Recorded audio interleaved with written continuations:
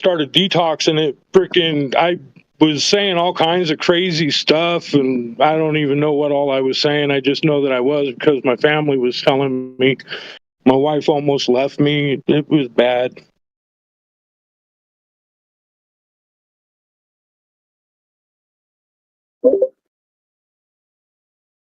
I didn't mean to leave.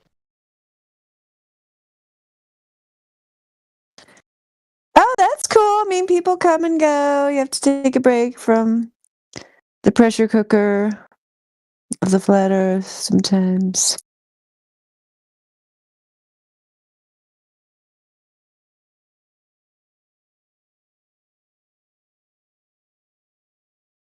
No, talking about it just stressed me all out and made me all nervous. I keep hitting the wrong buttons.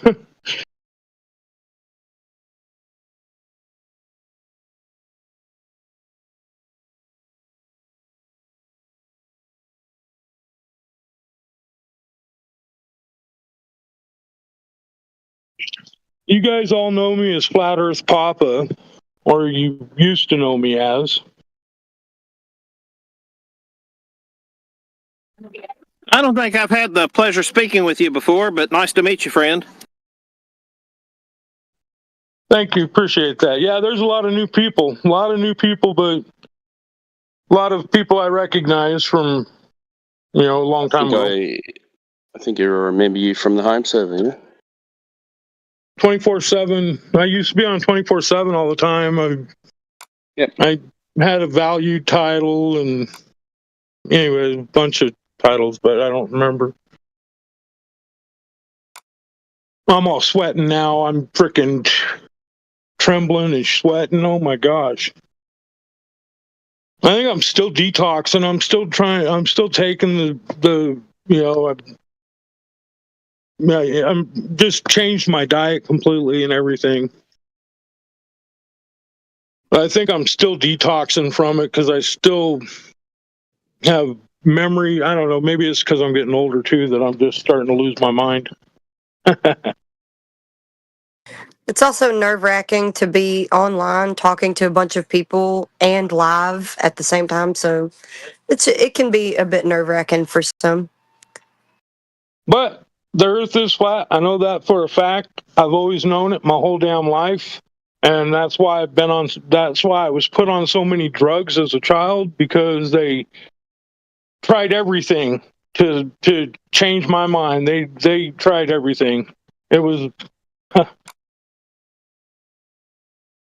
I still have flashbacks all the time about it, about my childhood and how messed up it was. How old were you when they put you on those meds? Oh, let's see. I believe it was second grade, so it was 1971. Is when they started me on them. Because in kindergarten we went to a 2-room school, and they taught that the Earth was flat. And then that school burnt down during the summer, and they opened a brand new school, globes included, and it was named after one of the astronauts. And first grade was my first experience with the globe. What do you remember the name of the school that taught flat Earth? I mean, I know the up until the 20s, the schools regularly taught it, but by the 70s, that's surprising. It was a little bitty town in Washington. Now it's a big town, but when I grew up there, it was only like 3 streets wide and 6 streets long. It was a real little town, little bitty town. And then the Navy moved in, and it became, well, they were in Hoquiam. The base just grew huge. Hoquiam was the next town over in Washington from Aberdeen. And it's right on Grace Harbor. Can you remember anything from that schooling? Anything about the flat Earth? What they said? Anything like that? No. They just didn't teach the globe. But it was a Native American that told me when I was his everybody called him Broke Joe, because he just was he always wandered around town, and he people just always gave him everything. He always asked, "Hey, could you spare this or could you spare that?" Anyways, he was a really good guy, but he told me when I was like 3 to 5 years old, he used to come over and bring me coloring books, and he'd sit there and talk to me and tell me stories. And then when I was 30 years old and I read the Bible, he was telling me the Bible. Anyways, but he told me that they were going to lie to me in school when I was 5 years old, and when the school burnt down and they were going to open the new school, when they opened the new school, he told me that they were going to lie to me, and they were going to. So that's why I had a really hard time in school, and that's about the only thing I really remember is all the stories Broke Joe used to tell me, and it was a big part of my childhood because he was like the only male role model in my life, because my mom, hate to say it, but she was a promiscuous woman, and she has 6 children from 6 different fathers. My God. Yeah, I'm the youngest. And that was a whole nother story. I don't even want to get into that kind of shit. But anyhow, yeah. I wonder if that helped you, because going into your new school with this information Broke Joe was giving you, now they see you as a problem kid. They put you on. I mean, in the 70s, what do they even have? Ritalin's not invented yet, right? I mean, what are they putting you on? Yes, it was. Ritalin was around. Okay. But they put me on just all kinds of psych meds, just freaking. It was like they were trying something different every couple of weeks, every couple of months, probably. But they just. And my mom threw a fit about it, and they threatened her with CPS and all kinds of shit if they didn't let them dope me up. And I fought them all the way through school.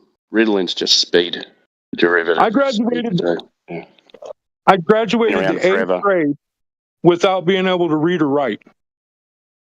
Wow. That's a true story, man. I graduated the 8th grade. I could not read or write because I refused to. I refused to participate in anything.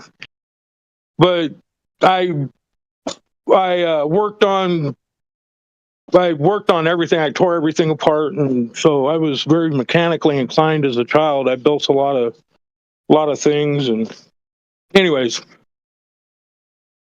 But yeah, they couldn't figure it out why I was so rebellious.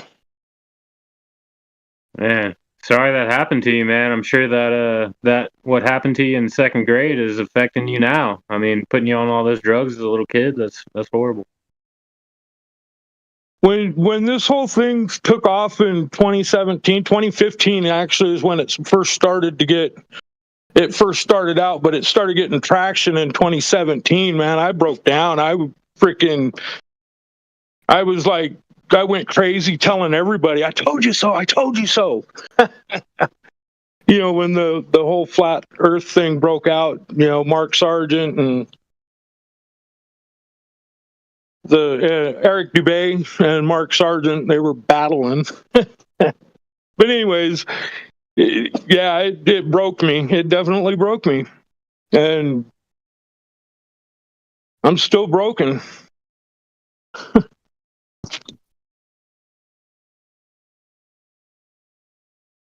But at least I can face that now.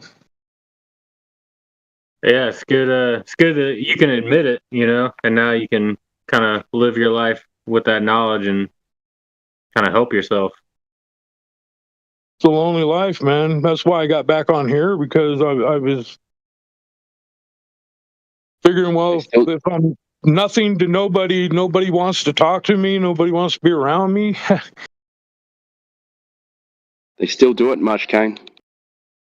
I don't have a problem with that. Maybe be less aggressive with your ideas. I don't talk. Maybe I listen to other people. I don't talk to anybody anymore. I just stay quiet and just don't exist. Like, it's what it feels like.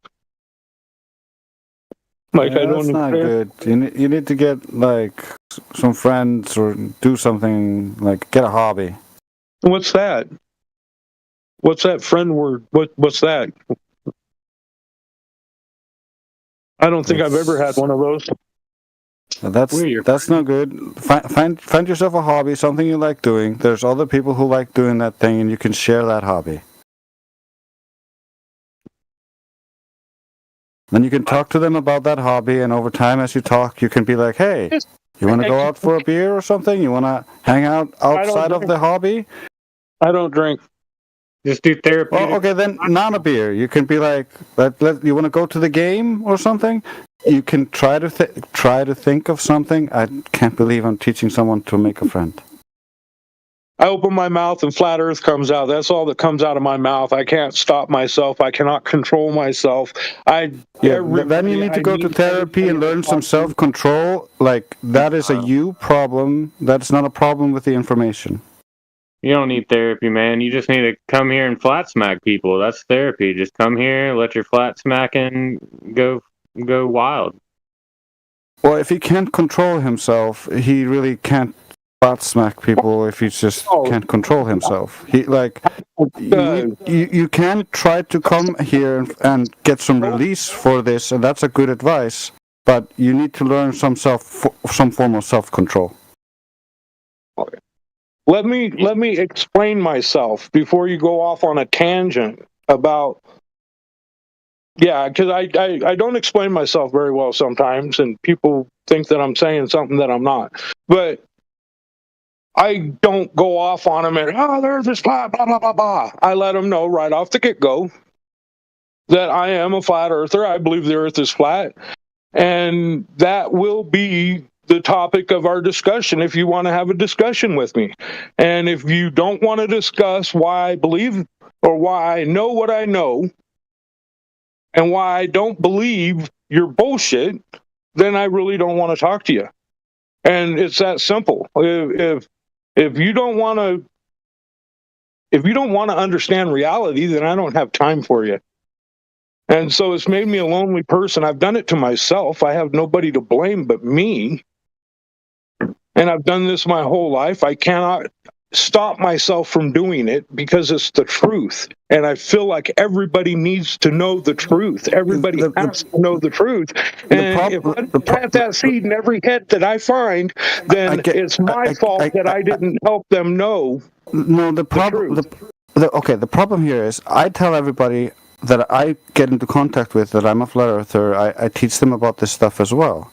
However, I also listen to what they have to say about their stuff. I show interest in their stuff, and I talk about things other than that. So, slowly but surely, because we occasionally reach the subject, they come to my side. So, like, you just, if you push them away too early because you feel too strongly about this and you're not willing to just like let it simmer a little bit, let them think about it, and then go over talking about whatever they like to make sure that they are not getting a negative from this interaction, because otherwise you're just portraying yourself in a bad light and they are rejecting you just as much as you're rejecting them. So you need to create a a better environment for you to plant those seeds, so you're not planting them in infertile soil. Right. That'd be nice. I mean, come on, man. You don't know how to do this. Yeah, let's move on to a different topic here. I mean, you guys could always go over to 24/7 to the chill chat or something. I just don't want people to give away too much personal. Yeah. What? There's let me see if they're. Oh, are you still in 24/7? Because people are there in the chill chat, Loggy and so on. So it's a better place to like talk about personal stuff because you don't want to like give away too much personal information about yourself here. But do we have anybody else in here who has a question about the flat Earth? Yeah, actually, I'll offer myself to get flat smacked by I don't know your name, but if you're just getting back into it, we can just do a little. You can practice. Well, he probably needs more practice, so he could always listen. Would you like me to flat smack you, Mushkane? Oh, that's not possible. That's not possible. Well, what do you? What's your current understanding about where you live, Mushkane? My current understanding is that I live on Earth. The shape of Earth is a sphere. It has a radius of near 4,000 miles. And planes don't fly westward. So, what makes you think you live on this sphere with this claimed radius? Where's your evidence?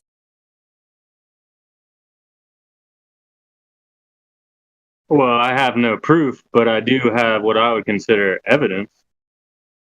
What is it? What's your best evidence? Oh, the best evidence? Yeah. Hold on, I gotta think about that. All right. He's going to get his evidence, guys.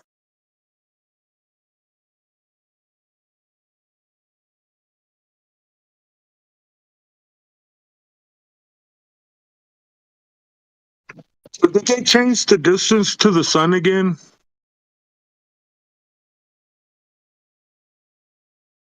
Yeah, it's 93 million miles away. That's the distance. Okay, well, that's a claim, but let's go back to your. Did you already get your evidence there? Did you get distracted by the sun? Did you fly too close to the sun there, Mushkane, or did you get me your globe evidence? Well, he's still getting it. That was me talking. Sorry.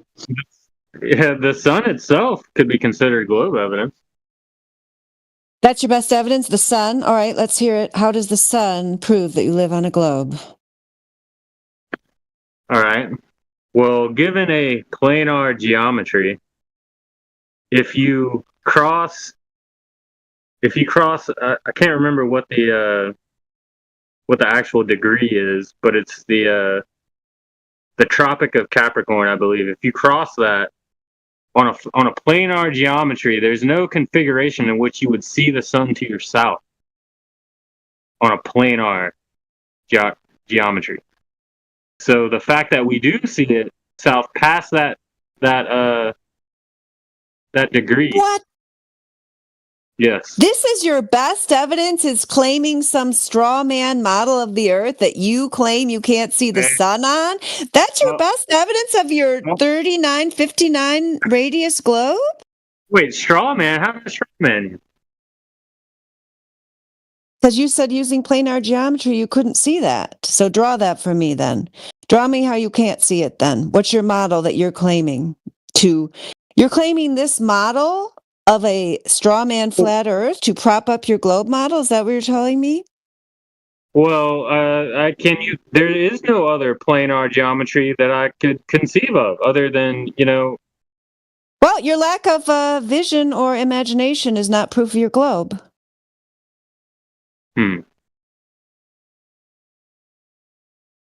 We want positive evidence of this curvature. We want to know where you've measured it. Where's that? Measured. Well, there are photographs. I know there's a problem with the photographs, but as far as measurements go, there is we do have satellites. What are these satellites telling you, Mushkane? Well, they're telling me that they can receive signals from very remote parts of the earth. So a thing you're claiming in the sky, getting a signal, is proving your globe. How? Well, it could take measurements. You could take measurements with the satellite. Post the measurements. Post them in the chat.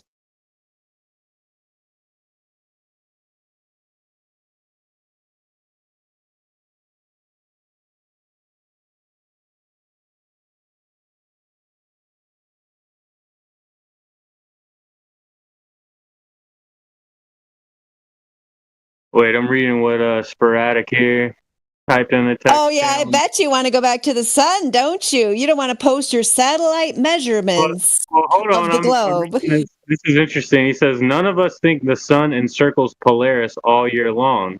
You can use planar geometry to the sun if you don't conceive of the heavens as a sphere in the Oh, so first are you I'm sorry, are you conceding your satellite argument and the other 2 or 3 arguments you made before that? Are you moving on to the sun? I mean, you started with the sun. Then you claimed about your planar geometry. You didn't concede that one. Then you moved on to another one. Your latest one was satellites prove the globe. Are you conceding that one? Because why would we move on to another one unless you're either doing the research you claimed you were doing or conceding that argument is a bad one? Well, I'm going back to that first argument because what I'm reading here. Just concede so that we can move on, and then you can bring up something else. So you need to concede, otherwise, after I unmute you and you don't concede, you'll just stay on mute for a while. Put you on mute for a little bit.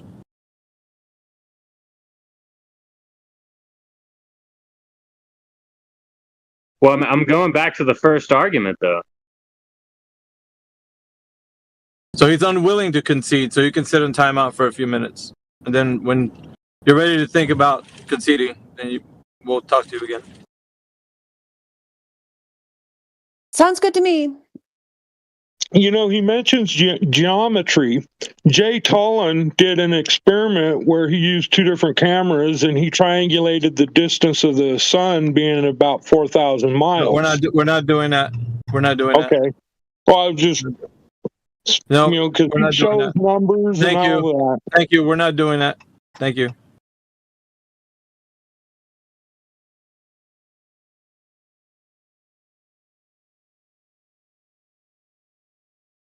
It's funny how he didn't concede it. He went back to his first argument after his claim was that he had these measurements.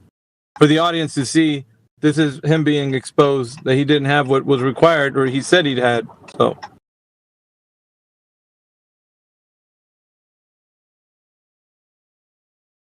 Y'all trying to take some shots? Oh, we've got Nice Guy, the Rooster, jumping in there. Hi, Nice Guy, Rooster. What's poppin'? We're just here on the flat earth talking about how there's no globe. What are you doing? About to take some shots. You want to take some shots? Anyone want to take some shots? No shots? Shots at the globe? Is that what we're doing? Yeah, we can do that, but some shots before that. Only shots I want to take are shots at the globe. Damn, I'm off tomorrow. I was trying to take some shots. I know someone's trying to take some shots. Are you a globe believer? We're not doing that here. It's a serious forum. If you're not going to be on topic, then you can put yourself on mute. How about that? Yeah, we're really not into the party atmosphere right now. We're just trying to get people to understand the truth of objective reality of where they live. Nice Guy. Are you interested in that? That's all good. I'll just mute.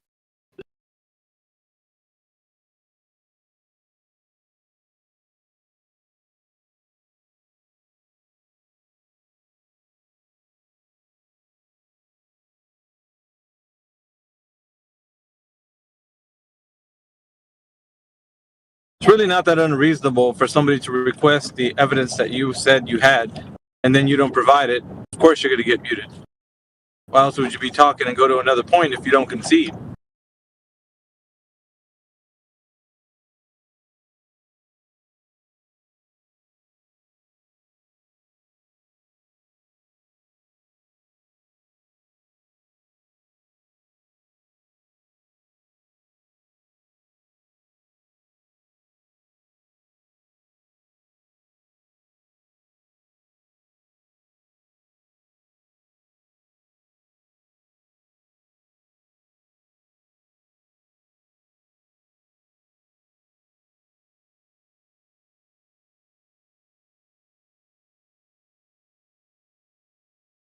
Diversity in the chat looks like.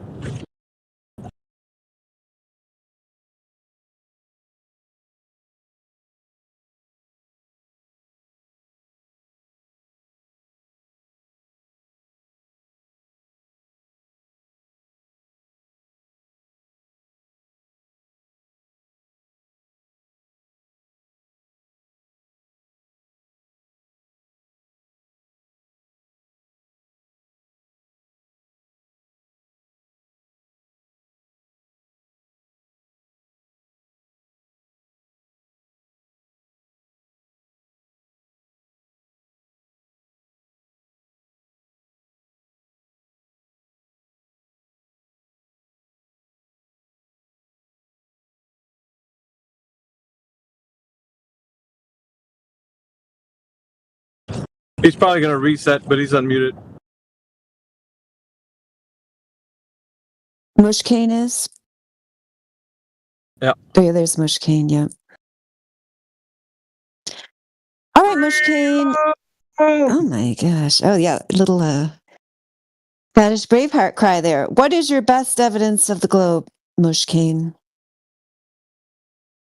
Well, what Sporadic put in the chat is actually pretty interesting. He's saying that the reason I'm thinking that you can't see, or why any Globey is saying that you can't see it past that Tropic of Capricorn, is because you're conceiving the heavens as a sphere, is what he's saying. So you can't prove that it's not that, or that it could be something else. So, I mean, that makes sense to me.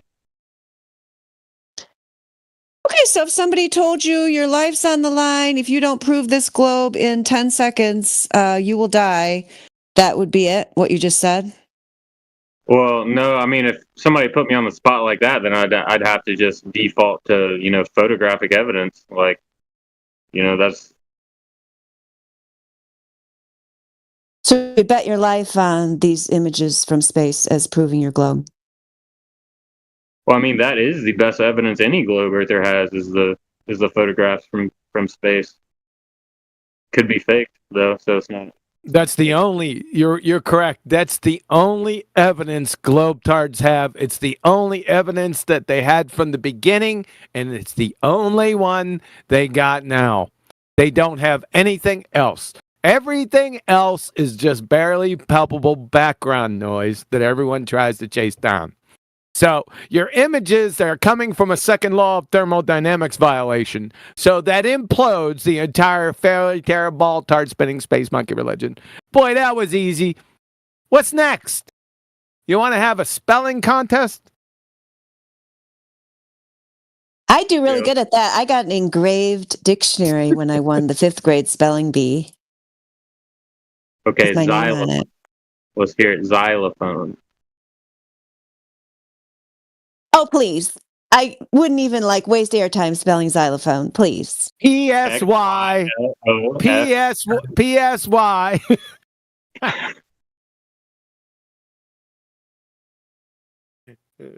Shit. So, you're right. You made a very profound statement. The only evidence ever that they actually have globetards are images from space. That's all they got. That's the only thing they got. Of course, like I said, it's all from Narnia because they're in direct violation of the second law of thermodynamics. Believe in that numpty horseshit cartoon. So it's over. It's been over since 2016.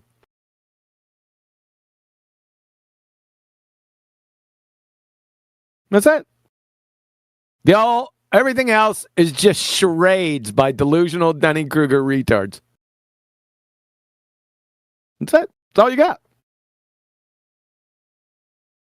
And that's the bottom line. Good Stone Cold said. Oh, sorry.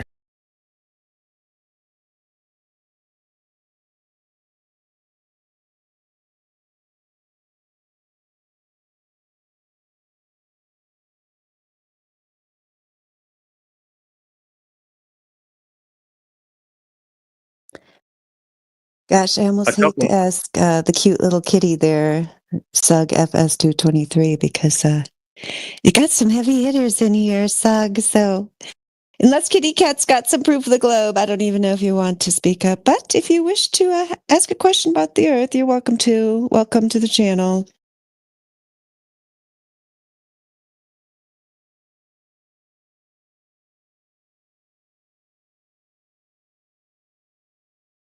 Oh, Lego. I'm sorry. I think he's trying to engage you, Quantum Eraser. He said, "Is this the pitch guy?" ?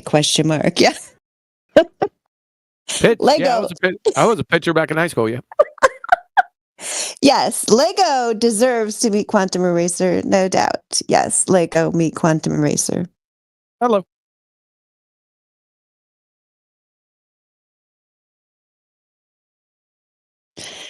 I think he was one of the people. People were arguing over that pitch data today and yesterday. I guess he must have been one of them. Oh, that pit. Oh. Huh. What? No, there is no argument there. No, it's just pitch data. No argument. It's just pitch data. That's it. There's no argument. What? What? What's the argument? There ain't any.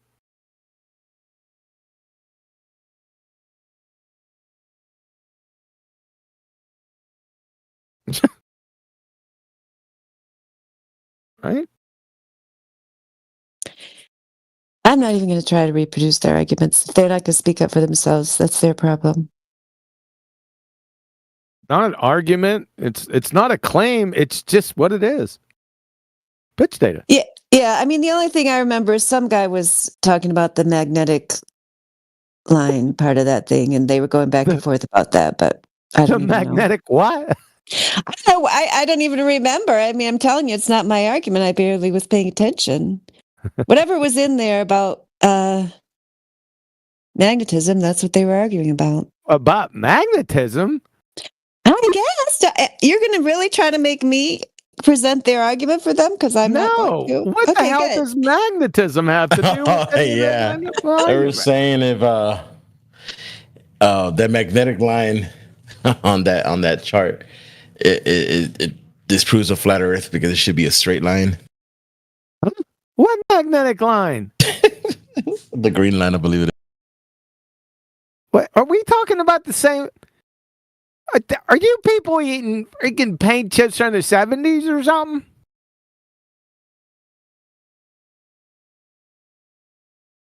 Are we talking about the same thing? The NTSB pitch data? Yeah. What fucking magnetic line? They're just grasping at straws, Kiwi.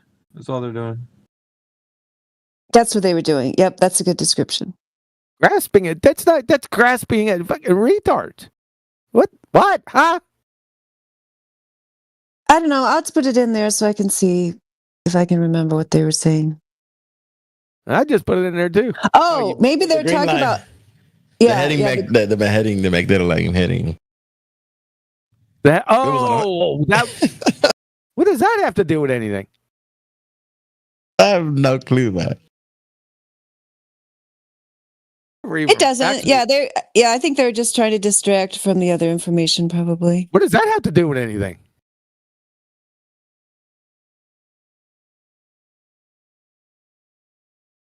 Heading in degrees, okay. What the hand?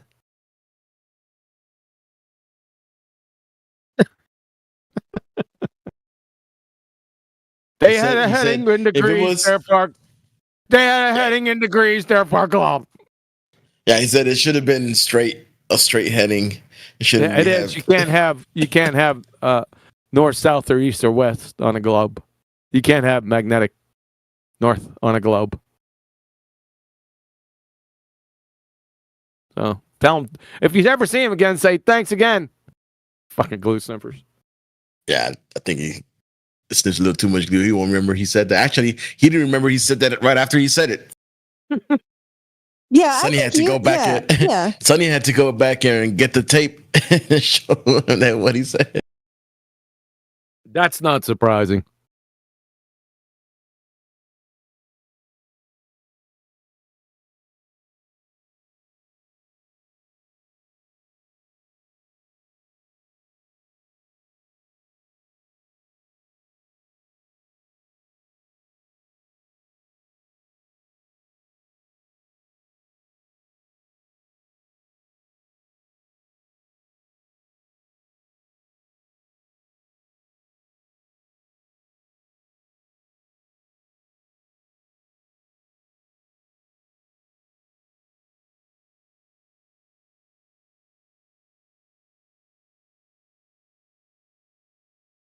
You can't have altitude increases on a globetard. That's a flat Earth proof. Stop using our stuff, man. You can't have up and down on a globetard. You can only have in and out. There's no elevation on a globe. You know why?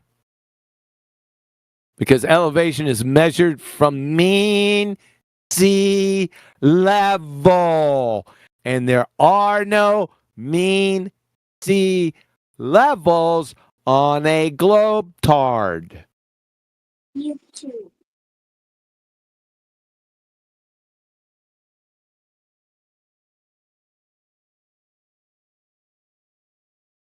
Next block of instruction, how to sit down.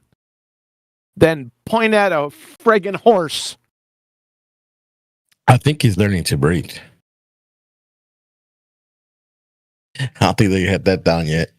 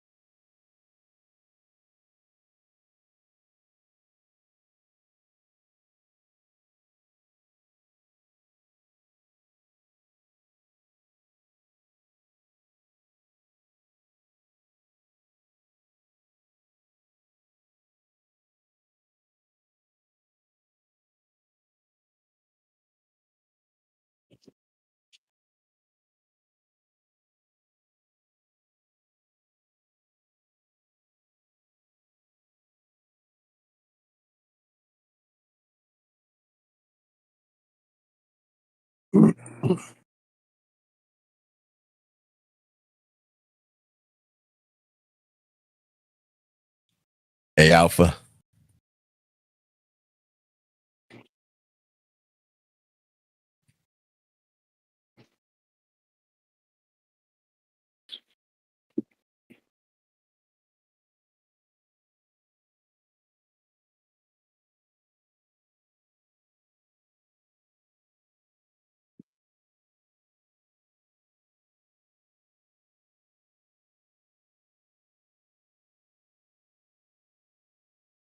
Hey, V, are you there, hey, V?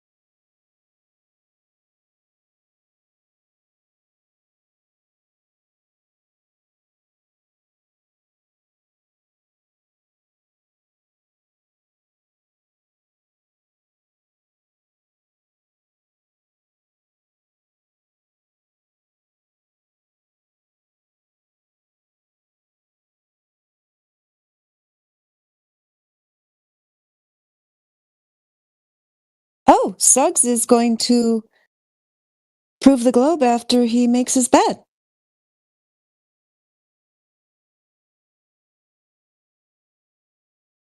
Sounds good, Suggs.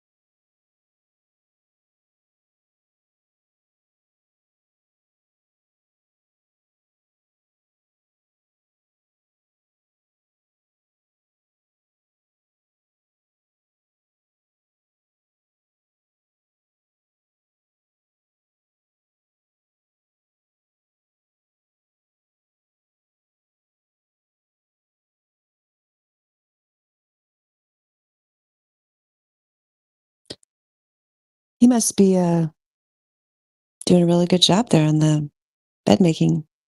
Hospital corners, iron the sheets.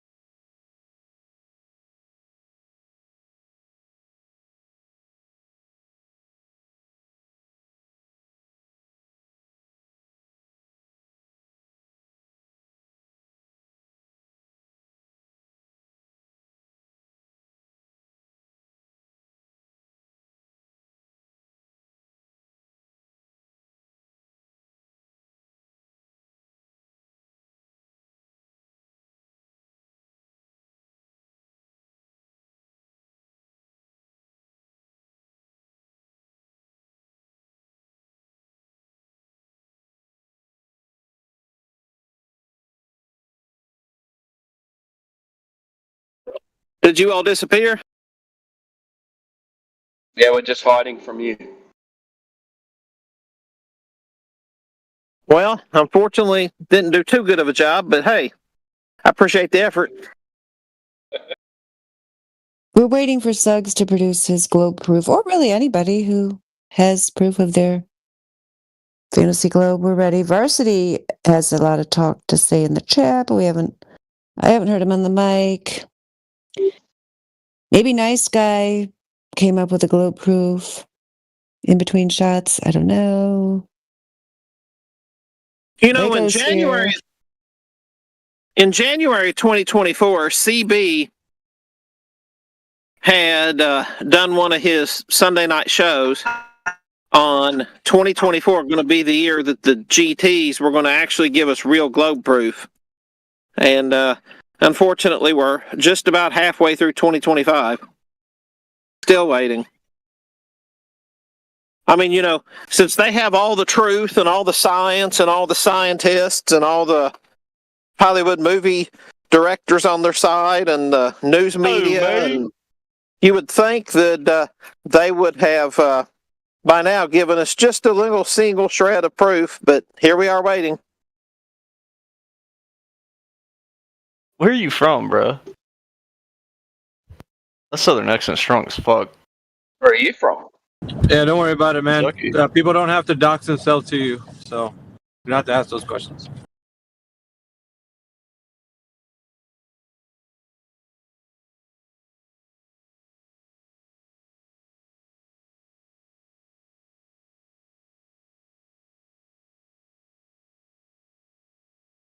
Why don't you address what he said?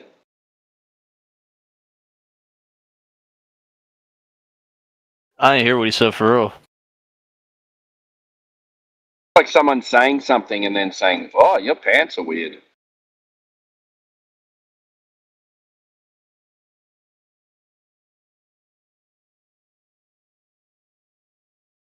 That's all they got, Timbo. Anything in the way of globe evidence is pretty bankrupt. You know, why is that, AV? You know, there's no argument they've got all anymore. Weird. You know, they always remind us how they have all the scientists and all the peer-reviewed studies and everything else. So, with all that, how can they not provide one single shred of globe proof? Because it's a fantasy and they know it.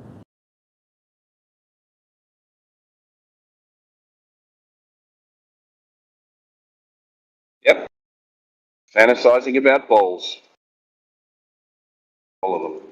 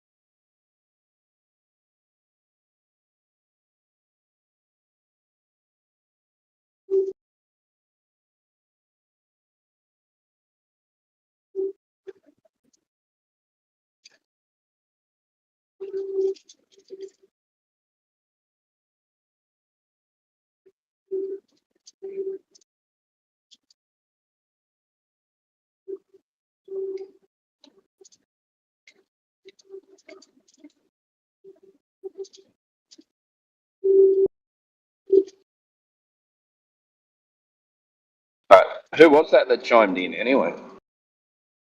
That was Nice Guy Rooster. Suggs is also back. He must have made his bed. He was going to prove the globe when he returned, so. Hello, Suggs. Yeah, so, I just got one question, okay?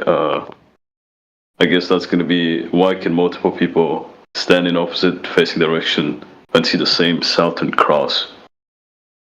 Oh my God. Because it's, what do you mean different directions? He's talking about the AE map. The argument's an old and busted one where you're standing on different points of the AE map looking south, and everybody sees the Southern Cross. That's his argument wrapped around a 2016, foolish argument. Is that something he saw from a McToon summary? Probably. Oh my God. You guys all sound really old. Who cares, man? Your argument's busted. Oh, me? Not really. You didn't say. Yeah, because you're using a reification fallacy. You're trying to portray flat Earth as a map in your mind, right? Looking like the AE map, the big old circle with an ice wall. Isn't that what you're saying? Yeah, so can you explain it to me? Yeah, so that's a reification fallacy. Nobody's in here is claiming that. You've just gave us that argument as if we are saying that. Nobody in here is saying that. All right, can you explain it to me as if I'm a child? Yeah, so that map that you're seeing is an AE map, azimuthal equidistant projection. Nobody in here is saying that's what the Earth looks like when we're saying flat Earth. That's what you're saying because what you saw online is some people are portraying it that way. We're not. All right, so how do you guys portray it? I don't know. When you go outside, do you not see the Earth being a horizontal plane? That's how we're saying it is. Oh, so you guys are basing it off of what you observe? Well, you can't go off of what you observe, because I'm a real believer of consuming raw meat. I consume raw meat. What if I didn't know this? Bacteria is not visible. So there's no bacteria? Wow, you guys are kind of foolish there. Well, it got real quiet. No, it's not because we're impressed by your argument. It's because it's nonsense that we've heard it before. There's no comparison. That's not proof of a globe. But so you're telling me That's if not I what we're look talking up, about. But I looked up Earth on Google, and I went to images, and it was round. So amazing. I mean, that right there's a doctorate level thesis research right there. Oh, mate.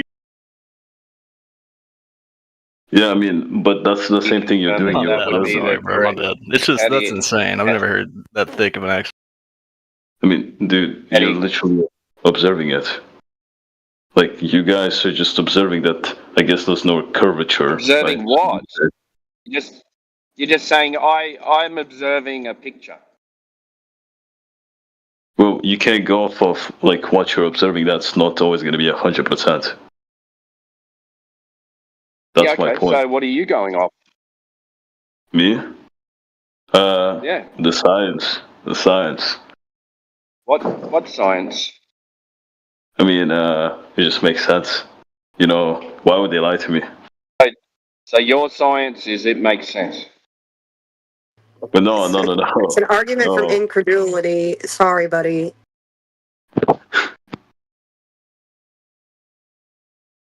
Bro, you guys need to get a job. What science told you it was a globe? Well, this is my teacher. I think she knows best, honestly. She's not science. What science? Yeah, but bro, come on. She studied the science. She doesn't matter. So what information did she tell you that proved to you it was a globe? Wait, so if you guys question that, do you guys question all the things or what? Well, I'm not at the moment. I'm not questioning anything because you haven't told me anything. I mean, I told you, bro. Told me what? You can look it up. Okay. So what? There's like satellite, but it's like satellites. Okay, what evidence have you got to back that up? There's like satellites fucking like taking pictures and shit, right? How did satellites prove the Earth is a globe?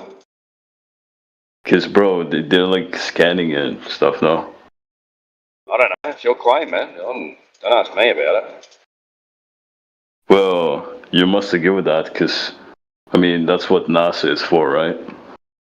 I don't know. What are they for? Oh, you don't know anything, Iba. Right. No, I don't know anything because you haven't told me anything. So I've got nothing. I've got nothing to say back because you haven't said anything. But like, if the guys, the real scientists, if they're telling us that the Earth is, you know, round. What did they tell you about the Earth being a globe? But you know, I mean, for one, they said, you know, one of the reasons is because of gravity. Okay. Did they show you that? I mean, shit, I'm like you, bro. I observe it. You observe the Earth to be a globe? No, I observe that, you know, gravity exists. Like, the guy who... Explain that, then. You know, like... If something's like... You know, like, I don't know, like an apple, right? If it falls out of a tree, like, yeah. I'm able to observe that happening. So yeah, we all observe that. Yeah. Yeah. So there's like a gravitational pull, no? I don't know. You're saying no like you don't know. You're asking me to elaborate on your claim. Yeah, okay, well, do you believe in gravity? What do you mean by gravity? Well, gravity? What do you mean? Like, gravity? What? Explain. Tell me the definition of gravity. What is it? Dude, I don't know, man. I mean... Why are you talking shit then? Just come in. Why don't you just come in and that's not my expertise. I study biochemistry. Have a conversation and say, I don't know any of this stuff. I mean, dude, you're just... We have a conversation? Come on, it doesn't even matter. Okay, now it doesn't matter. So what are you doing in here then? Doesn't even matter. Doesn't affect you. It doesn't matter. What are you doing in here? Well, I think you guys are just like... You guys just wear like tinfoil. Like okay, he just asked you a question. Why are you in here if it doesn't matter? I can't do it. I gotta go. I can't. Jesus Christ. Suggs, stop deflecting, Suggs. Why are you in here if it doesn't matter? All right, so my name is not Suggs, it's Sug. I'm here Don't care what your name is. The question is why are you in here if this doesn't matter? Stop deflecting from his question. Yeah, it's because I got questions, you know. Okay, so if it doesn't matter, why do you have questions? Because I feel like it's a psyop. Okay, so it does matter then. So flat level water is a psyop, is it? No, I feel like it's a psyop. You guys are just... What's a psyop? Oh, so you want me to define everything? No, you know what, bro? No. Fuck you, mate. What's the psyop? What's the psyop about flat level water? I don't know. You're bloody Wonka. Great, yeah. There you go. I mean, bro, what do you want me to tell you, bro? I'm not a scientist. The scientists who study this tell me that it's... Just tell us you don't know that. Stop making stuff up. No, fine if you don't know. Yeah, but for what reason? There must be a reason. You're making stuff up. You're making stuff up. Bro. Tell me why are they making stuff up, though? Okay, bye, Suggs. You might as well go because you said that this doesn't matter. So, bye. No, I mean, like, why does it matter to you guys? It doesn't matter why it matters to us. We don't need to tell you that. It's simple. If you're not here for the conversation, if you're not here to bring globe evidence, and you could just listen in to the panel as we talk. I mean, yeah, I did, but then you guys just dismissed it with, "Oh, I'm able to observe that it's flat." Okay, so do you observe the Earth as a globe? Oh my God. Yeah, I do. Where? No, I don't. Sorry, no, I don't. Okay. No, I don't. The same way I don't observe, raw meat having bacteria. Yeah, you can observe raw meat having bacteria, dude. What are you talking about? Bacteria is not visible. Bacteria is not visible. Yeah, under a microscope you can. Yeah, you can see it. Bacteria does form. And you don't think the astronauts up there could see that, the Earth is round? Yeah, but that's using a first-person perspective with the bacteria, and third-person for the idea that somebody's out there showing you that space is something. Well, you're not using a primary example. Like it's not you, it's someone else. Yeah, well, didn't you guys get proven wrong? There were some flat earthers that got they flew them out. Stop falling for that's the psyop. The stuff you're talking about there is the psyop. It's a psychological operation getting you to realize in your mind that the Earth is a globe. So they're doing that to you when nature itself is describing a horizontal plane. Whoa! Yeah? Is that on the to nature? Yeah, nature is showing you that it's horizontal plane. Well, that's an appeal to nature. That's an appeal to nature. No shit. No shit. That's why I said it. It is. All right, bro. So you appeal to nature, then in that case, you should consume raw meat. Yeah, and come on, bro. Some people do. Who cares? I do actually. I do. Yeah, that's got nothing to do with you proving the globe. Or are you going to resort to insults again? Because you can't win your argument. No, but I'm just bro, what? How old are you guys? You got to 30 Who cares, on this dude? Who cares? Doesn't matter. The argument should follow that the veracity of the claim that Earth is a globe should be able to be provided with evidence, and you can't do that. It seems like there's no primary evidence you can bring forward that shows that it's an actual globe. I mean, so you're telling me that you shouldn't trust people? No, I'm telling you that for a long time you've been believing something that's not true. That's what I'm saying. So has everybody else that has thought of the Earth as a globe. Same thing. Unless you can bring some evidence that we can talk about, there really isn't anything else. I did, bro. I did. No, you didn't. No, you didn't. No, you didn't. Dude, bro, you guys, yes, I did. Which was? What was your evidence again? I mentioned the cross, the Southern Cross. Yeah, but like I told you already, your projection of what we think flat Earth is and what you've seen online of what flat earthers think that the Earth looks like are two different things. Right, we do not advocate for that map projection, which is the AE map. All right, show me what it's supposed to what the Earth actually looks like. Show me. When you go outside, that's the Earth and what it looks like. Outside, okay. You know? Yeah. Yeah, so there's no model that you can show me. No. You don't have one either. Yeah, why would that benefit you if you could just go outside and see nature for yourself? I mean, dude, I think so. The thing with that is, I think the globe model works, right? So yeah, and what way does it work, dude? In what way? Name one. I mean, name one thing of how the globe operates and works. I mean, it explains why the whole thing with the sun and moon. Well, what about the sun? Yeah, what about the sun? What about it? I mean, I know what you guys say, right? That the sun is it's no, don't answer asking what or saying that what we say. Just tell me, in what way does it show that the Earth is a globe via the sun? Tell me. I mean, it looks like we're spinning. Well, it doesn't look like we're spinning. You see the sun move across the sky from east to west. That's what you see. Yeah. Okay. So how does it look like we are spinning? Because it looks like the sun is the one in motion. I mean, we can both be in motion. I don't know. Yeah, but you're only trying to make this leap of logic right now because you see the sun in motion, yet you're saying that we're in motion. That doesn't work. Because your observation is of being on the Earth, seeing the sun move across the sky.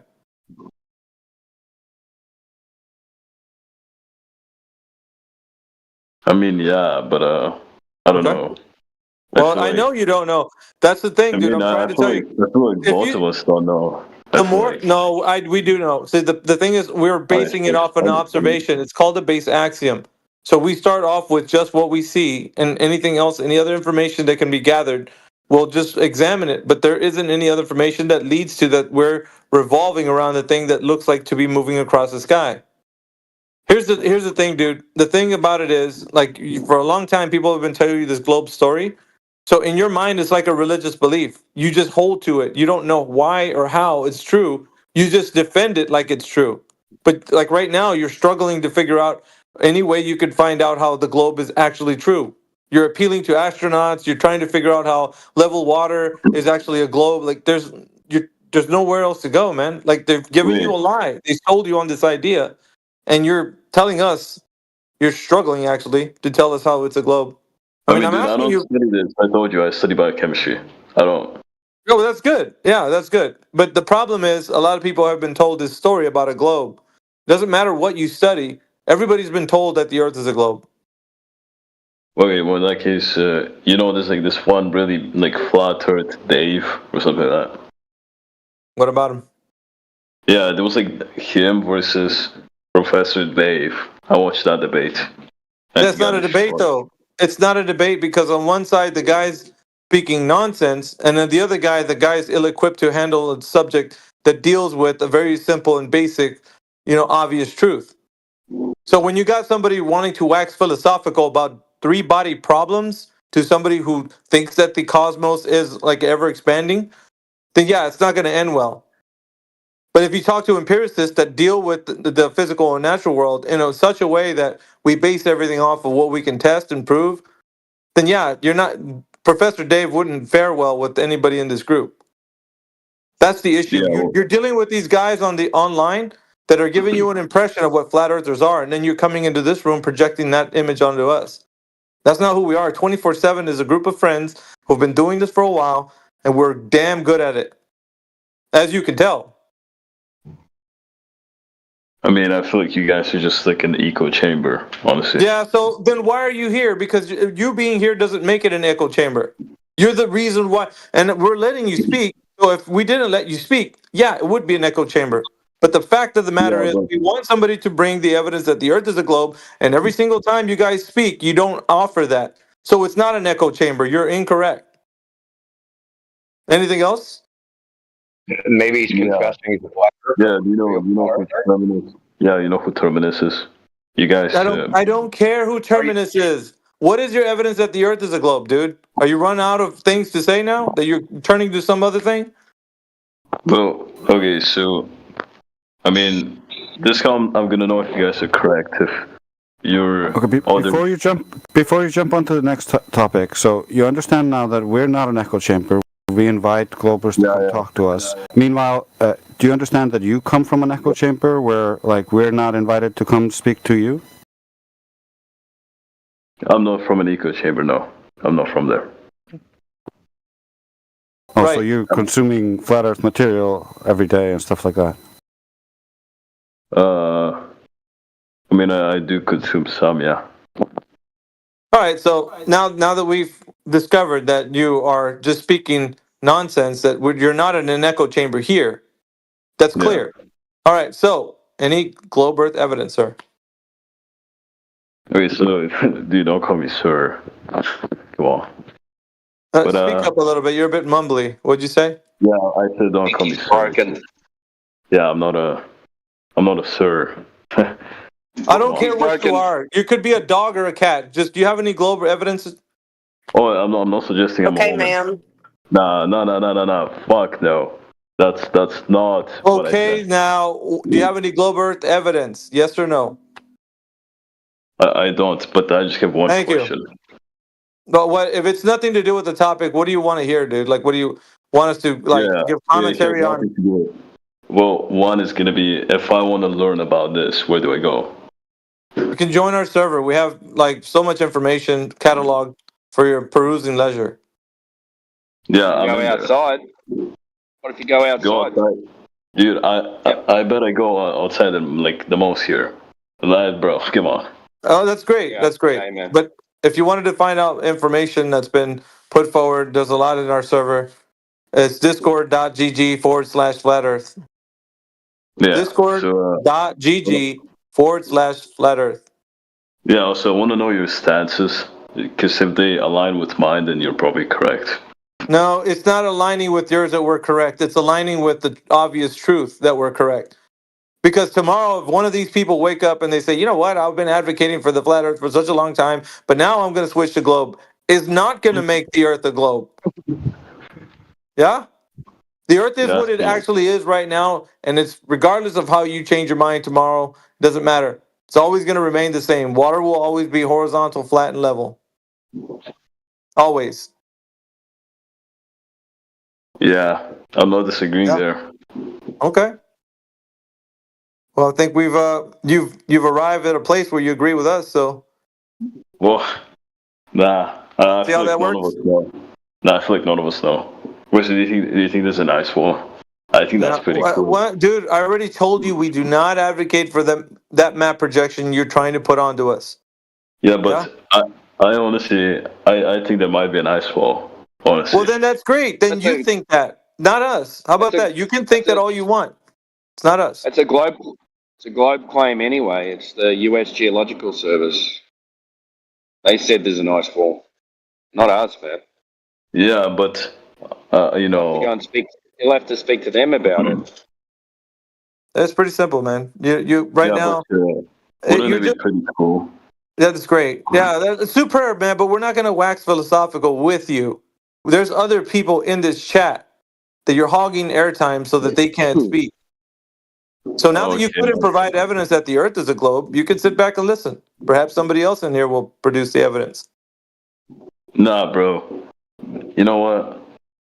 Frick you. You can do whatever you want, man. Just because you're upset at me it's not going to change the fact that the reality is what it is, dude. Not going to change it. Well, brother, you said you go outside more than anybody else. You ever seen a globe out there? Dude, my brother. I just don't think it matters. Honestly, you guys are just spending your time for nothing. Honestly. Yeah, whatever, dude. Yeah, we're not trying to convince you of anything. It doesn't matter. Again, if it doesn't matter, why are you here? He's on a humanitarian effort. Barrington.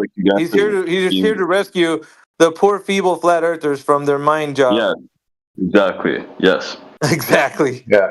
Well, you never answered the question when you go outside more than all of us. Was there ever a globe out there?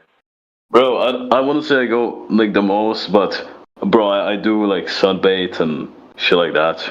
Yeah. Yeah, when you were outside, like at the beach, you're like, man, that looks like a giant globe. I mean, yeah, but that's from what I observed. That doesn't mean it's true. Okay, so you're delusional. That doesn't make any sense. Yeah, so you're delusional. Bro, unless it's like a way. You're telling us what you observe isn't reality. Like, I mean, you're delusional. No, I'm telling you, what I observe is flat. Yeah, I agree. I'm telling you. All right. But and Bob's your uncle, right? But yeah, but you know, that may not be. Cause they may not be. Well, you have no globe evidence. You offered that may not. I see it flat, but you know what? That may not be the case. You see the fundamental problem here? The foundation of the globe is outside of like experienced reality, and it's just like an idea someone told you and you adopted. Nah, because I mean, unless you guys' views align with mine, I'm not gonna believe you. I'm not gonna believe you. You just admitted that you don't experience it. What do you mean, nah? If it didn't come from like your senses, then it came from a human being. You didn't invent the idea, right? Wait, so did you invent the globe, dude? Did we find the person? Hey guys, look in the chat. Look at the chat. So, what I observed would be exactly unchanged if the Earth was a globe.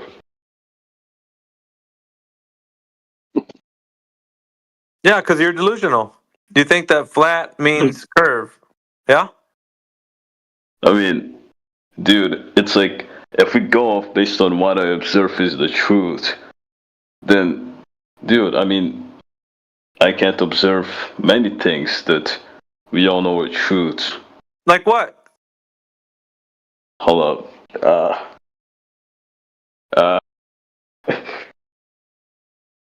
Struggling much? Talk about the natural world, dude. Oh yeah, like there's atoms. Yeah, atoms. Okay, so there's atoms. For real. Therefore, globe. But I can't observe that with my naked eye. Yeah. Why is that? Shit. I don't know. Do you think they're like the atoms are little bowling balls that roll around? Is that what you think? Actually, yeah. Yeah, well, that's just a model, right? That's like called the Bohr model of the atom. Nobody claims, even in science, that that's how they physically are.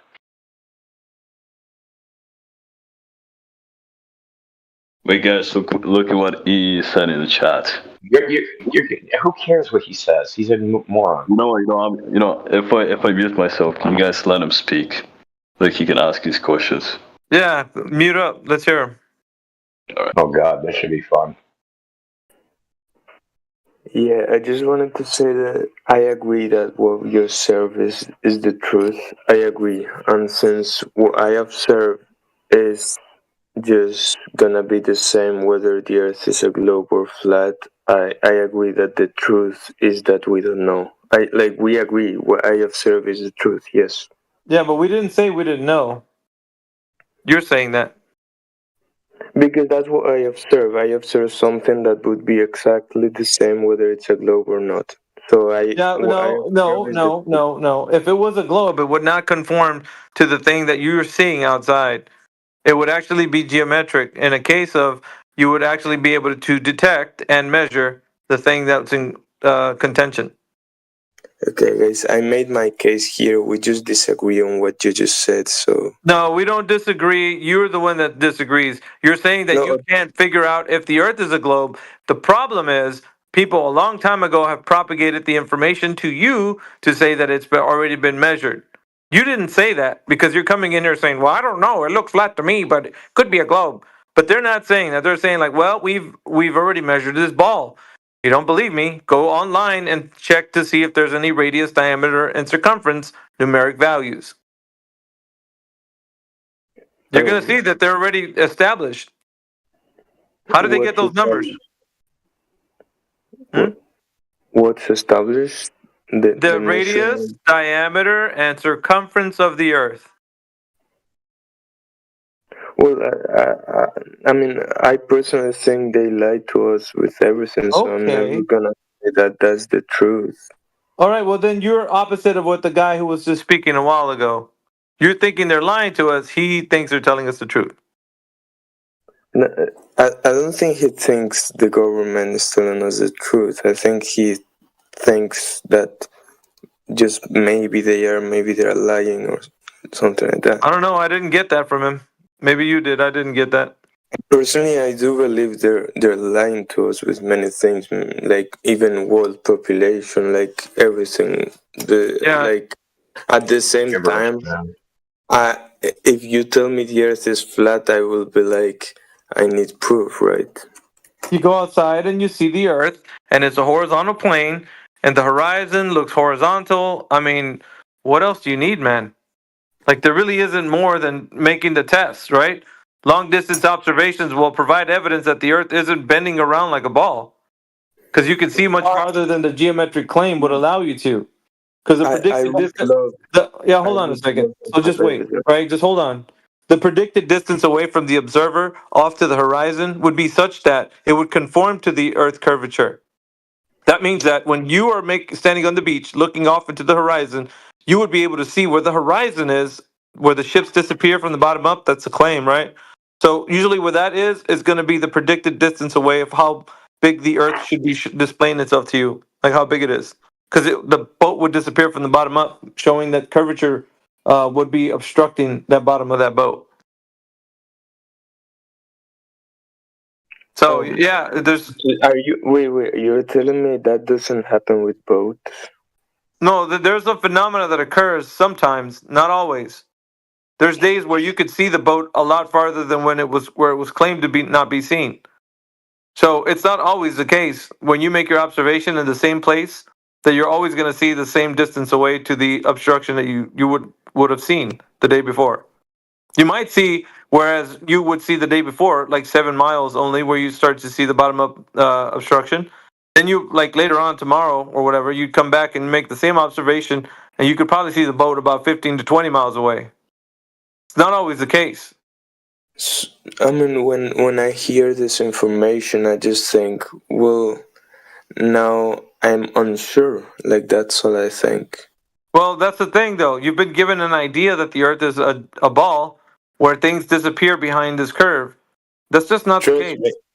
Trust me, I've never been given ideas and just believed them. I always go like, I don't know if they're lying. I always go like that. Shit, bro. I don't think you have proof. I just don't think you have proof for like, one day. Okay, Triple E. How would we prove it?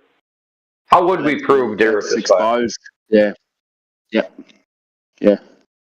Someone talk yeah, exactly. How would you prove it, right? Like, you can't. How? Oh, you can't? Could we measure? I don't think so. Could we measure the Earth and see if it was curving or not? Could we do that? I don't think we can do that, can we? You don't think we can measure things? Like, such a big thing, no. Why do we got to measure the whole thing? How do you want to measure? Well, that's the problem, though. He's saying that he can't measure it, so he's saying that even if the people that claim that the Earth has a radius, diameter, circumference, they could be in contention, like the whole process. So he doesn't even agree that the Earth that they claim is measured. Now he's saying, I don't think it's true. They can't measure it. I think I can't measure it, and you can't either, can you? Then did somebody measure it? That maybe yes, maybe no. I'm not sure. Oh my god. Okay, go, let's go. Is most of the surface of the Earth water? How about that? What? Surface. Is most of the surface of the Earth water? Flatter than what? Water, liquid water, H2O, brother. The surface, yeah. Yeah, most of it. So whatever the water's doing, that's what the Earth has to be, right?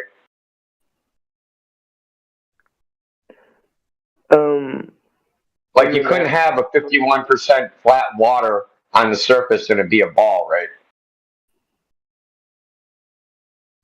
Let's say all the water on the Earth is flat. The water can't be flat and it be a ball, right? All we got to do is demonstrate water's not flat, and if the water's not flat, Earth's not a ball, right?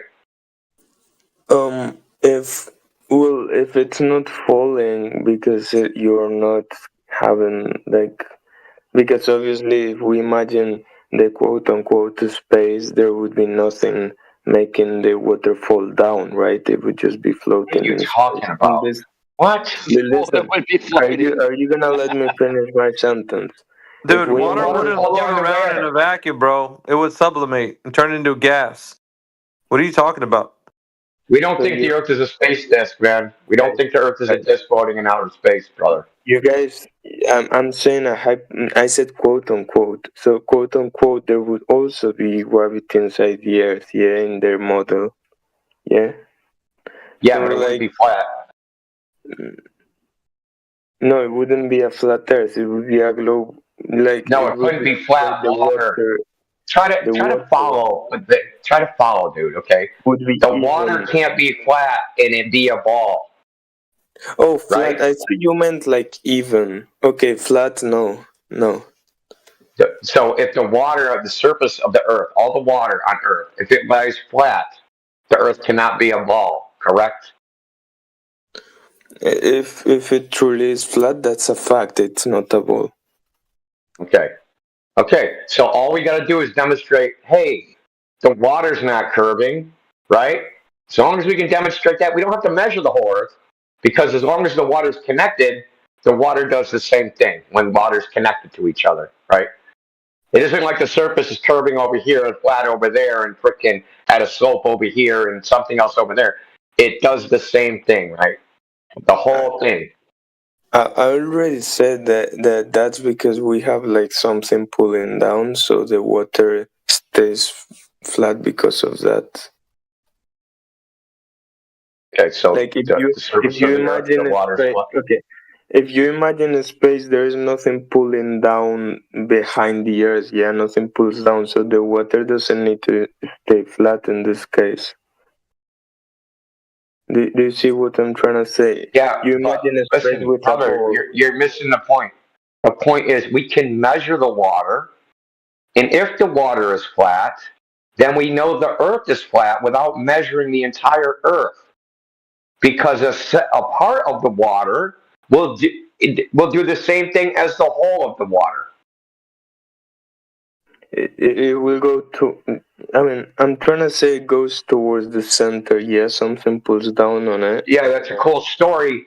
That's a cool story, bro. But we can measure the surface of the water, and it's not curving, right? Okay. Well, the only thing I'm trying to say is that would look the exact same if the Earth was a globe. The exact same. You know. No, the water would be curving if it was a globe. It would be curving inside a glass of water. No, not a glass of water. A large body of water, like the Atlantic Ocean or Lake Michigan. How do you know it's not curving in the sea? Because we can measure it. Where? Anywhere. Any section of water. The measure is the boat? No. Water is a horizontal plane, dude. It's flat on the surface because of surface tension. So water itself is demonstrating, what it is. So in a glass. Yeah, look, Triple E. If we take a laser that's 4 feet off the water and we shoot it 10 miles and then it hits the other side 4 feet off the water, can the water be curved? What are we shooting? A laser. You're wasting time. I mean, it depends how many miles it is and how big the ball I said is. 10 miles. 10 miles, bro. Yeah. I don't know how big the ball is supposed to be, so I don't know if it would work. So in 10 miles, if I shot a laser, say I started with the lasers 4 feet off the ground, and I shoot it out 10 miles. 10 miles away, that laser should be 66 feet in the air. Oh, I don't know those numbers. You want it in meters or something? Let's say so it's like 1.5 meters versus 25 meters or something. Like I don't know the numbers of the size of things. I'm telling you what they are. I'm telling you what it is. Okay. If you're telling the truth, it must be it's like at least 80% certainty, like not a globe, I guess. God, are you stoned, brother? There, you smoking weed? What? Yes, he is. Smoking the Kiba? Hitting a water bong? What? I think you've been hitting a gravity bong. Dude, the guy sounds like he's yeah, he sounds like he's completely out of it, man, to be honest. You beam it, right? And whatever the height the laser starts at, if that's what the height is all across the water, it stays the same height. Then the Earth is flat because the Earth, if it's a globe, has to curve away from the laser. I already said that's only if the numbers you're telling me are true. Okay, it doesn't even matter about the numbers. I'm talking about just the premise, just the test, right? So yes, this is the way you could measure it. I'm just saying, hypothetically, this is the way you can measure it. You could shoot a laser, you measure the height of the laser above the surface, and then you go along the laser. Why do you keep interrupting me, dude? What the fuck is your problem? Okay, so you take a laser. Yeah, a laser. Need I talk slow? So you take a laser at a certain height, like 4 feet, and you shine it. And if the laser stays 4 feet off the ground, the Earth has to be flat. It can't be curved. I think you already said that. Okay, are you understanding? Are you grasping now? So will you admit now that we can measure it? I think I already said that. Can we measure it or not, dude? Yes or no? What does I agree mean? Okay, can we measure it or not? Bro, I'm not gonna play your game if I already said I agree like 9, 10 times. So you agree we can? I didn't hear you say that we can measure it. You said we can't measure it. I said a fucking 1,000 times. That's true. If the numbers were true, then it would be. No, I'm not talking about the numbers, dude. I'm talking about just the ability to measure it. So I'll take that sentence out. I said it would be proof that the Earth is not a globe. I said those words before. Okay, that's not what the question was. Yes, the question answering a question I didn't ask. I'm asking if it is measurable in principle.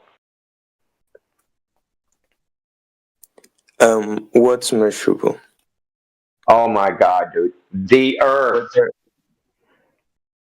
What aspect of the Earth? Whether it's curving. Yes, it's measurable. Okay, damn, dude. It's like fucking pulling teeth. What? Okay, so it is measurable, so we can know, right? Well, I'm saying high certainty instead of saying the word no. I'm talking about knowledge. I'm not talking about maybe. Yeah. The reason I don't say the word no in this case would be because you would be able to make some kind of explanation, which might be low likelihood, but anyway, you would be able to say, well, maybe the light was like bending and blah blah, right? Okay. So maybe the light was bending perfectly to conform to make it just seem like it's flat. So when we measured it, it just stayed the same height around the Earth.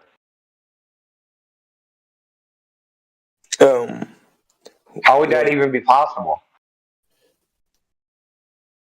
I don't know. The reason that it. Are you drunk? Low likelihood is because it's like hard that it would be possible. Are you drunk? It's not it's a zero likelihood. You're slurring your words. It's like it could perfectly be possible if it's the truth, and if it's not, then no. No, it's not possible. There's no way it could be possible. Just because you can imagine it in your head doesn't make it physically possible. I can imagine a lot of shit in my head that's not physically possible. If I said to you, hey, here's an infinite budget, design a lens that curves perfectly with the radius of the Earth. Here's the materials, all the materials you need. We have some unobtainium. We have an infinite budget. You couldn't do it. Nobody, like every scientist in the world getting together couldn't do it. Oh, let's get off mine. We just got off yours. I'm not saying it's because of the design of the laser. I'm not saying it's. What I'm saying is, you're saying, hey, this is possible. It's not possible. Even if we tried to do it artificially with man-made the stuff, we still couldn't do it. Well, aren't we talking about an Earth created by God? I didn't even understand what you said, man. Aren't we talking about an Earth? He's drifting, Indio. By a creator. He's about to pass out. I just said we are talking about an Earth created by a creator, yeah. Yeah, dude. You're Jesus. Yeah. Yeah, so it's not man-made. No, you're having trouble following. No, I literally replied to your thing. Yeah, but you're not. You didn't really understand what I was saying. I was saying, you said that the laser could curve around the Earth to make it seem like it's flat. You said, hey, it's possible. It's not possible because we couldn't even do it if we had an infinite budget. We couldn't do it. Even man couldn't do it if we wanted to. Right? We have models of light, and we could make refractive index and make a material that would make the light do something. We couldn't do it.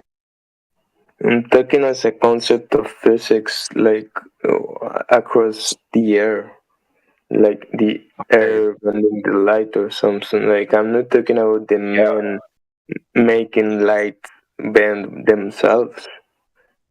So, but concepts aren't what's bending, right? What's bending is like the air would be bending the light or some shit, right? Just as a hypothesis. Okay, and Superman could fly. Yeah, and the Earth could be flat. Yeah, all those crazy stories. And the Earth is flat. You realize that the ridiculous claim is that the Earth is a globe. That claim is actually ridiculous. To you, I'll just reply maybe. Have you ever actually thought about the globe claim? If you just think about, hey, my life, I think about my life and what I've experienced in the world, and then think about the globe claim, right? There's stars in the sky.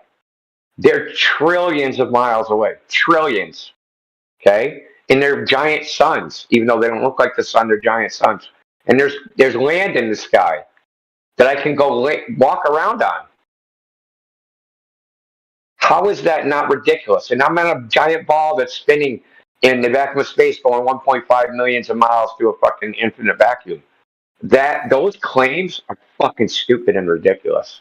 I don't know if you ever thought about how ridiculous they are. My guy, you're not thinking out of the box enough. The flat Earth is not out of the box enough. I'm serious. Out of the box is not a standard for fucking truth, dude.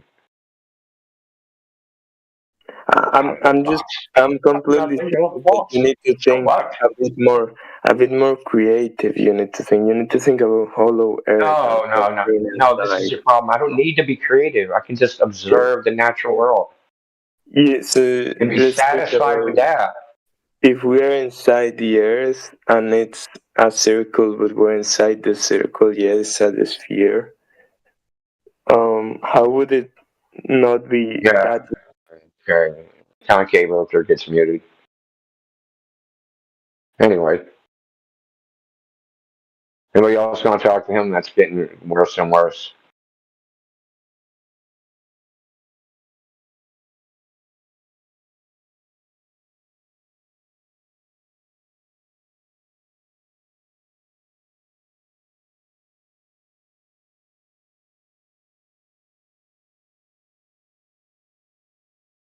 Yeah, there's Hollow Earth. Yeah, no, it's a waste of time, dude.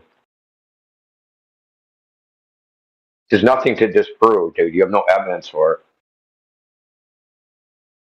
You can claim whatever Earth you want, but you need evidence. I don't need to disprove every crackpot fucking claim.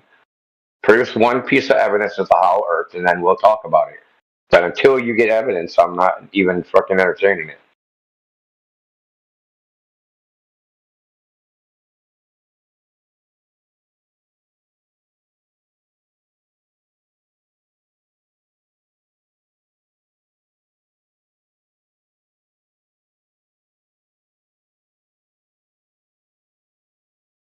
Yeah, that was the guy that was supposed to rescue Suggs. That was your chat hero there, Suggs, but he actually made you look good.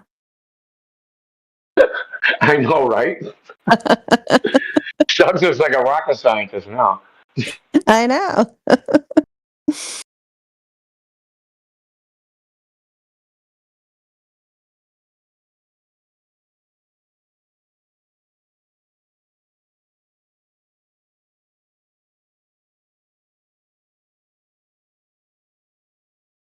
Anybody else? Who else can prove the globe?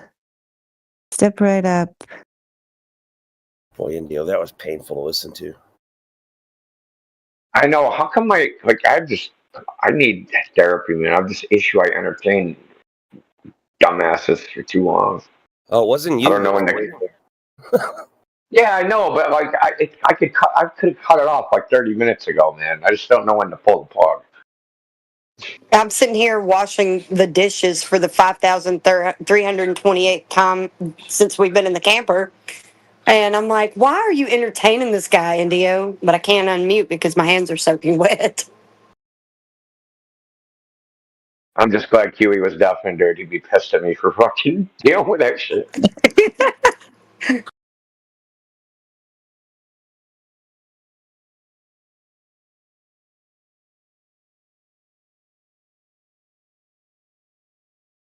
Oh, you've still got hope for them. Where you camping, Flassy? Well, it's like an Airbnb camper. We're in What? Georgia. Yeah, Noonan, Georgia. Yeah, but the campsite's Airbnb. Is it your No, camper? it's a camper next to like a house that it's hooked up to this house. Like the electricity and the septic is all hooked up to the house next door.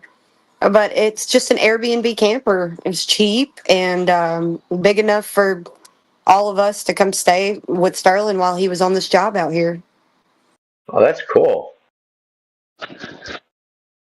Yeah, tomorrow we're headed to Mobile and probably going to see the beach. So I'm going to get to go to the beach. It's awesome. Nice. Booger said, me too. That will be fun. It seems strange to me that seems like beaches like on the Gulf Coast, like Alabama, Mississippi, Louisiana, they don't seem like you'd think they'd be freaking super popular like vacation spots or something. It's very strange.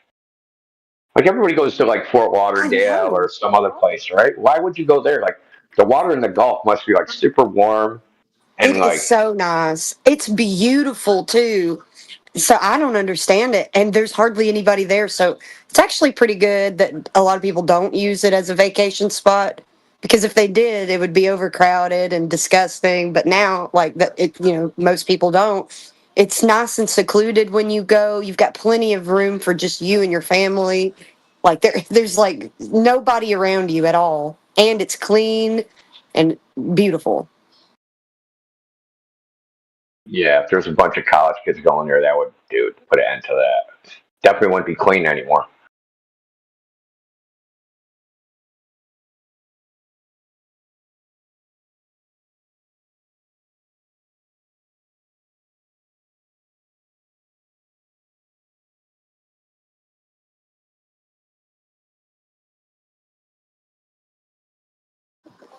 Yeah, Sterling's probably sick and tired of the beach because he's gone to the beach way more than I have. So he's got his retirement plan, and our plan later on in life is for him to retire and us live in a tiny home in the mountains.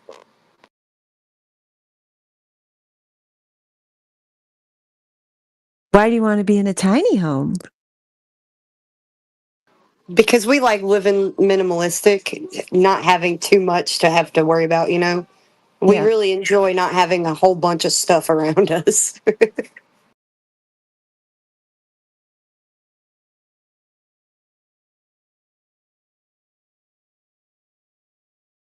Pretty much like, hold on, partner, I'm overstimulated. Yeah, I can understand that. That'd be nice, live in the mountains.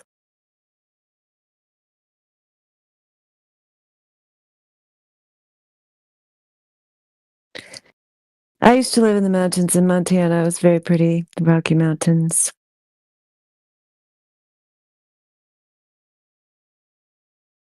I know you guys have probably seen like a photo of where you can see the borders of 4 states from a mountain range, where you could see Tennessee, Georgia, Alabama, and maybe is it maybe South Carolina, some other border to some other state. But you can see like all these different places, and just at that one. I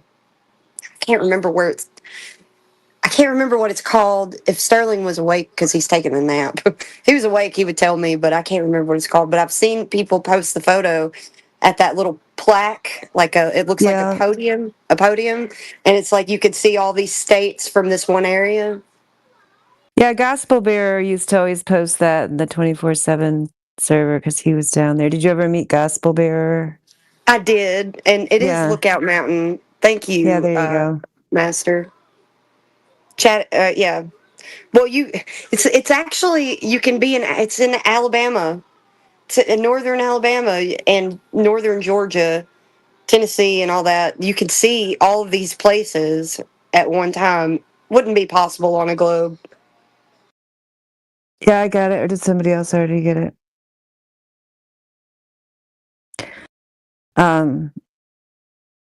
You're going to go there? 7 states. Look at that. Oh, 7. Okay. Well, yeah. See, I've never been there, but Sterling was talking about taking us there so we can go check out where we're probably going to live in the future. But I haven't been there. No. Nice. Well, let us know if you go there. I think that'd be a cool place to go.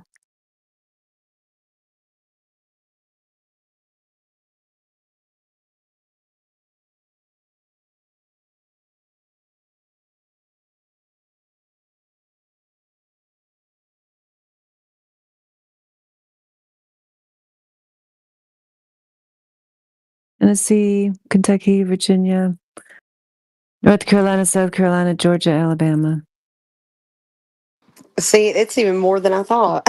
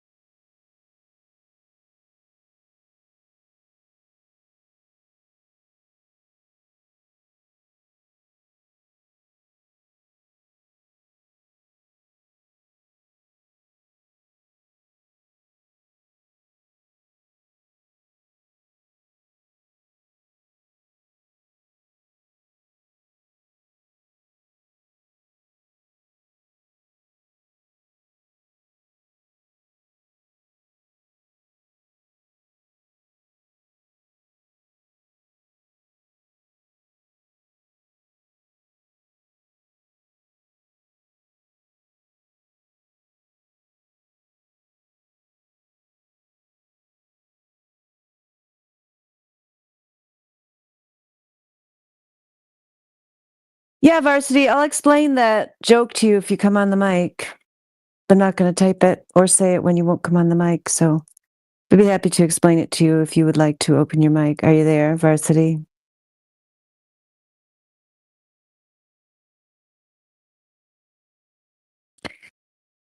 If you don't care enough, then you won't open your mic, and then I guess you'll never know. Look, you even Googled it like you really did care, but not enough, I guess.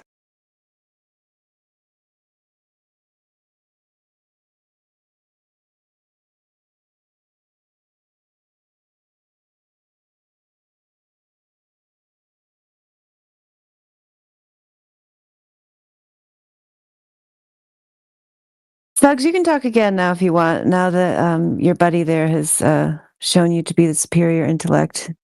Did you have another question, Suggs?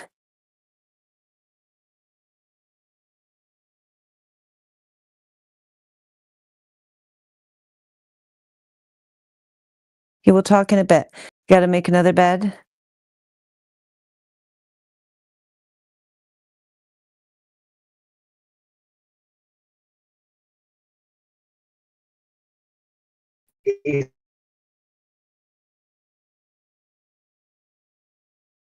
Still stuck on the AE map.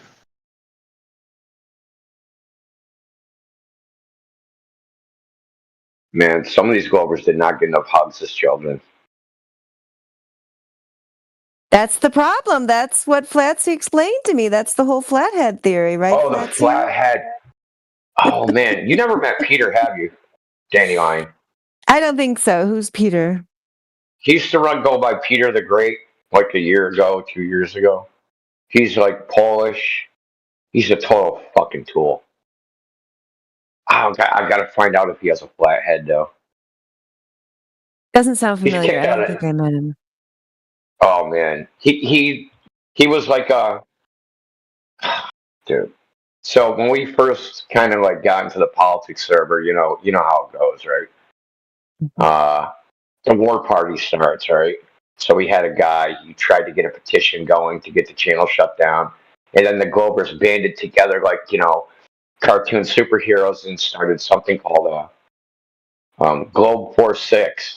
And they added a little frickin' GF6 in their name, and they would come in and frickin' trial balloon different arguments.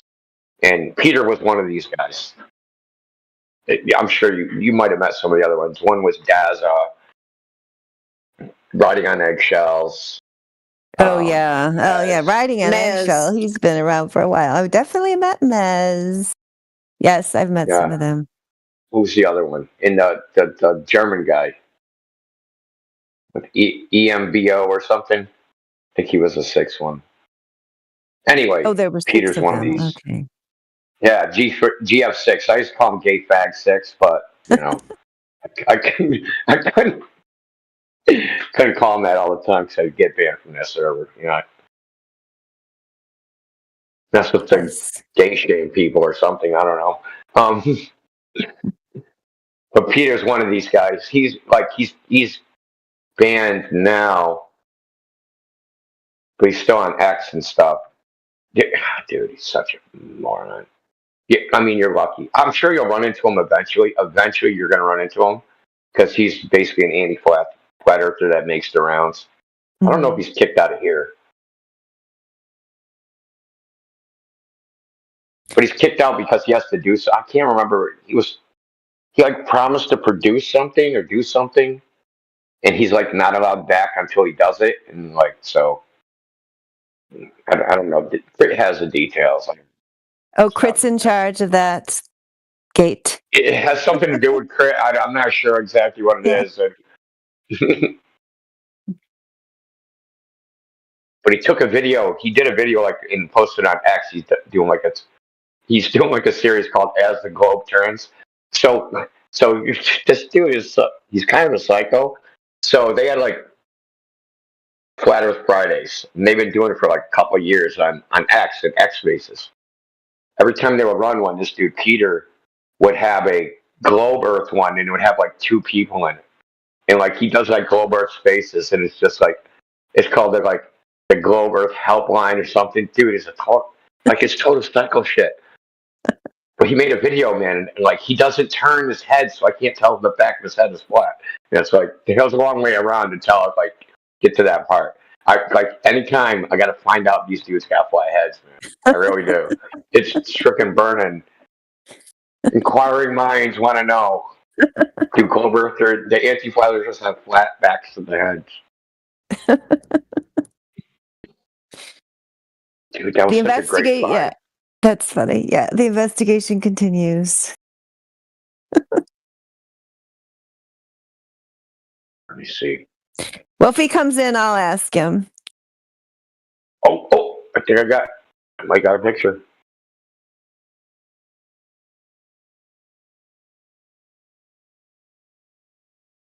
Maybe.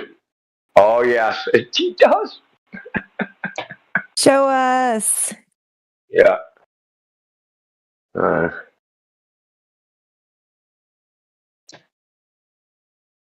This is from the video.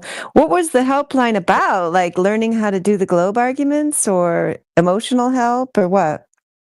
Oh, I mean, to recover from flat Earth or something. I don't know. He's a weirdo.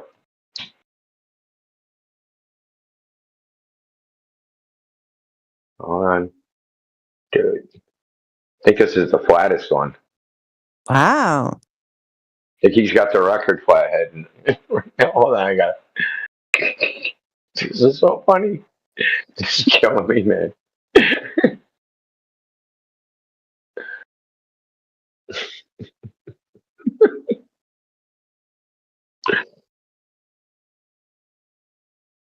I gotta tag QE, man. If you guys see this. Oh yeah, he will definitely appreciate that. Yeah, for sure. Add it to the list.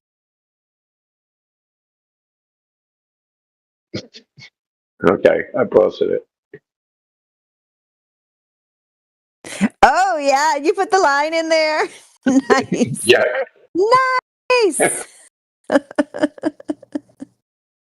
Yeah, confirmed.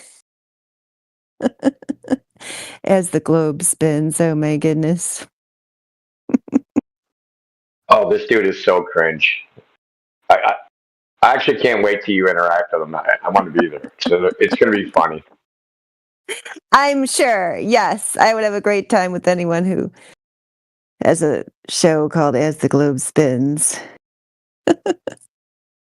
Oh, he just started. He takes L's constantly. Like, he's just such a. He tries, and then he ends up like. It's like he's like, can't shoot straight gang. He tries like. He does, the normal anti-flat earther nonsense where he just talks shit. But occasionally he'll try to actually come up with a globe evidence, and then he fucks it up so bad it just ends up like. That's what a lot of these guys do, right? They don't present globe evidence to anti-flat earthers because they always screw it up. It's much easier to just talk crap and just say flat earthers are dumb, flat earthers don't understand anything, flat earthers this, flat earth. You know what I mean? That's a lot easier than like actually trying to argue for the globe. So, but occasionally they can't help themselves and they got to try to argue for the globe, and they just end up screwing it up every time.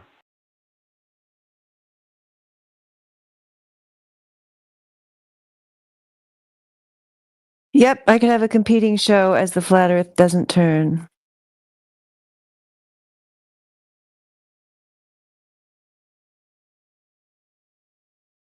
Well, I haven't watched it. He always pings me when he posts one of them. He asks me. So I told him, like, it's quite telling that you name your show after a soap opera. Yeah. That's right. Because that's all they can do, right? All they do is gossip and talk. But they're so bad. You're lucky you don't pay close attention to like the content that they produce. It's just gossip. It's pathetic because they're grown men. Like, if it was, no offense to women, but if it was like women anti-flat earthers gossiping, yeah, I'd just be like, yeah, that's normal. But grown men talking about other grown men, right? It's just pathetic.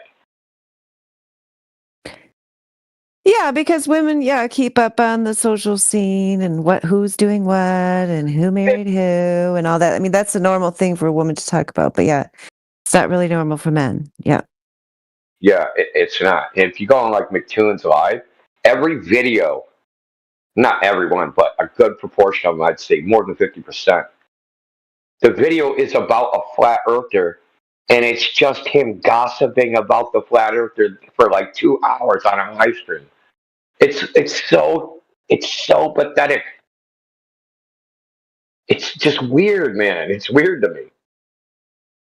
And like McToon like stalked Witsit. Like, freaking weird. It is weird. Yeah. And that's their best globe proof. Yeah. It's very bizarre. Yeah. They're definitely obsessed with flat earth, which you wouldn't think they would need to be if they were so confident in their globe.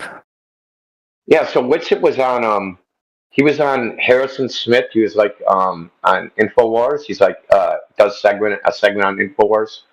So Witsit talked to like, I wouldn't call them mainstream, but like big podcasts, like 3 or 4 big podcasts.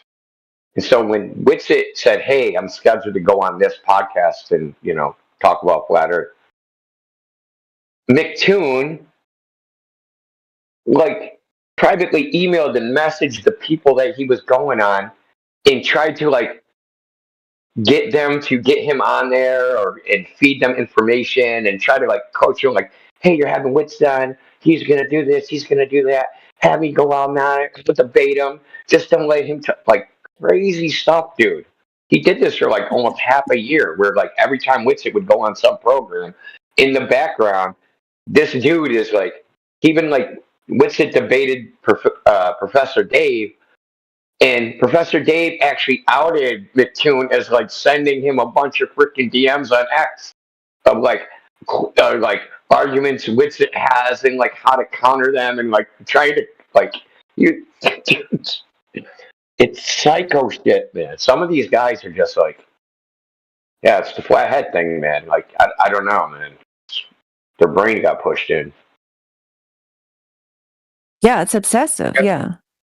Yeah, you I'd say you missed a lot, but like You did and you didn't. Probably, yeah, probably didn't miss anything worth seeing, I guess. Yeah, me and Amish were actually talking about like we should try to get like a grant and get like a like 3 or 4 psychologists to just like come and like evaluate our interactions with globe earthers, just like do like a clinical evaluation of like their behavior, and like get a large sample size and like get some correlations. But we probably need some personal data. I mean, it probably will. It definitely does a flathead correlation. So we got that down. Well, did the people at this podcast, the podcast care that McToon was trying to hone in on the action there, or what? Or could they just ignore him? They ignored him. Yeah. They ignored him because these people just like ran into Witsit on their own, right? They're like, oh yeah, we want to do a segment. Oh, we'd do something different. Let's have this flat earther guy on, right? You know what I mean? They're not even taking it seriously, like the podcast. It's just like, they need a segment, and they're just like, well, just have a flat earther on for something to do. It's like an internet meme, and but when McToon would hear about it, he would try to like inject himself into it. It was just fucking bizarre. Yeah, because most people, I mean, even if they believe in the globe, they're not like heavily invested, in making sure everybody else does, like your average person on the street. Yeah, but it's just the behavior that like some people exhibit defending the globe, defending the idea, to me is just like so baffling. And like it's interesting on one level, it's baffling on another level. Like I can't make heads or tails of like why they behave that way. I mean, I've heard fairly smart, intelligent people that are pretty rational breach of.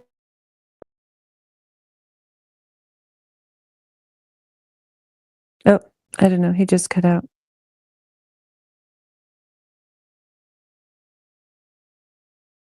He just cut out for you guys. Yeah. Yep, but I agree with the sentiment. I've heard like a ton of Globers who sound pretty rational, but then they reach a point where they just lose all rationality, and it's the globe or nothing else. That's the only thing it is. It just has to be the globe. There must be something that's causing that break, and I would love to have psychologists in here. I mean, I studied a little bit of psychology, but I'm no psychologist.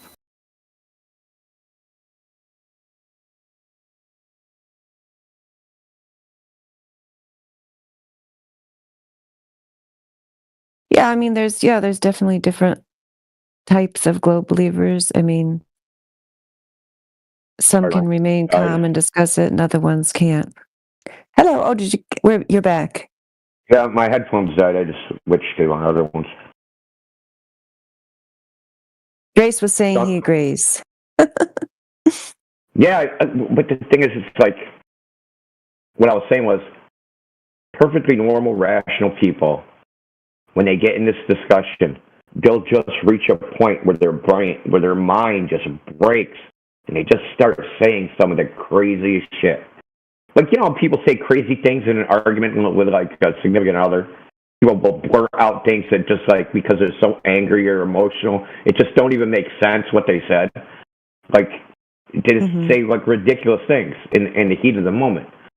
That's like, these Globers, they do this. But it's like, okay, you can understand when it comes to other, because that's like, highly emotional, whatever. I can understand that. So but when it comes to this topic, you have just like a dude that barely passed science class, barely paid attention to any of this stuff. But then when he starts talking about it, goes mental. That's the thing I don't understand. It's like they've never been invested in the idea in their entire life. then when they start talking about it, they're as invested as if they were invested with like a freaking a girlfriend they've been going with for fucking 5 years or something. It's just it doesn't make sense to me. It really doesn't. In their minds, it's not about the globe; it's about rationality and truth itself. So they feel like you're attacking the very foundation of rationality. Yeah, I think it's more like it's a part of their identity. They see it as a part of themselves. They see it as their place in the universe. Because you're threatening like a very basic concept that they were programmed into when they were children before they developed rational thought or abstract thinking. So their whole identity, and worldview is tied up in it. So most people do have those kind of emotional fears. Hi, DJ Particle Board. When somebody is threatening a very dearly held religious belief. Oh, Matt, I don't know why you said rational. I mean, I'm talking about the irrational. When people just start blurting out crazy stuff. What was one the other day? There's so many, like, I can't remember. I'm glad we have clips of them. There was one like 2 weeks ago that was just absolutely, what did we say, like a contradiction. The first part of the sentence contradicted the second part of the sentence. It was, that's why you say, like, we're challenging rationality. Is like, I'm talking about when they seem rational, then all of a sudden they break and they just start saying just irrational gibberish. Like, they just start saying anything. Just anything that comes, it's like a flow, stream of consciousness. Yeah, it's probably a thought stopping. Yeah, it's like a thought stopping mechanism to keep them from going down that road. It's probably when they start to actually realize there might be something to this. Stream of consciousness? You mean a stream of retardation? Yeah. Huey's back. Hello. I love you guys. Look in the chat. We love you. You got to look in the chat, man. I right, where at? Indio has a new discovery. He has a new discovery for you. A new discovery. Did Kiwi just say he loved us? Love I you, know Kiwi. he did. Yeah, can you I love you too, Kiwi. Yeah, can you put that for us, Flatsy? Of course, I love you guys. I can't tell you that all the time because it would be inappropriate. Hey. All right. So where'd you ping me? Where'd you ping me at? Oh, I got you. Just scroll 22 minutes after the hour.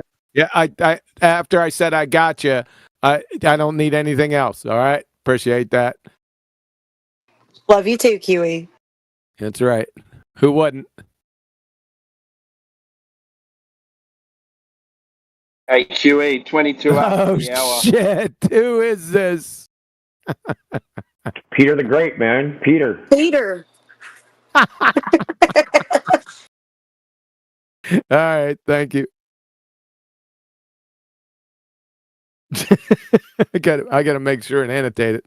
I'm not all that familiar with him. I know the name, but he's not one of the big guys on the list. But regardless, I'll throw him in the chopping pot.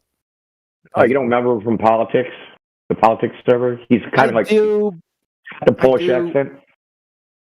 Yeah, he came in one time. They were touting him as the world's greatest thing in the sliced bread, and I sliced him in about 10 fucking seconds. Yeah, he's still slithering around. Yeah, I appreciate that. Thank you. Like, you know, the FBI wanted posters where they got all the people on it? That's who we needed, like an FBI, like, with like 12 frickin' flat backs of their heads, frickin' anti-flat earthers. Dude, I'm telling you.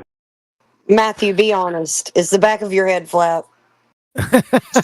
It's somewhat flat, but not too flat, no.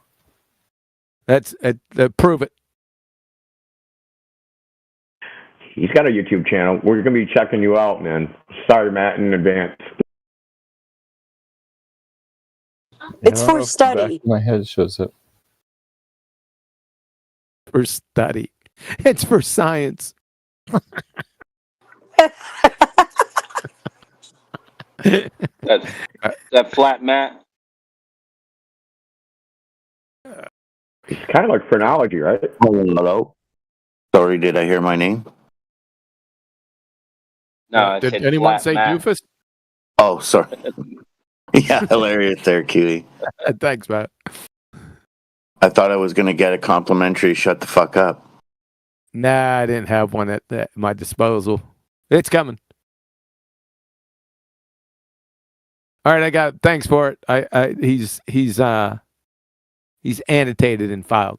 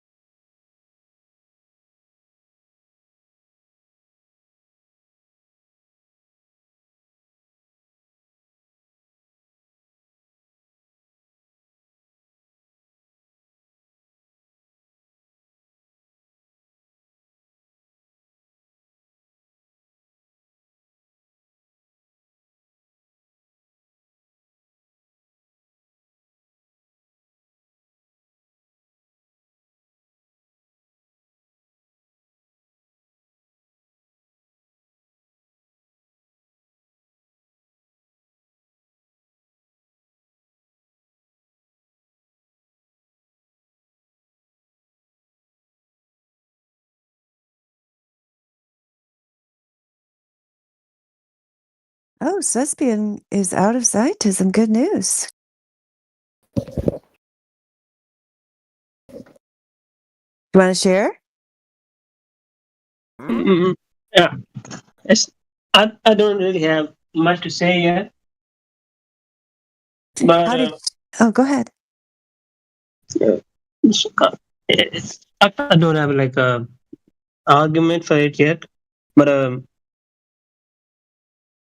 science or whatever its method or focus is I think is no different than any other epistemic framework.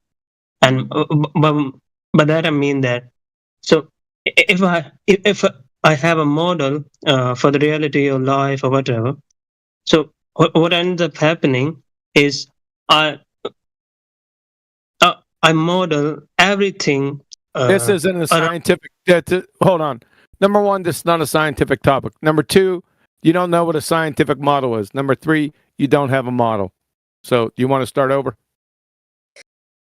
Yeah, I don't know. I just asked because in the chat you said at let's see, at 10:46, 46 minutes after the hour, you said, "I am finally out of scientism."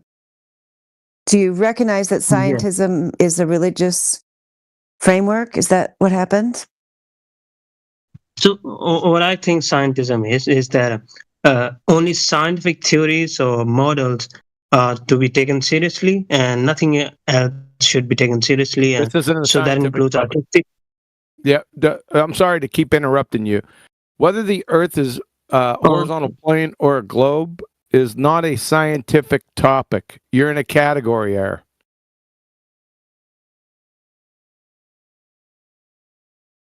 So sorry to interrupt you. Every time you start saying that, and you're, epistemology, it's nonsense regarding this topic.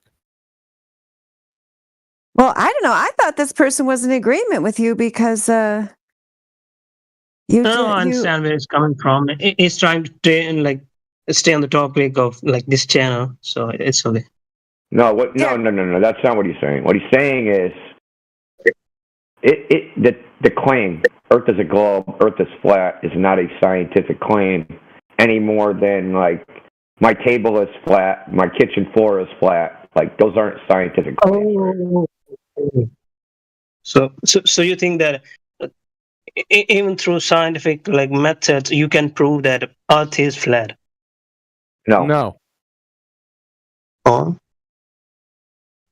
Well, say you just bought a house, right? And you look at your kitchen, your brand new kitchen for the first time. You're like, is this floor flat? I don't know. I'm going to call a scientist. Would you do that? No. Okay, yeah. You wouldn't call a scientist to figure out if your floor is flat. You wouldn't call scientists to figure out if the Earth was flat either. That is what I was saying, that scientism, as I understand it, is it would if I'm if I believe in scientism, I would say that a scientist, I would call a scientist to describe the shape of fog. That is how I understand scientism. So that was what I was going for.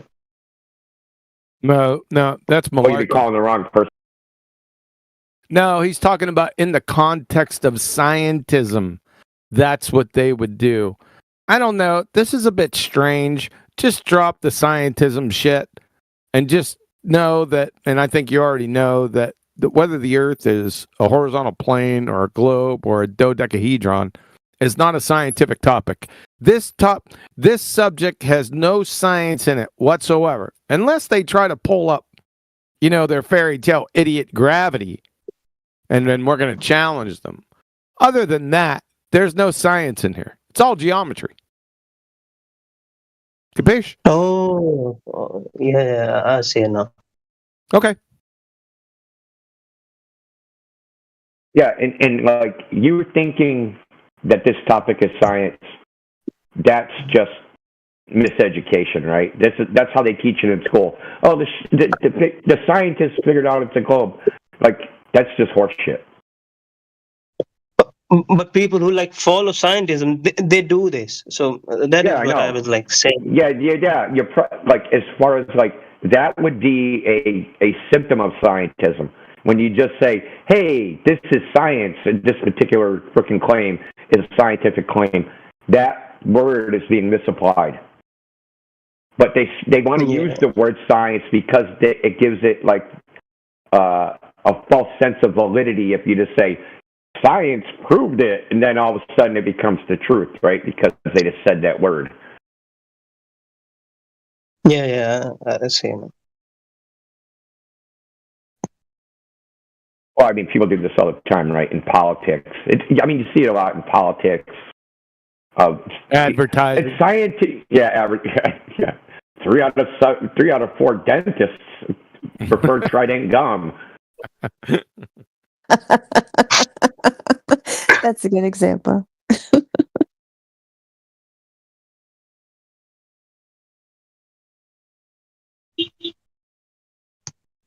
How many doctors preferred Lucky Strikes? I can't remember. It was like 9 out of 10. Lucky Strikes. Yeah, back in the day. Yeah.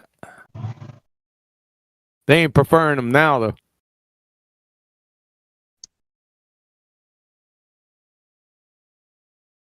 They vapor lock. Yeah, exactly.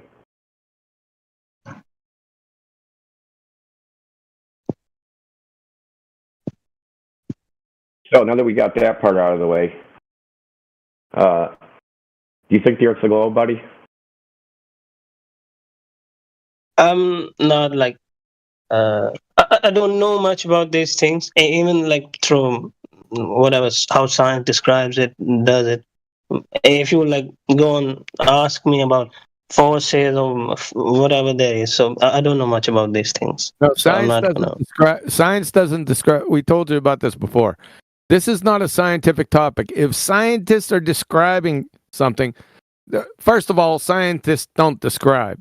That's not what they do. They attempt to explain natural phenomena through experimentation. So once you hear scientists trying to describe whether the Earth is a horizontal plane or a globe, you know they're pretender clown idiots, because that would be like, I don't know, having a botanist describe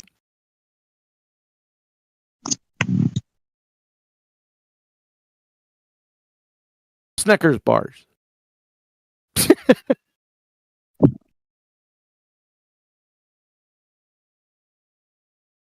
You following that? There's a lot of bullshit out there. It's a lot of science, science this, science that, science this, science that.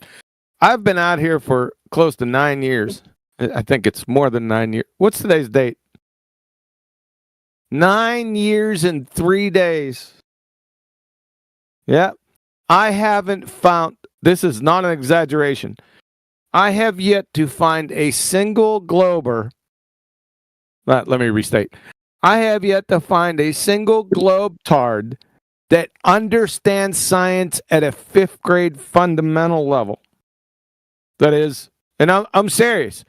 I've asked it thousands of times. Thousands. That's not hyperbole. They don't know. They just mindlessly parrot Wiki and Discovery Channel. They're delusional Dunning-Kruger idiots. I wouldn't trust them to go get a loaf of bread. They're that friggin' retarded. Go on. What do they usually try to say when you ask them? Like, or do they give you a proof or for the globe Earth or whatever? They don't have any. Well, let me give you an example, dude. Do you think astronomy is science? Yeah, on paper it is. No, it's not even on paper. Go ahead. I ain't gonna cock block you. Go ahead. Well, no, I was gonna let you go. I mean, no. Can you name it? Well, go ahead. You said no, so I started to go. But if you're gonna say that, what are you gonna say? Is it no or what? Huh? Go, sir. The floor is yours. So, it's not only astronomy. You have demonstrable pseudosciences. Here's the list. paleontology, anthropology, archaeology, geology, evolutionary biology, whatever that is, and yes, I'm still laughing, theoretical physics, astronomy, cosmology, and astrophysics collectively are all demonstrable pseudosciences. They do not and cannot follow the scientific method. They're not following the method of their philosophy. Follow? What is scientific method? How would you describe it? Scientific method, briefly, is step one, observe a natural phenomena. That's where you obtain your dependent variable. Step two, now there's a bunch of different steps. There's logistic steps. I'm just boiling it down to the brass tacks. So like I said, number one, observe natural phenomena. That gives you your dependent variable or the effect.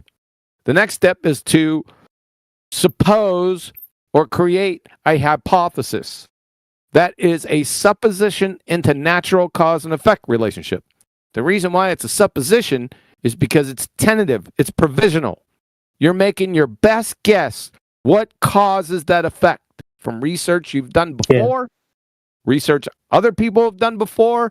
You're trying to find out what the cause of that natural phenomena effect is. So you need an independent and dependent variable in your natural cause and effect supposition, otherwise known as a hypothesis. Then what you do is you go and test it. So you have your hypothesis. An experiment is a hypothesis test. Shocking. In which you add control variables.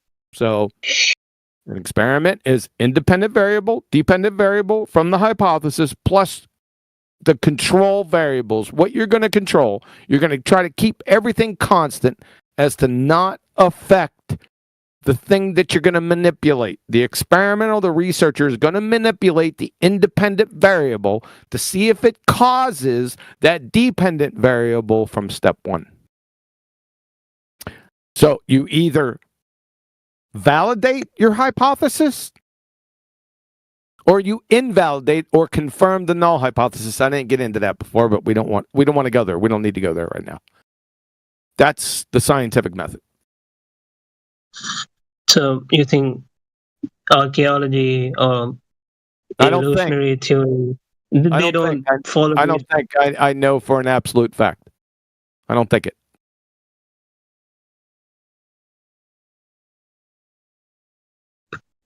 Paleontology, anthropology, archaeology, geology, evolutionary biology, whatever that is, and yes, I'm still laughing. They cannot observe a natural phenomena. So they fail at step one of the scientific method. Theoretical physics, that's another fucking train wreck. It's absolute category error. They don't have any dependent or independent variables.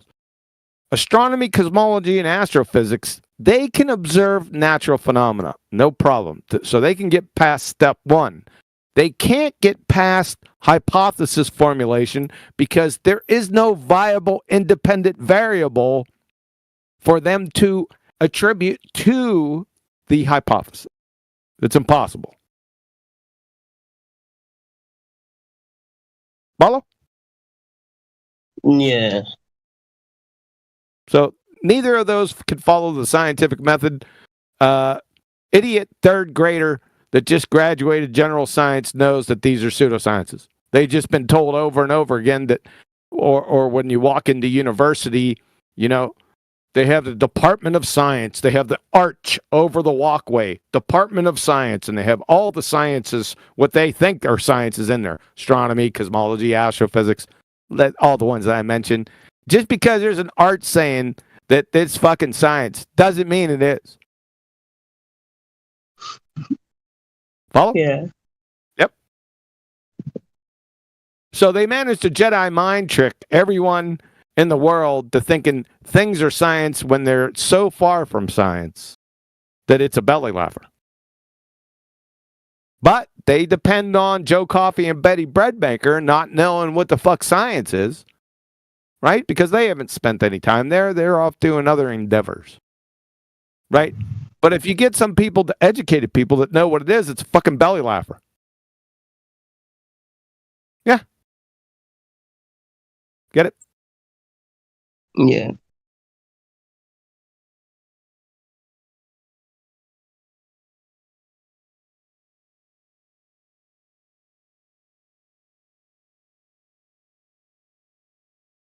Even the actual quote unquote, I hate to say that, sciences. So you have physics, you have chemistry, you have biochemistry, and you have biology. Not everything underneath those disciplines are actual science either. You have to get very, very specific. Like in biology, you know, they do a lot of collating glorified secretaries, producing, you know, taxonomic classifications, things like that. That's not fucking science. But you can't brush biology completely off because that's not science. But that's why I said you got to get very specific. Chemistry, there's a lot of synthetic chemistry. Well, synthetic chemists don't incorporate the scientific method because they don't even incorporate step one, observing natural phenomena. It's all man-made stuff. Right? So that is not natural science. But that doesn't mean all chemistry is not natural science. So you got to drill down hyper-specific. Every single claim that's made from any of those disciplines, including physics, which is quantum mechanics, by the way, any single claim coming from those disciplines have to be validated by experiment to be natural science. Period. Got it? Yeah. There you go. So let's run through an example. You look up in the sky and you see a comet. How would you apply the scientific method to figure out what caused that? Is it even possible?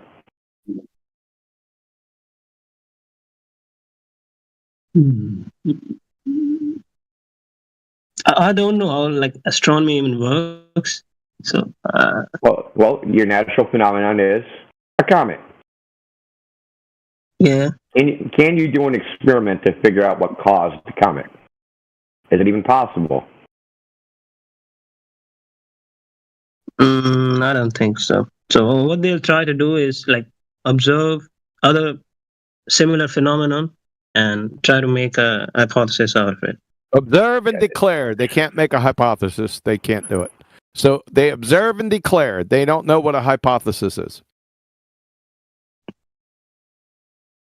Observe and declare. That's all they do. Observe and tell a story. They can't experimentally validate anything. Zero. It has nothing to do with natural science. It's kind of like if you walked out and you looked at something and you made an assumption about it. Are you doing science? No.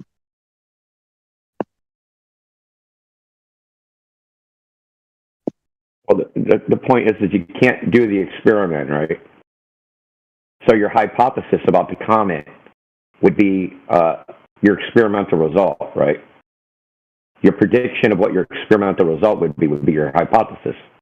But you can't do the experiment. You can't because you can't manipulate it. No, they can't formulate a hypothesis. They're stopped right there. Can't even get to experiment. There's no hypothesis. No. So if they can make a story or whatever they call that is consistent and consistent with what? Making a picture of similar phenomenon. No, so that's not science. No. If it was science, then the Hindu religion made a consistent picture that the Hindus believed. Does that mean it's science? Correct. That's a good example. Yeah. No, I'm not saying so. I think that's what they try to do. So generally, I think what it ends up being is it is useful and it is predicting these phenomenon. So it is true. That's what people end up saying. I think. Well, they can't have the prediction at all without the hypothesis constructed. And you need those three variables and to have the hypothesis. If you're missing one of the variables, you don't have a hypothesis to have a prediction for. At that point, they just, I think, try to take a pragmatist stance on science and stop being the dictator of truth. Well, And that is what I think. It's not a primitive stance. That is the method. That's science.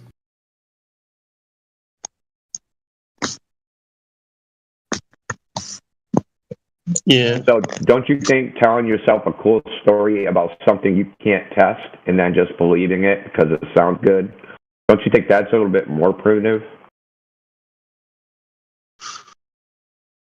Yeah, because people was doing that before science. Yes, that is what I was going for, like when I came here. So I was trying to give a picture of how science, how we think about science, or how at least I used to think about science. What we're telling you is these things are not science. Yeah. When they start claiming, hey, we know what causes stars, we know what causes comets, we know what causes this in the sky and that in the sky and this other thing. And those claims are horseshit because they can't do the required experiment. And as Kiwi pointed out, they can't even formulate a hypothesis. Can they predict though? A valid hypothesis, I should say. They can they can just make some shit up, but they can't form a valid scientific hypothesis. Correct. And they're not really predicting because all of the phenomenons are cyclical in the sky and they have seen them before. So you can imagine all sorts of different scenarios of what's causing those things, like the ancient Hindus, like there's gods in the sky dragging the stars and the sun. Yeah. Like, you can imagine anything, but the phenomenon is still in the sky and it happens cyclically. So you're not predicting it, you're post-dicting it. Yeah. So that wouldn't be a valid scientific prediction. No, that a valid scientific prediction is a hypothesis, and they can't do Exactly. That's the only valid scientific prediction. And the hypothesis requires those three variables. One of those variables is missing. It is not a scientific prediction, which Correct. means that it cannot be tested. Correct. Because the final arbiter of truth in science is experiment. You must have experimental validation, or you got nothing. It's a nothing burger. So let's take a look at and I'll post these for you. Gun J cited in Cho Adrian from Science, one of the most prestigious science journals in the entire fucking world. It states, cosmology may look like a science, but it isn't a science. A basic tenet of science is that you can do repeatable experiments, and you can't do that in cosmology. They're toast. From Professor Nick Strobel, Bakersfield College. Unlike the other sciences, astronomy is entirely observational. You cannot run experiments on things. You cannot manipulate the objects to see how they work. Well, that's no experiments. That's not science. Simple.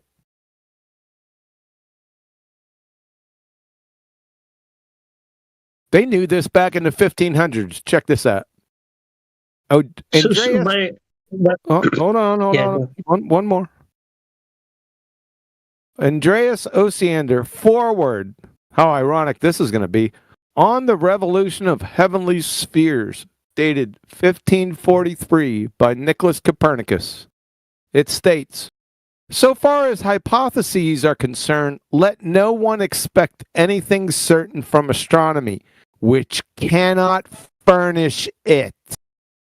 Lest he accept as the truth ideas conceived for another purpose and depart from the study a greater fool than when he entered it. I'll post these all for you. Hold up. That's hilarious, by the way. That's in 1543. 1543. How did Andreas Osiander know what a hypothesis was back then? Right? Where's Francis Bacon at? When did Francis Bacon, because everyone says, oh, Francis Bacon in the scientific method. Really? Then how did Osiander know it in 1543? That's my question. I'll post it for you. Hold 1 second.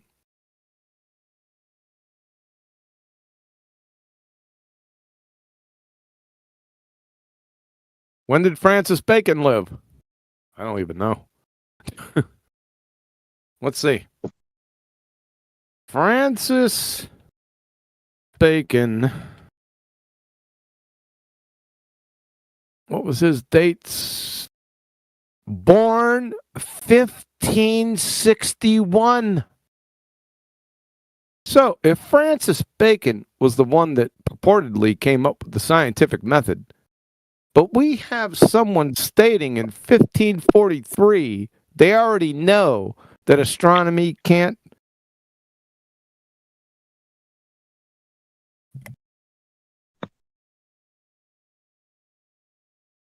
Hello? I lost connection there for a second. All right, can you hear me? Yeah. So where was I at? Okay, Francis Bacon. So we got 1543, Andreas Osiander saying that astronomy can't formulate hypotheses, and we have Francis Bacon, born in 1561, that many attribute the scientific method to. How is that possible? That's my question. I just realized that when I read the date. Right? That's another question. But I digress. Astronomy can't formulate hypotheses. Neither can cosmology or astrophysics. They're all sisters anyway. Dumbass sisters. They claim that they're science. They bring out all their equation and their mathematics. Mathematics isn't science. Mathematics is mathematics. So, I don't know. Somebody's pissing down your back and telling you it's raining. You try to figure out who.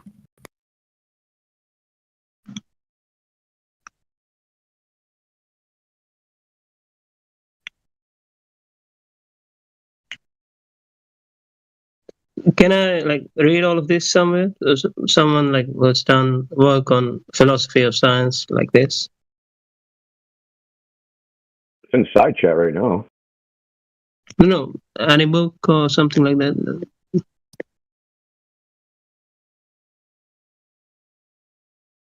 I didn't quite understand that. What did you say? He wants a book. Oh, a book? Yeah, is there any? Book? Did you pay this guy, QE? No. I just gave him citations. Doesn't need a book. It's funny. Self-evident. He's asking for a book.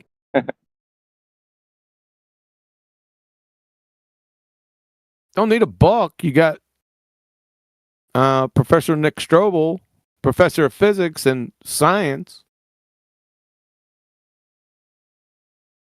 The publication science telling you that these fucking clowns aren't scientific. What? You don't need a book. It's all over. All you need to do is know a scientific method. That's it.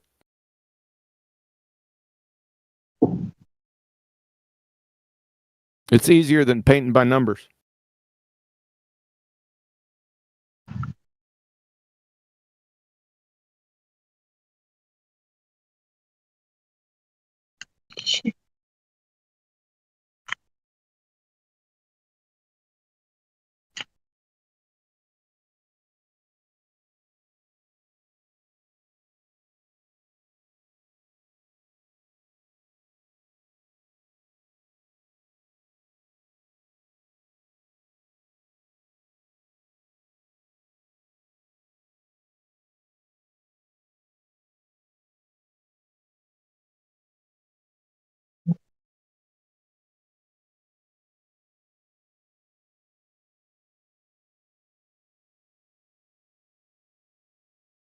Here, you can take this with you. You can have this as replacement for your book.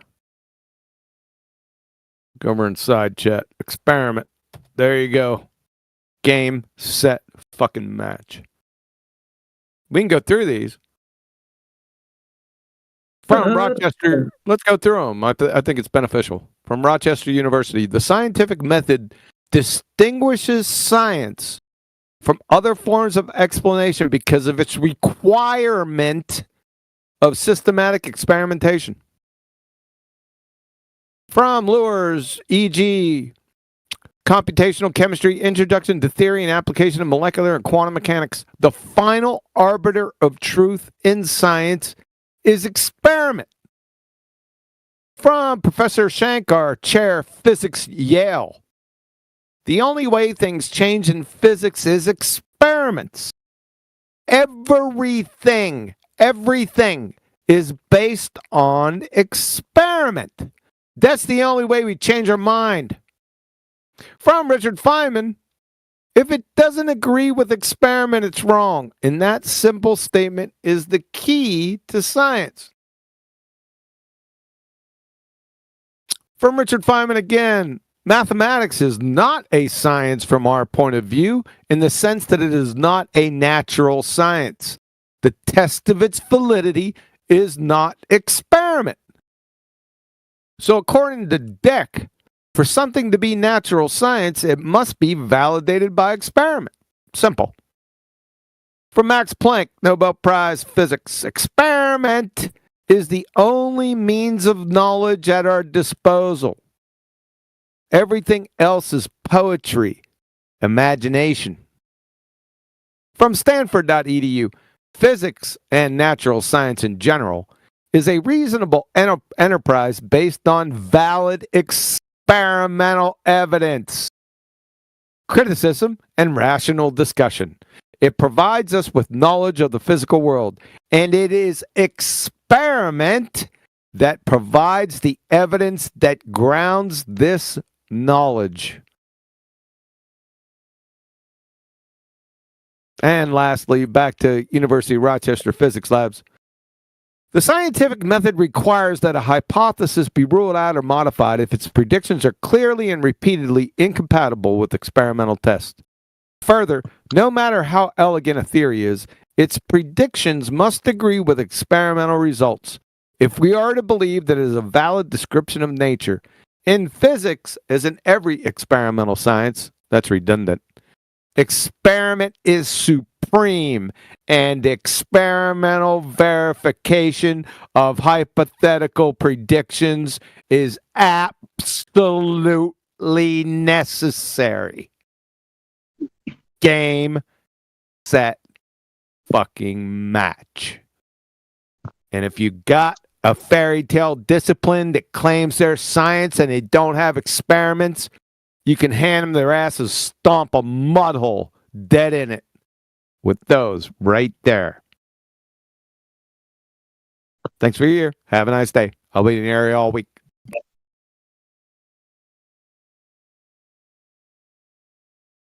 I like to thank my mom for having me.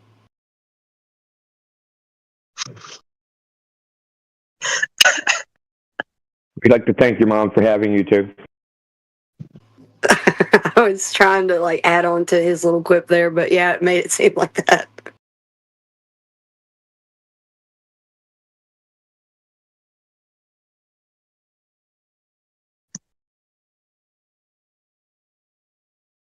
I always get a kick out of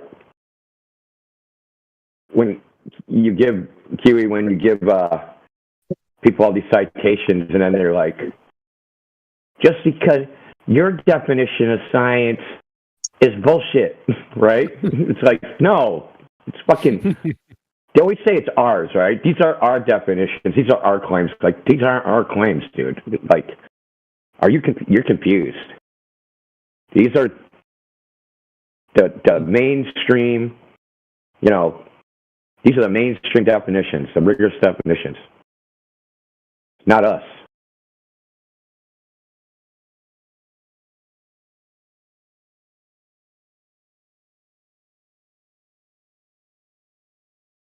They're too busy eating their boogers to realize that.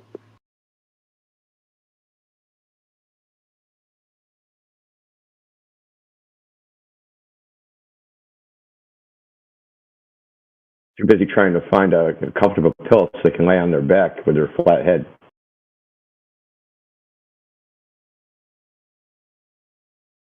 Golly.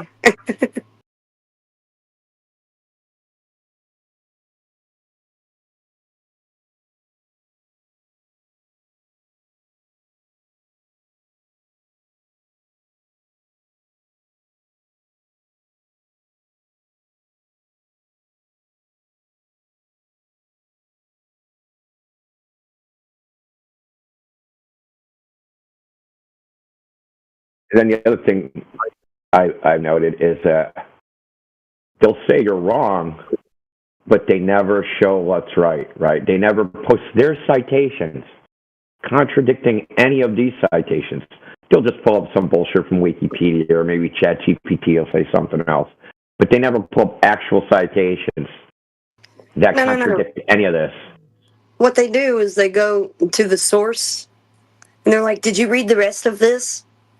They don't agree with you that the earth is flat. Yeah. Oh, God, dude, I hate that one. Yeah, they'll say, did they believe the earth was a globe, Bill?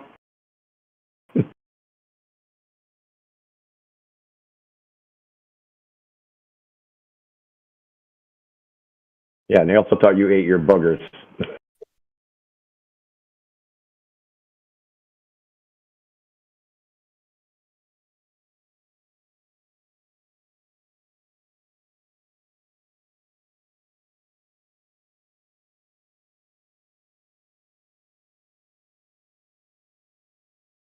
Does anybody follow Fight the Tide shirt? I mean, has he made some sort of like statement about eating boogers on camera?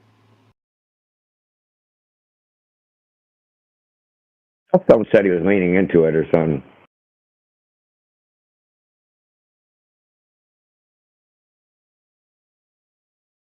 He was leaning into it. Someone said that he was like started bragging about it or something. That was CGI imposed. I was not eating my boogers. I did not have oral relations with that booger. That isn't the first time he's picked his nose on a live stream now. It's the first time he ate it. Like, there was another gift floating around earlier before he ever. I thought it was actually the same one. When I saw it, I'm like, that's old. Why are they posting that? Like, that was new shit. Like, whoa, dude, he's still doing that?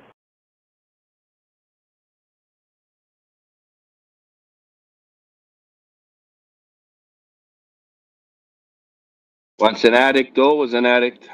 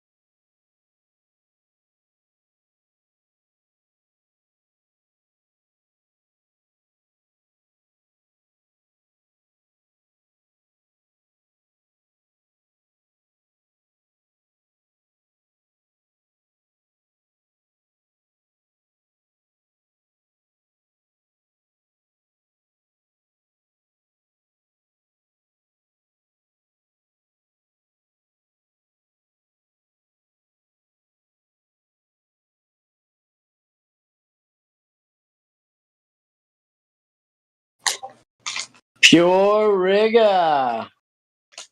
Radio check. We hear you. Huh? Don't you just love a comfortable silence? Oh, what's up, Matt? Howdy.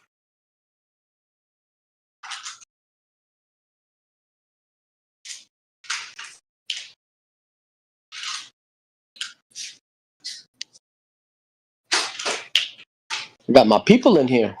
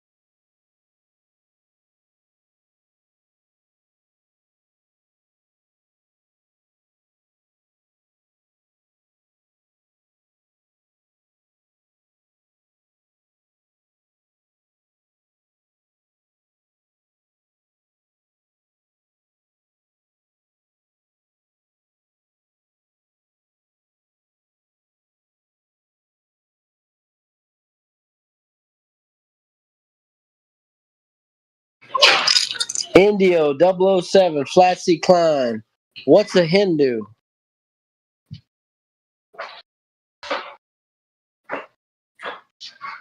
Lays eggs. What's it didn't do?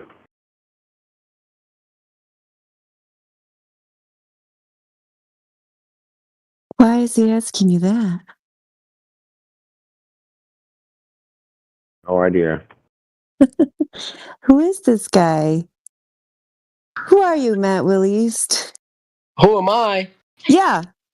I'm the dude. Oh, okay. Are you the dude who's going to prove the globe since Lego won't talk? Show me a globe. Show me a globe, and I'll show you a necessary reference plane. I can't show you any globe in reality. I can only show you plastic globe or globe on TV. That'd be perfect. That would be assuming flat Earth. So if you showed me a globe, would there be latitude and longitude lines on this globe? Are we talking about the fake globe? I don't care.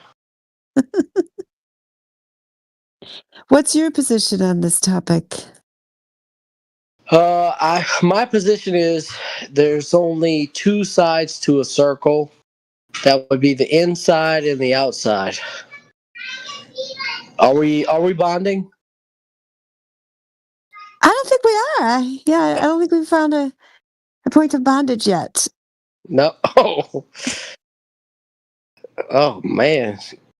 The cat. Sometimes I'm an asshole, but really it's my cat's an asshole. I have toxoplasmosis.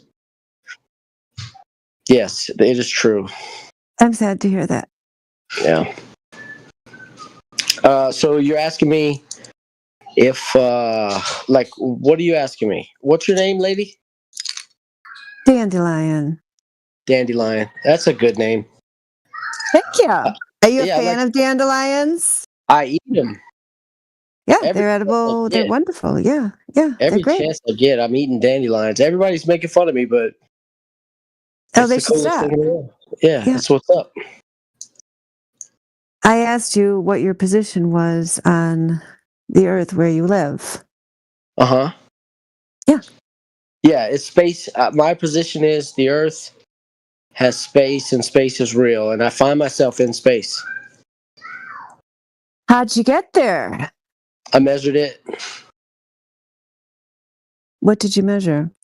Length and width and depth. You are a very slippery character. Really? Do you get a bad impression? Am I giving you a bad impression? No, Because I wouldn't first, say Dandelion, bad. is this the first time we met? I don't mean to give you a bad first impression, for sure. It's probably the first time. I don't recall meeting you before, but, I don't have perfect recall. Of course not. Do you think you live on a globe, Matt Will East? I know how the Earth is measured. Oh my gosh. Now you're starting to give me a bad impression. Can you give me a yes or no answer? I don't think I live on a globe. Okay, thank you. Was that so hard? It was kind of hard. It's hard to say. Yeah, I know how the Earth is measured. I know space is real. I know that, Dandelion. Do you know space is real? What kind of space are we talking about? Length and width and depth. I'm into that. Yeah, space. Mm-hmm. Welcome to the final frontier.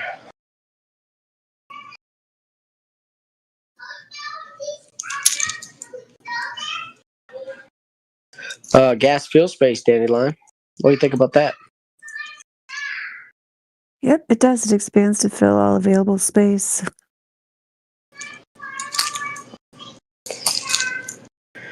Oh, I'm afraid I'm going to get on a soapbox. I don't want to get on a soapbox. I got toxoplasmosis. Yeah, and then you have to measure the length, the width, and the depth of that soapbox.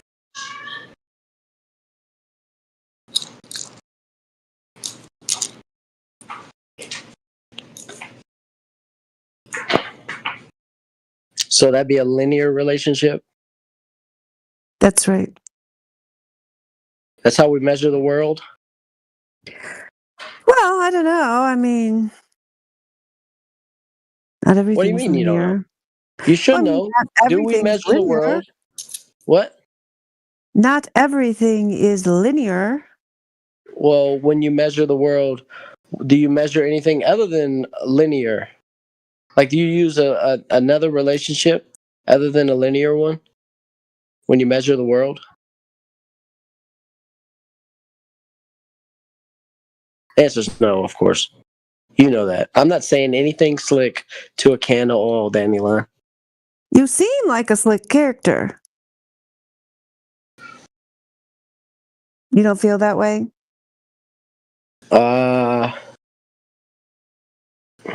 No, I don't know. Slick character.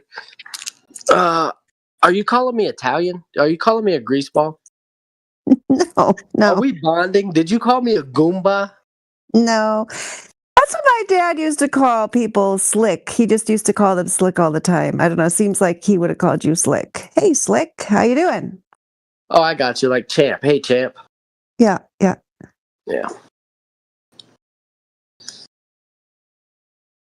No, I'm trying not to double speak. That's the funny thing. I'm trying not to double speak. Oh, okay. Yeah. So how did you first determine that the Earth where we live is not a globe?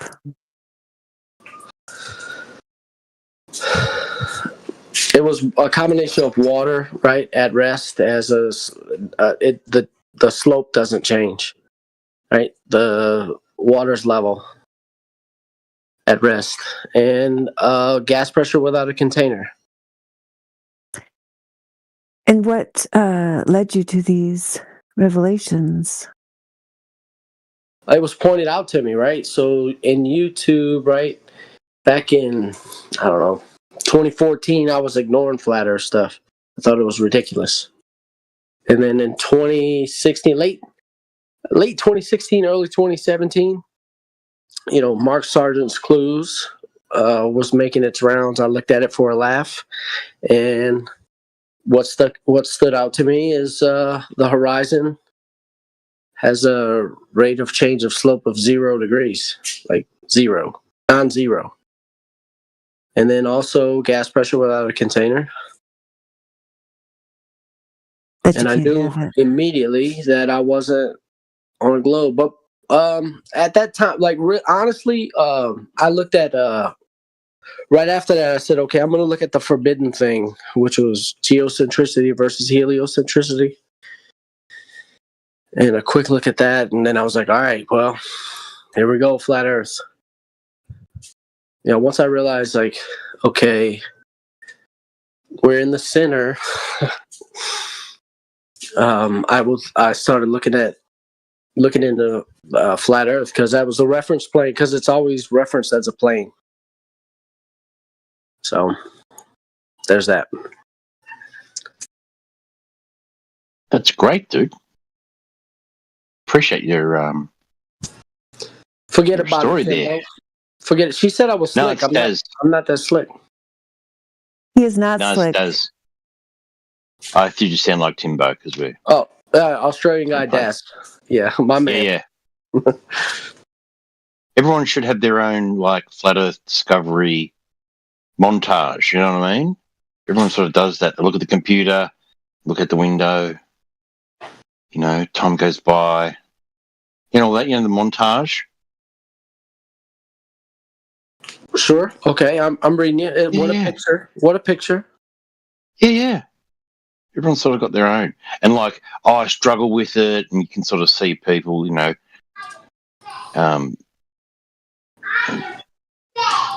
the fist in the wall or whatever, Sure. Yeah. Pain. It's painful. Yeah. Inconvenient truths are, people choose to believe many convenient lies, right? Because it's easier. It's easier. Well, it's easier in the short term to believe a convenient lie. And some people have a longer, struggling period. Like Matt Powerland, he reckons he was on the fence for about 8 years. It's a long time. It's a long montage, isn't it? It's 8 years later in the movie. Finally, it's a long time. For me, it was almost instant. It was bang, I just got it straight away. But other people struggled for years and stuff. Yeah. Which is fair enough. Everyone goes through their own thing. I remember asking silly questions, what was told. They said it was silly questions, right?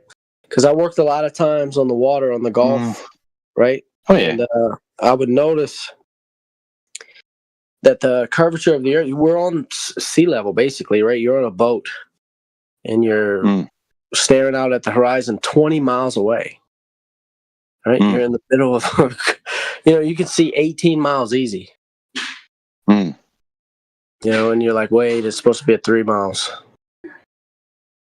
And then somebody says, no, it isn't. And you're like, okay, whatever.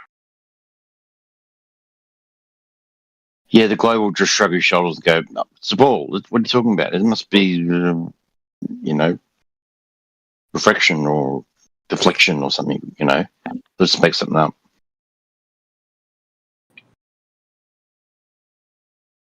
What a world. We're all slaves in the cave, man. We need to wake up. And slaves in the cave, yeah. Yeah, when someone leaves the cave and comes back and tries to get us out, we all need to, instead of trying to kill that person, man, love that person. Love somebody.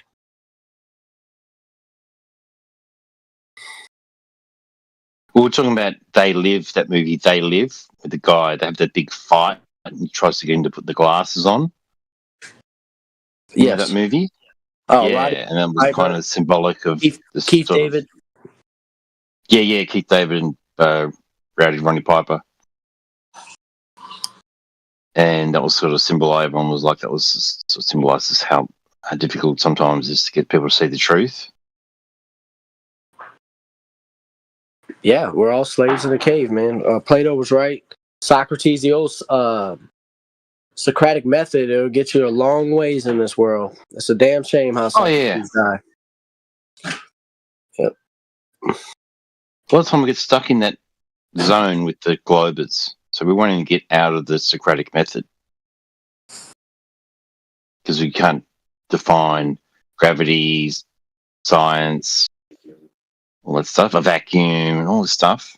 They won't level, we can't even get past these basic terms, so we can have a debate or an argument at least. Definition of gravity. I'll provide one. Since there's no Globers in here that can give me a definition of gravity, I'll provide one for the Globers. I'm speaking for you, Globers. I'm the best of what you got. Gravity is the conceptual bending of length, width, depth, and time. Now, You got several Globers in here. You have Lego, you have G Platypus, you have Mushkane. I don't know about Jackie. I talked to her the other night. She was just interested in listening, I think. I don't know if she has any questions tonight, but yeah, there's several Globe believers these days. Hi, Jackie. Welcome back. Hello. Thank you. How's it going? Hey, Jackie. Hello, guys. Did you have any questions for us about Flat Earth? Not really. I mean, I'm a very normal person. I usually believe what everybody believes. I don't even question it. So, I just find it interesting. Everything. Yeah, that's what most people do. But yeah, you came in here for some reason, so you are interested in hearing another viewpoint, perhaps. I don't think I'm capable of discussing anything because I didn't, get to research or study a lot about like how to prove anything. You know but I'm very interested in the arguments, though. But I think it's interesting. Putting time in a bottle and painting it purple and handing it to me would go a long way. Right, but you guys think all those images we have from Earth, they're just fake? No, images from Earth? No. Images from a second law of thermodynamics violation on their face are false. We can't go outside of the space. We're in space. We can't go to outer space. Anything claiming to have gone to outer space and taking a photograph is a lie outright. There's only two sides to a circle, the inside and the outside. There's all there is length, width, and depth. That's all we experience. And you're claiming you can get into length, width, depth, and bendy space-time to prove pictures. It's worse than that. Okay. Yeah, it's a good question. The NASA employee, Robert Simon himself, admits that those images are compilations that one in particular that he worked on. It's there in I put an image of his job description and what he says about what he does there in the chat. I'll tag you there. And then I'll give you a link to the actual source where he says that. But yeah, he says he spent 4 months collecting data, and then he took flat maps and wrapped them around the ball to match people's expectations of what Earth looks like from space. So this is right from NASA.gov website. So we don't even have to say we think, the images are designed in a computer. It's right there on NASA.gov. So it's, they claim they can go up there, but then they admit that they're making these to match people's expectations of how Earth looks as opposed to actually showing you this alleged glow. And it's not just that. There's, yeah, go ahead, Indio, please do. Yeah, so if you actually look into it, very few are even claimed to be photographs. It's very like they're designing the model based on what they believe, right? Is that what this is about? Well, I mean, you have no reference, right, which to even evaluate the images because you've never seen Earth from that point of view. So they could show you anything. You have no way to evaluate it. Like you've seen lots of other things. Example I use is like, if I showed you a picture, a photograph, and I was like, this is a photograph of a horse, and it was a reindeer. Because you've seen a horse, you'd be like, that's not a horse, right? You'd have a reference from which to evaluate it. Pictures of the Earth, you don't have any reference. You can't even. The only thing you compare them to is other claimed photographs of Earth, right? And then if you actually go, hey, why doesn't this photograph look like that photograph? It looks different than that one. So like the Chinese ones look different than like the NASA ones, which look different than the Russian ones, which look different than the Indian ones. They all look different. And when I say different, like the sizes, the color, everything looks different. Can't even evaluate them. But the point I was trying to make is that if you look into it, very few of the images they show of the Earth, they even claim as a photograph. The only ones they really claim as a photograph are like the Apollo ones, right? The ones they took going to the moon. Yeah, and even those, a lot of people have done studies on how the light falls on there and which continents would be lit up at the time that they claim to have taken it. It doesn't match the time that they claim to have taken this image. There's just a lot of inconsistencies and suspicious activities surrounding all of them. I think they claim to have taken it like 10 a.m. I don't know. I used to have a diagram of it. It's actually controversial. That like even the like Apollo nerds that are like really into that, they're like the Apollo sub, even they can't figure out when they took the Blue Marble. Because they tried to figure it out like from the transcripts, but the transcripts, apparently there's gaps.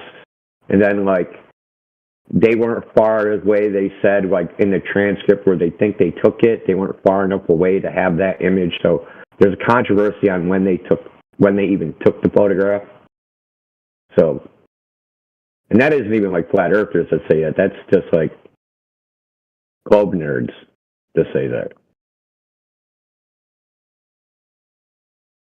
Yeah, I got a picture of the page from the Greatest Lie on Earth. I have not looked at this for a long time, but I remember reading it back in the day. And there's a whole website dedicated to it. Yeah, that's right. That's right. I saw there's like an entire website dedicated just to figuring out when was the 1972 Blue Marble taken. It's crazy, dude. It was like super nerd shit.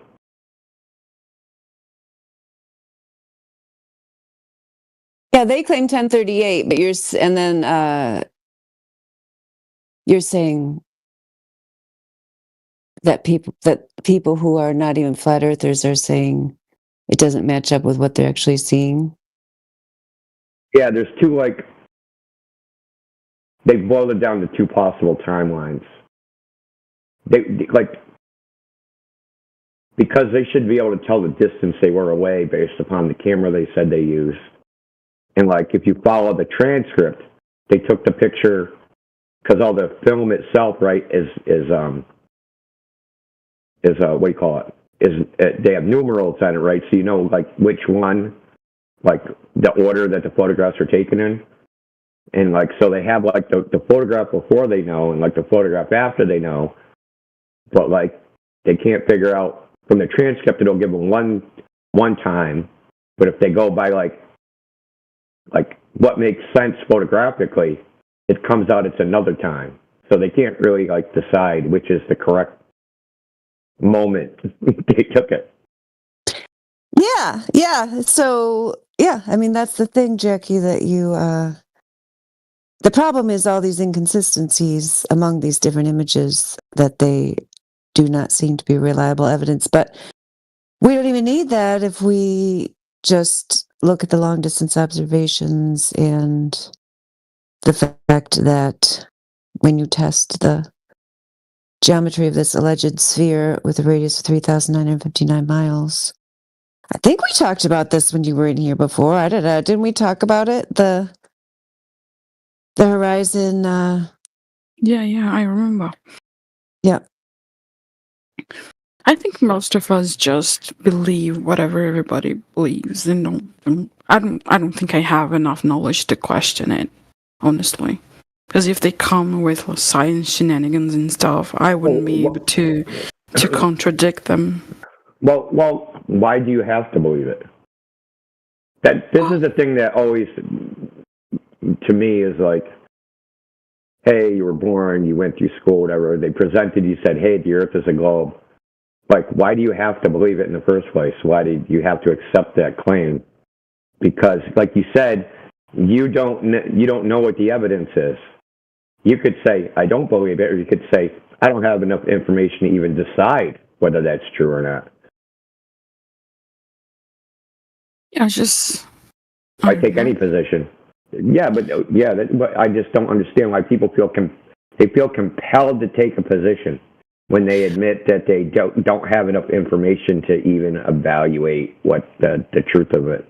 Because humans are very tribal, I think. So since we're kind of a tribal, even though I don't have enough knowledge of this, since everybody does believe it, I will probably believe as well. But I admit this is not like rational. Yeah, the globe is definitely not rational. It's cool that you recognize that. Yeah, go ahead, Indio. Yeah, as far as like photographs go, would you say that all photographs of Santa are fake? All photographs of what? Santa Claus. Yeah, I mean, there's. Why is that? Just shitloads of them, right? How can they all be fake? Yeah. Well, I mean, the only point I'm bringing it up is like that's kind of the logic you're applying to NASA images. There's a bunch of images NASA produces. You're like, oh my God, how could they all be fake? But the only reason you're saying that is because the same reason, like, everybody thinks the Earth's a globe, so I'm giving it the benefit of the doubt that they're likely true. But things like Santa Claus, which everybody says Santa Claus don't exist, so now it's no problem to think that those are all fake. Like this, like, there's not like a uniform standard people apply to evaluating the globe, right? It's just like, I'm just talking about from my point of view. From my point of view, people don't like take a principle from which they evaluate information and apply that uniformly across everything. When it comes to the globe, they'll break their own rules to keep on believing in it. I think you're right.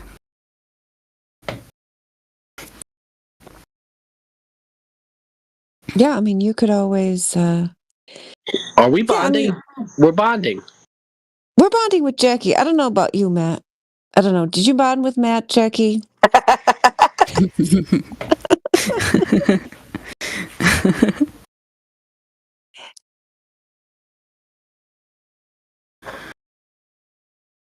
Yeah, I mean, you don't have to accept something just because it's a popular belief. I mean, and you also don't have to go around and like wear a flat earth t-shirt once you figure it out. I mean, there's no requirement for what you do at all. You don't have to. What you actually think and figure out is your business, and you can take your time and look at the information and decide for yourself. Yeah, Lego, you just change your name to Lemming, okay? And move on. You're talking to Lego? What's he doing now? He said it seems perfectly fine to assume that photos are fake of something that everyone agrees is fake. Yeah, great. You change your name to Lemming and jump off a cliff.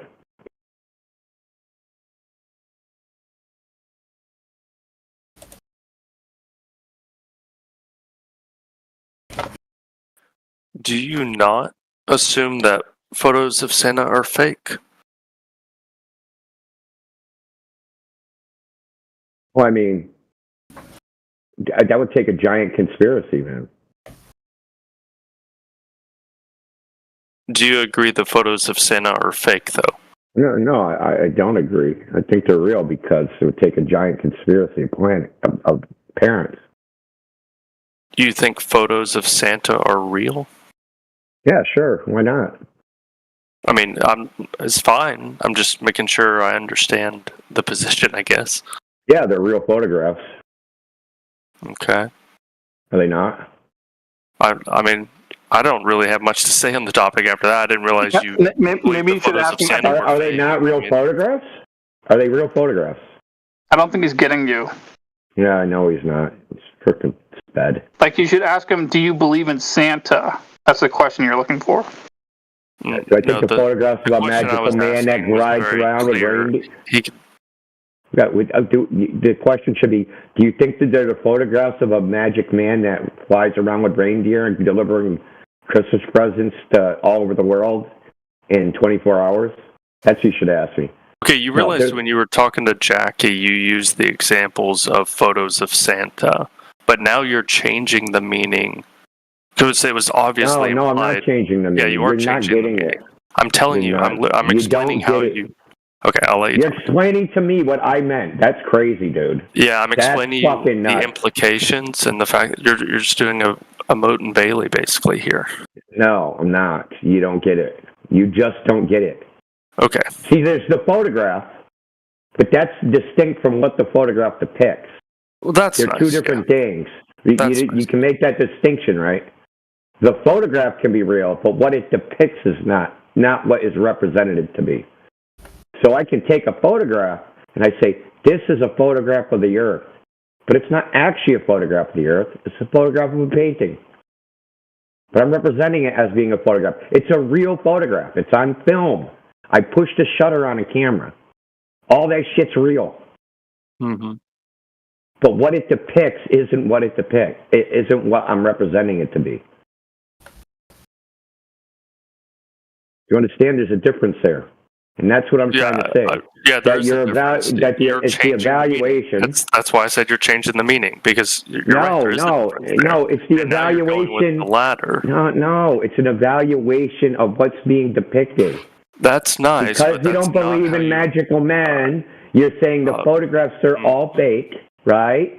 So I don't believe in magical men and reindeer, so all the photographs of Santa are fake. I do believe Earth is a big ball, so all those photographs are real.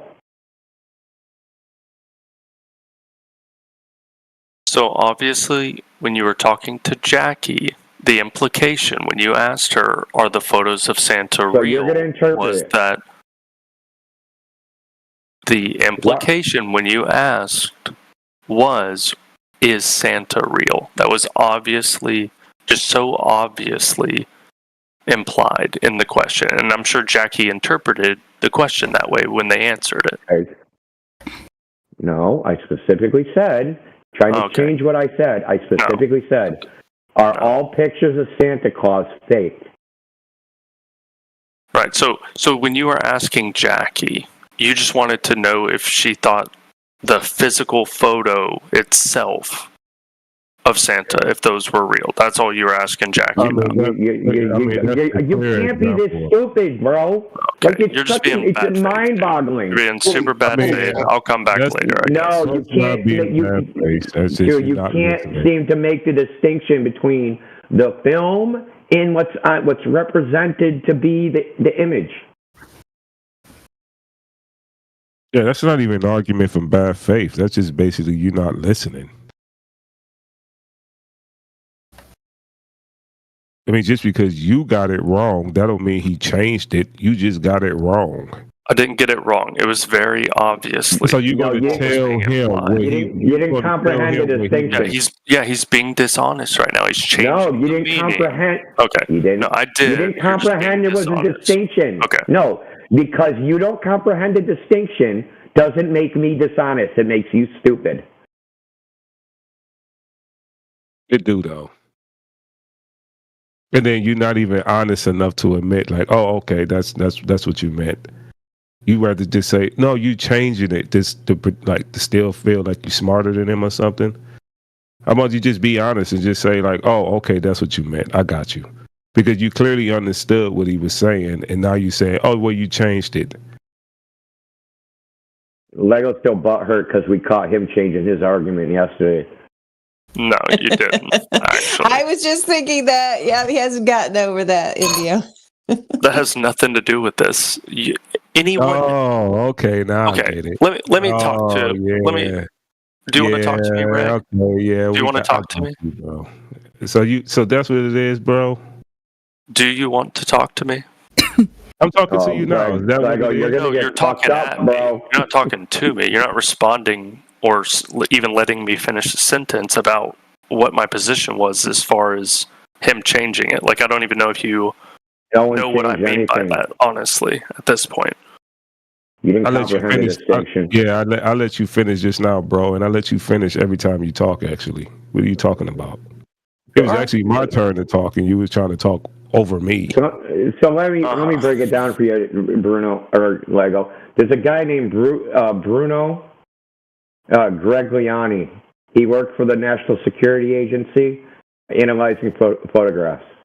Okay, he wrote a book about fake. He wrote a book about. Listen to this incredibly He wrote a book about fake photography. He wrote a book. He wrote a book. I know you're trying to filibuster. He wrote a book about fake photography. Oh, he deafened? You're out of here. Yeah, he's mad. Yeah, you could tell. Bye, Felicia. So he's still angry about something that happened yesterday. That's sad. Yeah, Indio totally destroyed him yesterday, and he hasn't gotten over it yet. He may never get over it. I don't know. It's just kind of odd he tried to use the you changing the argument when he got caught changing his argument yesterday. That's hilarious. Now it all makes sense, Lego. Sooner you undeaf your mic. Absolutely. Yep. That's it. Because I thought that point was like the easiest point to make. Like, and then he even understood it. So it's like he could have just easily been like, oh, okay, I got what you're saying. Jackie understood it, right? Jackie, you got it. I think so. Yes. Santa. Yeah, it's pretty basic. Yeah. So what I was trying to say is, so this guy who wrote a book about the history of fake photography, going back to whatever, and he said the major way that the most primary way that photographs is faked is the photograph itself is actually real. They just changed the caption, right? So you could have a picture, say a picture of people jumping up and down smiling. Well, you could caption that and say, a bunch of Muslims cheering that the Twin Towers fell, or a bunch of Muslims cheering because they're being thrown candy. The picture's real. It's just the caption, which changes the connotation of the picture. And that's the distinction I'm trying to make. You could say, hey, this is a picture. If it was like, this is a picture of a guy wearing a fucking red suit, you're like, of course that's real. But if I go, this is a picture of Santa Claus. No, it's not. Santa Claus is fake. Right? So they could, all those pictures that you think are photographs, there's some are probably real photographs. They're just not photographs of the Earth from space. Yeah, you see it. You see it on on the shorts and TikTok too. How they actually fake those photographs as well. They hold like a fish bowl, and they put like a background with that look like stars, but they really just like white dots or something like that. and they say like, "Oh, well, this is an astronaut," or something like that, and in a spacesuit, but actually they just holding a fishbowl in front of the camera with your face like right in the middle of it, and they got like a background there, but it looked real, looked like you in space or something like that. But they got all that type of stuff on TikTok. So if someone was to have the caption of like, "Oh, this young lady is an astronaut and she's actually floating in space," or something like that, the photograph is real, but it's not what they're saying it is. I mean, I don't know how like more simple you can make that.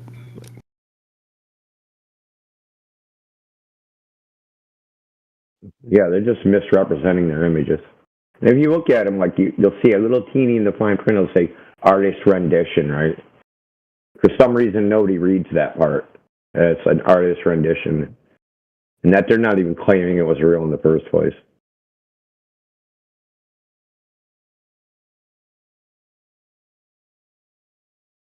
I mean, so one thing, I don't know who, I think Clipcord does this.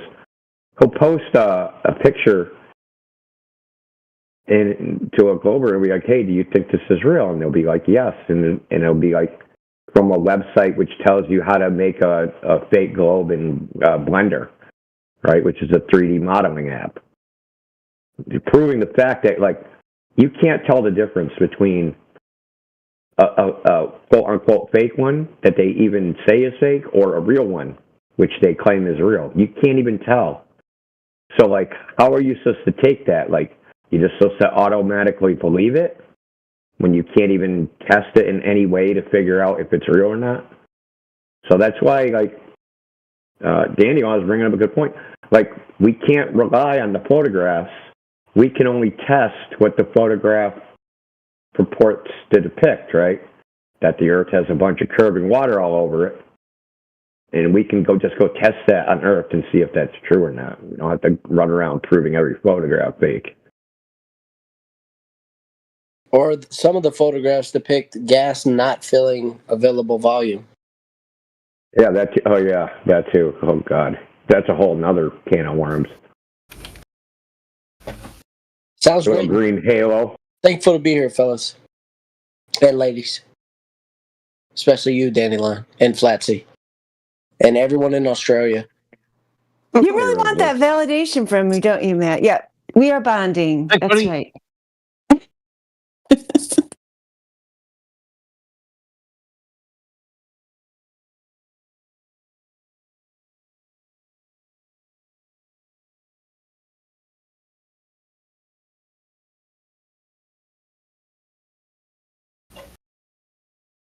Yeah, I was wondering if you, Jackie, understood the observations of the horizon that we were talking about the other night, because that particular night ended up in a great interruption and discord all around. So were we able to actually get through the whole argument about the Black Swan oil rigs observation and all that? I don't know if I'll remember very well, honestly, because sometimes I'm here listening and playing games and my attention gets kind of scattered. Yeah, that's cool. Yeah, so yeah, just to summarize briefly, if we lived on a globe, a sphere, with the radius claimed of 3,959 miles, then we can measure how far the horizon would be, right? The horizon, the apparent place where the earth or the water meets the sky. And so that you would know, like your distance vision would be limited if you did live on a sphere, and it would be limited by the factor of 1.22 times the square root of the observer's height in feet. So that, I think that's the one we went over that night, that that particular observation is at a 1 foot observer height, and it shows the two oil rigs, which I'm not even looking at right now. It's like what are the two oil rig distances? Like 6 miles and 9 miles or something like that. But Yeah. So anyway, they're there, and then so you can see the horizon is beyond the second oil rig. So the horizon's further than 10 miles. So this limitation of your vision is not seen in that observation or in many other thousands of observations that we have, including laser tests.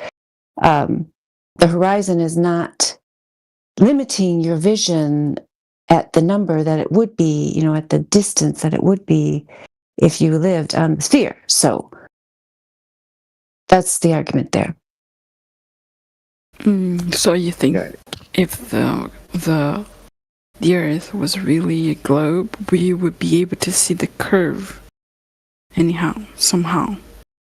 The horizon would be the curve, right? That would be where it starts curving down, right, on the other side. The horizon would be like the edge of the ball, and then like the sun sets behind it, right?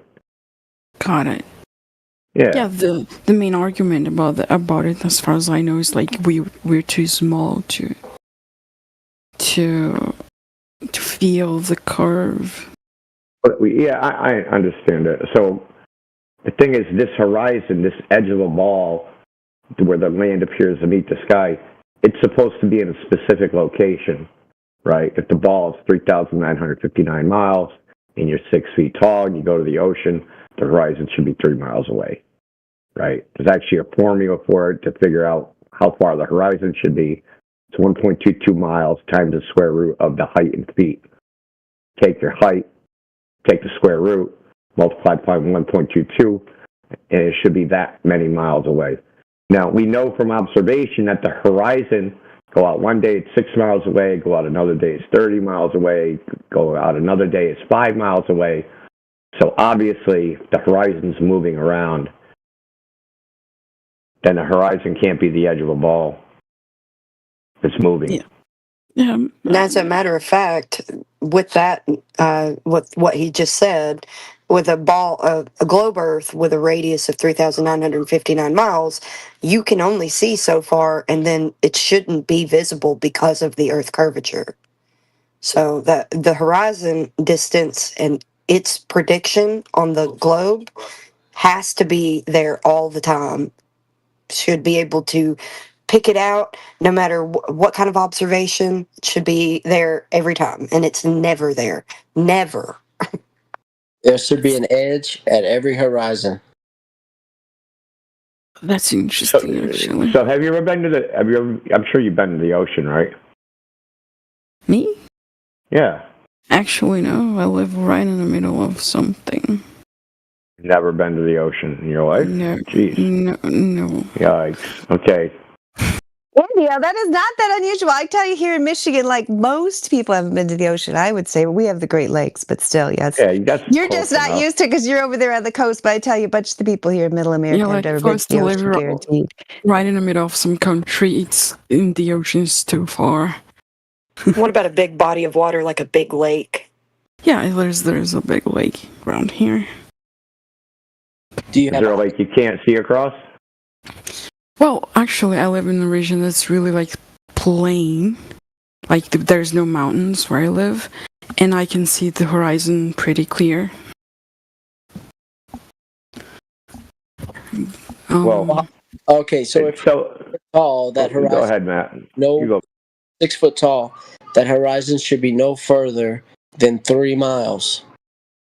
Now, I know you routinely. You might not be 6 foot tall, but you routinely see orders of magnitude beyond 3 miles if you live on a plane. Yeah, that's what I was trying to bring up. You probably already seen that the Earth's not a ball and didn't realize it. This is like a common thing. People will see something that's very far away, and it doesn't even like they don't even think, well, I shouldn't see that if the Earth is a globe, because they don't know what they should see. And no matter what they see, if they already think it's a globe, they just go, well, it's just a giant ball. I should see that. And it doesn't even register in their head. Everybody you know, everybody that's chat, they've already have flat Earth evidence. They just don't realize they have it. Just everybody just thinks we're too small to acknowledge that it's Yeah, they think it's a giant ball. Like I should see that far because to me, I'm just like an ant on a basketball. I should be able to see that far. Now, I'll give you a good example. So the U.S. Geospatial Agency publishes a guide for sailing in the Southern Ocean, okay? And in that guide it says, the Southern Ocean air is clear, free of dust particles, and has low humidity. It is not uncommon to see mountains 300 miles away. Now, whoever wrote that and published it didn't realize what they were saying, what they were printing. Because to be in a ship and see a mountain 300 miles away, if you do the math for the globe, that mountain would have to be 11 miles tall. Right. Okay? Think about that. Yeah, they didn't even realize that that would have to be the case. 11-mile tall mountain. Well, Mount Everest is 5.25 miles tall. So 2 times the size of Mount Everest to see a mountain 300 miles away from a boat at sea level, right? But they don't even realize that that's what they're printing, because everybody's thinking, oh, that's normal. It's a globe. That's just like you should be able to see that because it's a giant ball. Doesn't even register in their head. But do you guys think people like they spread that knowledge out of ignorance, or they have some sort of intention? Or they just don't know. They just have the theory and they believe just don't know. Just like we had back then, some sort of geocentrism where it was in the center of the universe, and everybody believed that at a time. But do you guys think like people just don't know? They believe in this other theory. That's what I think.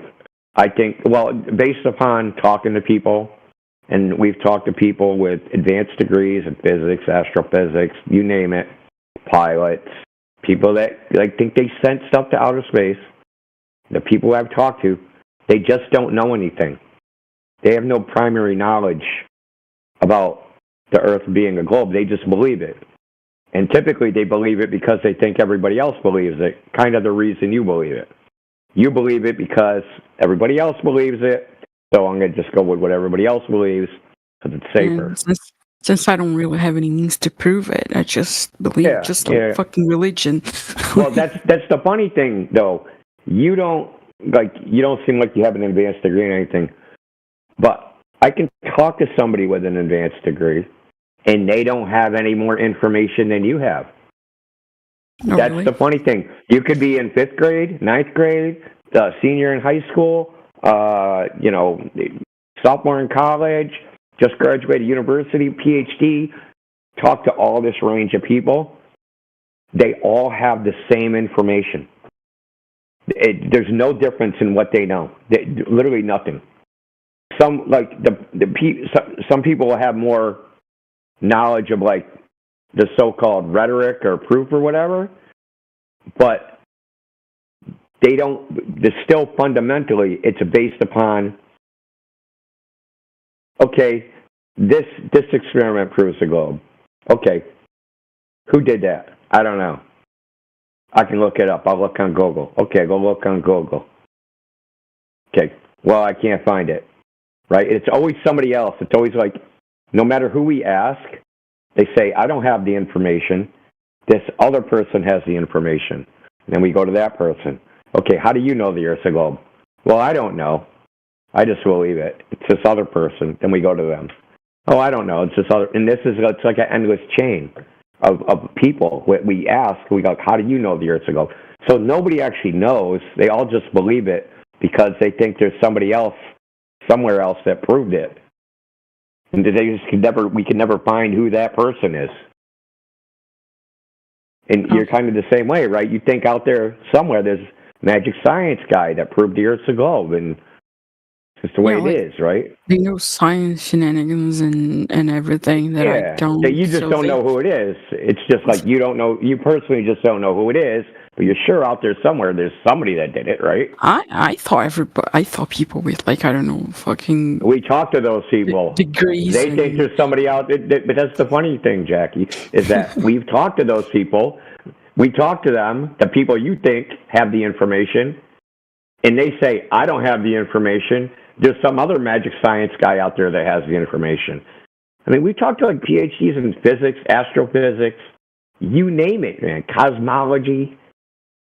Like, I probably talked to, I don't know, it's got to be near 10,000 people. I've been doing this quite a while on voice chat and on other platforms. So I've talked to lots and lots of people all through with all different types of credentials. And nobody actually knows, right? Like, how do you know the Earth's a globe? Nobody actually knows that. They all just believe it. That's crazy, actually. It really is when you really think about it. That who has, like, I'll go, hey, could you testify in court that you know the Earth's a globe? Could you get up on the witness stand and say, I swear to tell the truth, the whole truth, nothing but the truth? And they go, do you know the Earth's a globe? And you're like, yeah. And you're like, okay, how do you know the Earth's a globe? And you're like, well, I read a textbook. Like, no, we need to know how you know the Earth's a globe. Like, how you witnessed it? Like, what did you see? What did you do? Like, how do you know? And nobody can actually testify to how they know. Yeah, we just do believe like religion, I think. Yeah, it really is. It really is. And it's like a religion without a deity. That's what I call it. It's like based on faith. I don't know. Yeah. I can admit that I can't really prove it myself. So I can't come here and say, oh, well, there's this fucking some whatever science thing, and this is something that I can prove. I can't. I personally just can't. But nobody else can either. That's the funny thing. It's not just you, dude. You think there's somebody other than you that could do it. They can't do it either. I thought people, I don't know, those people who went to orbit Earth or to the moon, they seen it. We can cover that for a second. So ISS, so see 250 miles in a second. Well, thermodynamics violation. I'm not going to get into that because that'll complicate things. So they're supposed to be 250 miles in the air. They would only see 3% of the Earth. It's still too big for them to actually see it. Exactly. The only people that have claimed they've seen the Earth as a ball are the people that said they went to the moon. So that's 27 people. 27. Out of all of humanity. And by the time they went there, Earth being a globe was already a very solid theory. Yeah, I mean, yeah, of course. Everybody already believed it. I mean, so it's like that. So someone brought it up earlier. I think it was. There's a guy named Matt Powerland. He was an artist for NASA, and he's got he did like a stand-up comedy bit about flat Earth. It's kind of funny because he shows. See this? This is the blue marble. This will see the first photograph of Earth from space. He said, so they took this photograph and finally proved what everybody agreed upon 500 years before. So it took them 500 years to quote unquote prove the Earth was a globe from the idea. The idea is actually older than that, but I'm just saying is that it took them that long to verify, right? To go up high enough away from the Earth to take, quote unquote, take a photograph and say, hey, dude, the idea we came up with 500 years ago, we finally realized we're right. But they were already been living for 500 years as if that was already the case. Yeah. Like they didn't actually know until that point, until they went to the moon and took a photograph. Yeah, right? because it started as a religious kind of cultish philosophical belief. So they were believing it all that time and not even claiming they had any real evidence. And then it turns out these images are highly questionable, like we talked about before. Are you guys Yeah, religious or anything? By the way, I mean, I wouldn't call myself religious. I'm a deist. Because some I believe in God. Yes. Because I thought some flat earthers, like, they believed in flat earth because of religion somehow. I would say that would be a very small percentage. Oh, really? Okay. Well, think of it like this. Oh, sorry. go ahead.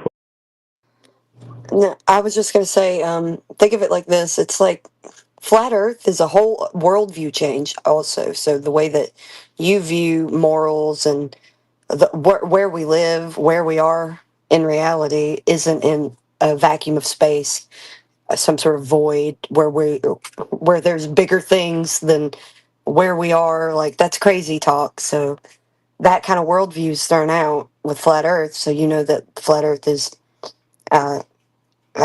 flat, stationary, and contained. So the only logical conclusion from a place like that would be a creator. Yeah. Well, let me just say this: is that people don't like read the Bible and then like, yeah, the Earth is flat. I don't care what they say. That would be a very small percentage of people. What usually happens are they've had societal pressure to believe, quote unquote, science over the Bible. That science is true and that the Bible is apocryphal or not to be taken literally. And then when they come to flat Earth and they realize, hey, the Earth is flat, they go back to the Bible and realize what was in it is actually true. So it's not like they believed in the Bible, then went to flat Earth.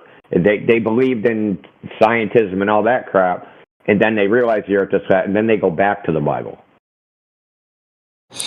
I'll second that. All those in favor say aye. Aye. Hello. Motion carries.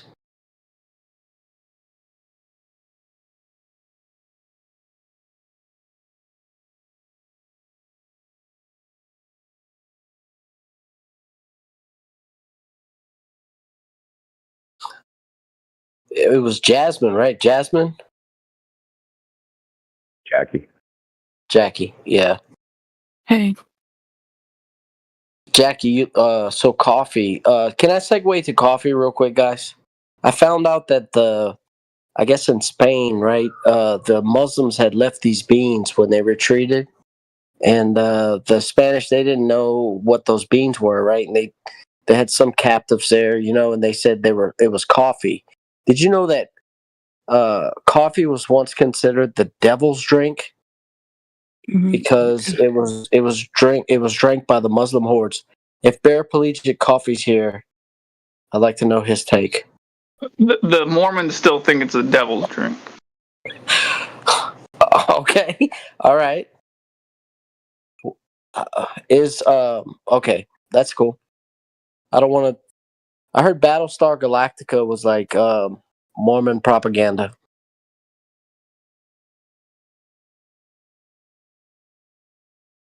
Battlestar Galactica. That show was horrible. Never watched it. Oh, it's from like the early 80s, late 70s.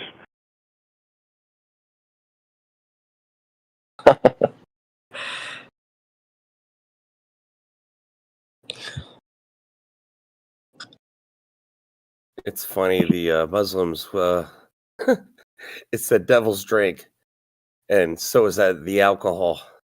But they'll smoke that hash all day. It's all good. I don't get it. I really like coffee, though. I like coffee more than hash. I've never did hash. Well, it's weed. I know. I didn't. I didn't. I've never taken any drugs other than alcohol in my life.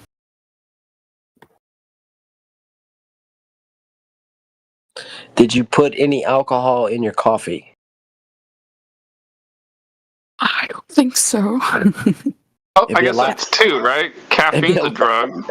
It'd be a So lot you've done cooler. two if you did- drugs. I mean, illegal drugs.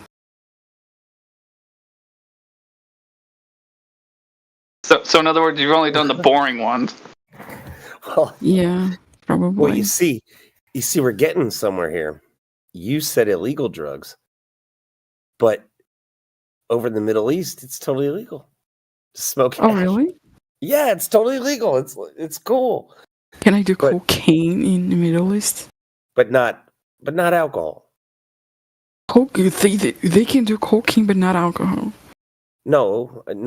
I said they can smoke weed and hash, but don't drink alcohol. That's big no. Hey, did they make mushrooms legal in Colorado? I thought I heard a rumor they were going to do that. They're legal in Japan. I don't know about Colorado. It was still So- illegal last year. I know that. So legality is that a moral standard? Interesting, isn't it?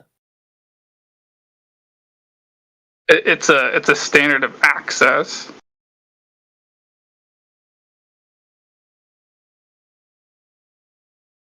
No, but I do get it because she did say no. I've never done any illegal drugs, but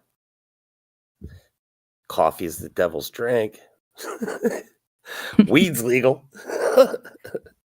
You know? Let me try this analogy on you, Jackie. Now, in the past, people couldn't read the Bible, right? They were like illiterate, and they kind of had to trust what the priest said was in it for their salvation. That's kind of the situation you're in. Yeah. You're like one of the illiterate peasants, and you don't understand, the abstract mathematical symbols all over the chalkboard. And they say, "Hey, this is super smart scientist stuff. You can't understand it, but trust us, it's a globe." That's kind of like the situation 80 to 90% of the people are in, where it's just they're told it's too complicated, that they can't understand it. But here's where you know that is a bunch of bullshit. What do they say if you don't think the Earth's a globe and you think it's flat? What do they say about that person? That you're stupid, right? Yeah. That you're dumb. Now, how can you be dumb if you don't believe it, but you're not smart enough to understand it? It's the same. It's actually like if I believe it or not, it wouldn't change anything. Yeah, but if you ask a scientist, like, "Hey, why is the Earth a globe?" They'll say, "Well, you're not smart enough to understand it." But if you don't believe it's a globe, they'll say you're too stupid. They're saying you're stupid no matter what. Whether you believe it or whether you don't believe it, it's just different types of stupid. It's a matter of ego. It's just like, I don't know, religious people say people who are not religious are dumb as well, because they believe in something different. Like, oh, you don't believe in God, you're gonna go to the hell, and you're dumb because of that, because they believe that's right. And whenever you do something that people doesn't think it's right, they think you're dumb. Yeah, that's the other way that you can see how the globe has these kind of cultish aspects to it, because of the emotional and kind of knee-jerk response toward anyone that doesn't accept it, because everybody has this kind of Stockholm syndrome attitude about it, where it really matters to them if other people believe in their fairy tale globe. That's why they come in here and they get really upset that we even exist, and they have to, some people just make it their little crusade that they have to convert us back to the globe. They're not over there in the Bigfoot forums, getting really upset. Like, how dare these people believe in Bigfoot? I must stop them. They're not over there in the little, fairy ring circles. The people are out there in the forest viewing the gnomes and the fairies and doing their dances around a toadstool circle. They don't get upset about those people. They don't get upset about people who just believe random stuff. They get upset about flat Earth. Don't forget the furries.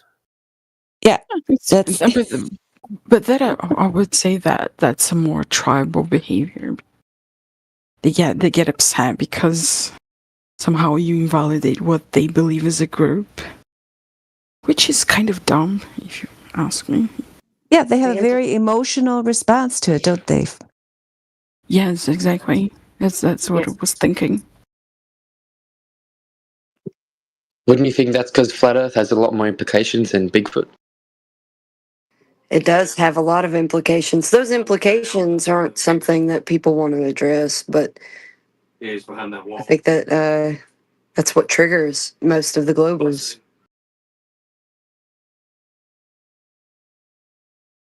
I think you're underestimating Bigfoot. Have you seen him, Indio?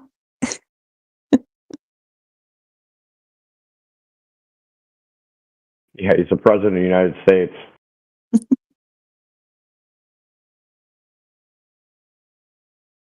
Bigfoot. Are you all Americans? Yes. Not all of us. Yeah, I mean, yeah. We have also others here, but I guess the people you've been talking to are mostly Americans. You got the Americans happy hour right now on the Discord. Well, actually, all of us have kind of been here all day. Where's the Australian shipped, man? They're slacking. The server is mostly Americans, as I can see. We've got Brits. We got a lot of Aussies. We got T-Dub. He's from Australia. Oh, really? We got Scots. I just come to this channel in the diversity debate channel. Yeah, I got to go down the list. Daz is from the UK. Deccan is from Canada. Evo is from US. Flat Ranger US. Flatsy US. Platypus US. Health Angles US. Adika's US. US. Australia. Rakembo. Kingsley might be UK. We got a couple Canadians in here. 1, 2, 3, 4. So we got three Australians, 3 Brits, like 3 Canadians, the rest Americans. Hey, bud. And then whatever you are. I'm not no Canadian there, bud. What the hell are you then?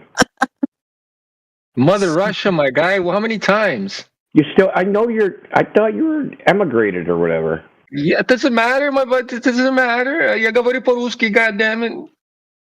Fucking, we got there's a no Russian. way. He's Hey, from Mother Russia, there we go. With He's more like a Canadian, I think. Assimilate, motherfucker. Hey. Assimilate. Hey, Orion, your opinions never fucking matter, please. Come on, dude. You speak French. You speak French, man. You're Canadian. Oui, je parle un petit peu de français aussi. But Exactement. that's French. Je parle de français de France. Canadians just came out of the woodwork. No, man. I'm a Russian guy, tabernacle. We tweet. Canadian, nonconformist. Listen, I just learn and adapt the enemy's languages, okay? That's the truth.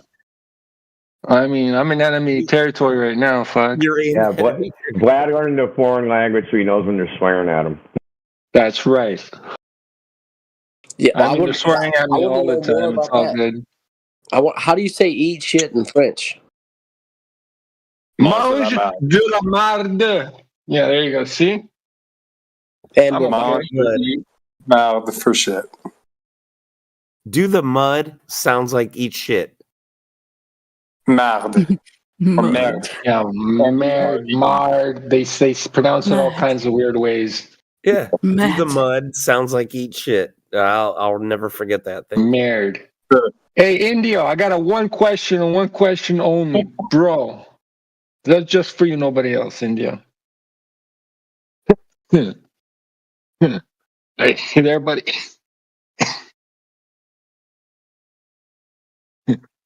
I'm coughing. Yeah, marijuana is too good. Hey, Indio. Hey, there you go. I got one question only. Go ahead. Did you get my last message? No. Get the fuck. How do you not get? Why do you not get my last message, man? Listen, I've been on my cell phone and I don't even look at my DMs. Jesus Christ, that's a lie. That's like a girl fucking excuse, man. How do you all these men adopt girl excuses? That's crazy. Dude, Deacon's hitting you up to see if you saw his last video. Oh, there you go. See, somebody knows. Oh, there you go. Like you're still. It's like 3 unread messages from you. Oh, Jesus Christ! See how much you don't like me? That's crazy. I got 13 from Amish, 2 from Latter-day Saints. Hey, those 3 messages from way back then. See, I don't blast your DMs. You know what I mean? If you don't answer me, it's all cool. Oh, Rumble, I'm gonna listen to this shit. You know I like your music, man. So I don't know. Oh no! Listen. It's getting better. Let me tell you what. Just make sure you listen to all of it from beginning to end because it is a little progressive. There's a little dissonance in the beginning, but I pull that fucking tension right out of that bitch. Okay? Yeah, listen to it. Shut up, man. Just don't have vocals. How did we get here? Where were we? We were talking about Canadians and shit. It's okay. Oh, no, before that even. Well, I mean, fuck. Welcome to the shit show. I derailed. I segued to coffee. Yeah. Oh, yeah. What were we Jackie talking was, or coffee? Jackie was just basically asking if we're all Americans. That was the pivot point. I take up that, right? Because I am south of the Mason-Dixon line. I'm a Texan, actually. If Trump gets his way, you will be. Wow. I'm from Alabama, but I'm in Georgia right now. Hey, listen, if Canada becomes the 51st state, it's going to be great. I'm all for it. I don't think we really need you. Really Listen, I don't care if you don't need me. I'd rather do it. I'd rather be American than you, Canadian. The them, the they, the all y'all.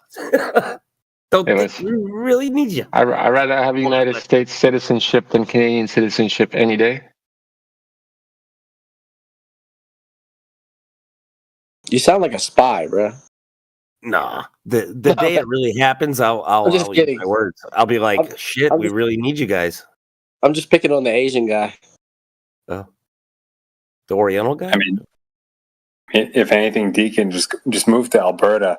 Things seem to be moving a bit there. You know. Yeah, but bro, I 5 years in Calgary. I used to live, man. Weather. Did you? Man, yeah, man. I'd rather suffer the politics in Ontario than suffer the weather in Alberta. Okay. Yeah. Hey, you know why all the trees in Edmonton lean towards Calgary? Because Calgary sucks. Yeah, Calgary does suck ass, bro. I used to live in Calgary, bro. 5 years, man. It sucks ass. I mean, I was young, but still, just the weather, horrible. Yeah, you guys get the Chinooks. Windy as fuck. Well, the Chinook is fine. It's more of the fucking, like, what is it, minus 40 weather and like fucking 2 meter high fucking snowstorms. Deacon Frost, you better not be no damn French Canadian, because I don't want to bond with no French Canadian, dude. Bro, I'm a Russian 100%, bro. Don't worry, guy. Because they got a lot of French Canadians down in Acadiana, in Louisiana, and I don't want to bond with any of them either. Friend, I'm not no French Canadian. I'm no Canadian. I'm 100% Russian, bro. Yeah, and your music's awesome, dude. Yeah. Bill, are we not cool, man? No, man. The Quebecers, man. Quebec isn't cool. See, I'm sorry to say. I'm not Quebec. I live in Quebec, but I'm not Quebec itself. You know, I don't identify as the province. No, but you identify as a Quebecer or Quebecois. Well, I was born here, you know. Not my fault. Non, mais toi, t'es un Québécois. Blah, gibberish. Ben, c'est ça comment il parle, you know? Multiple on what is it? En arrière. Or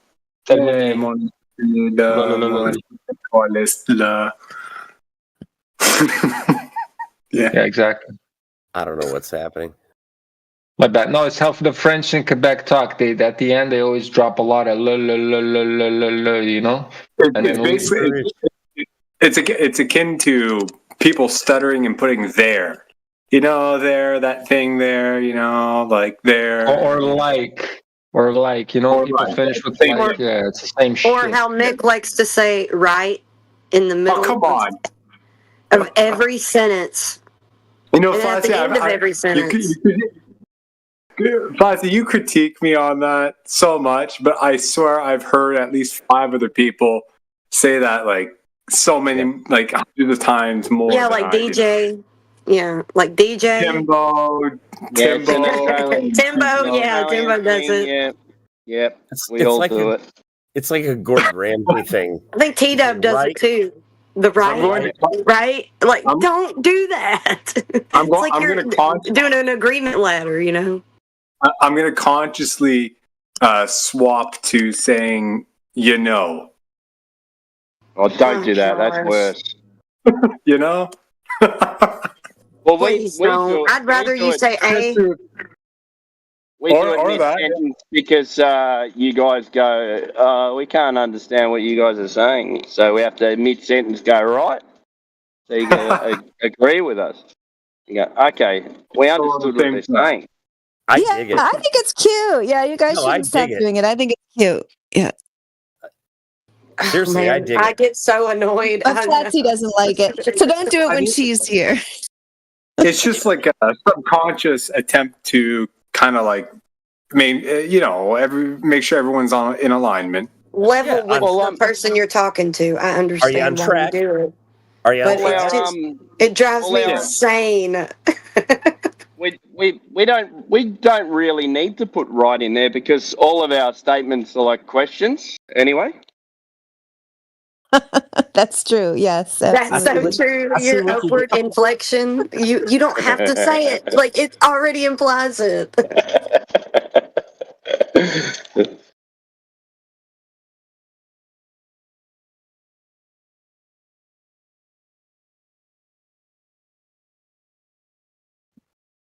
What surprised Mick can tell the difference between Timbo and T-Dub anyway. I can do that. But I'm saying, like, you guys do talk, and it always sounds like you're asking a question just because you're Australian and you speak with an upward inflection at the end of every sentence. So you're already asking a question, even if you're not. I mean, before I actually identify one or the other, I check who's actually in the room. If both of you are, I tend to not even say a name, or I'll mix them. You know, I'll say Tim Dub or Tebow. One of the two. That was pretty good. Yeah, that's perfect. I'm gonna try to do that. Tim Dub, yeah.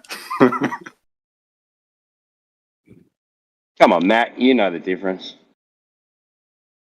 I can't believe you guys can't tell the difference. I mean, I work with the public on the phone and everything, and I always get the weird people. They always send. I can tell the difference. So I get the people that no one can understand. I know who's talking all the time without looking. I know who's talking every time. I'm starting to get. T-Dub has like a more. T-Dub is more just like, I don't know. There's not as much up and down inflection. It's just like a calmer kind of tone in general, and Timbo's more like animated.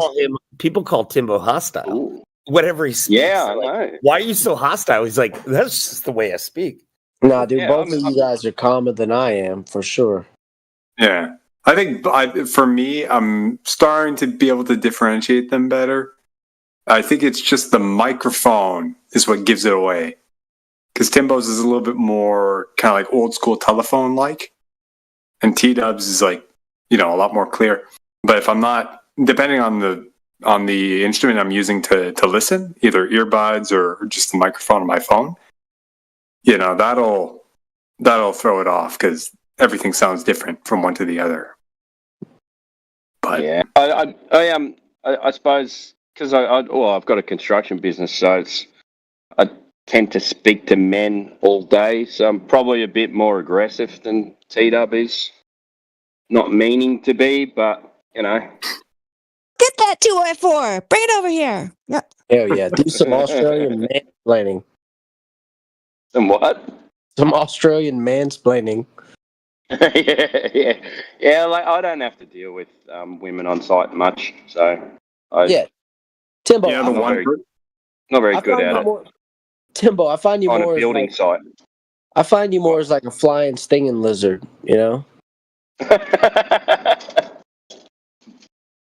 The one person who has yet to be confused with anybody is Matrix. That's a hard one to get wrong.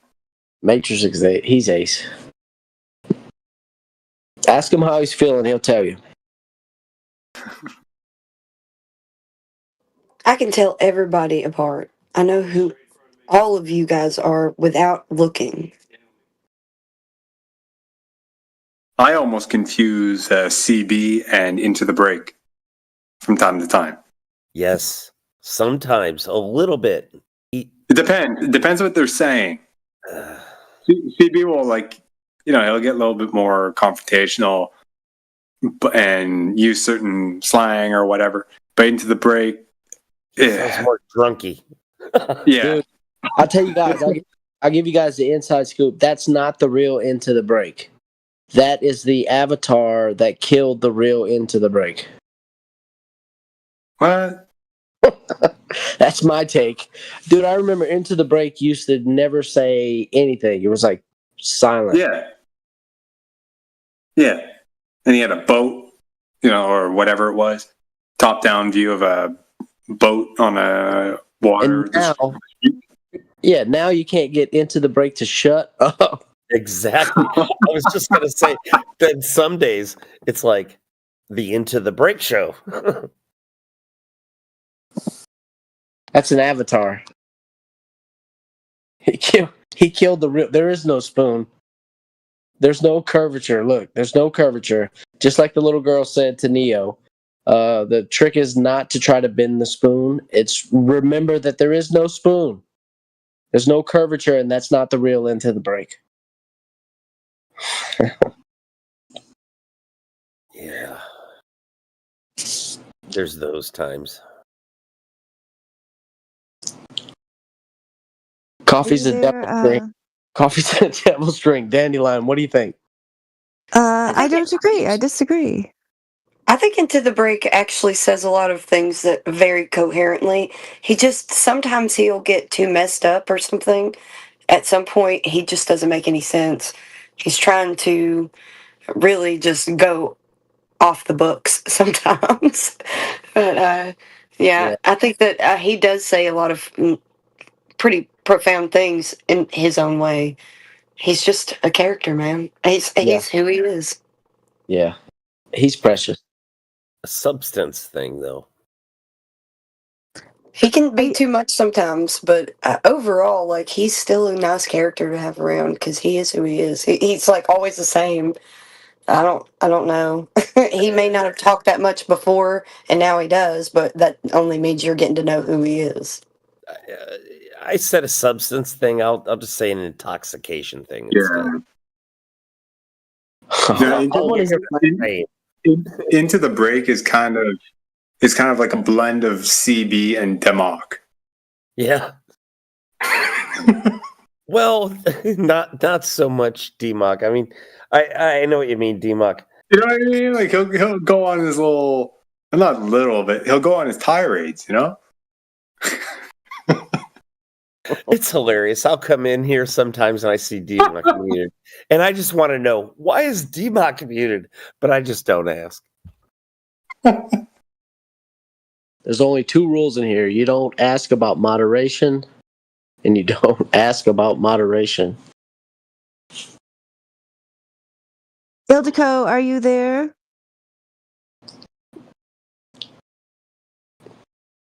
Hello?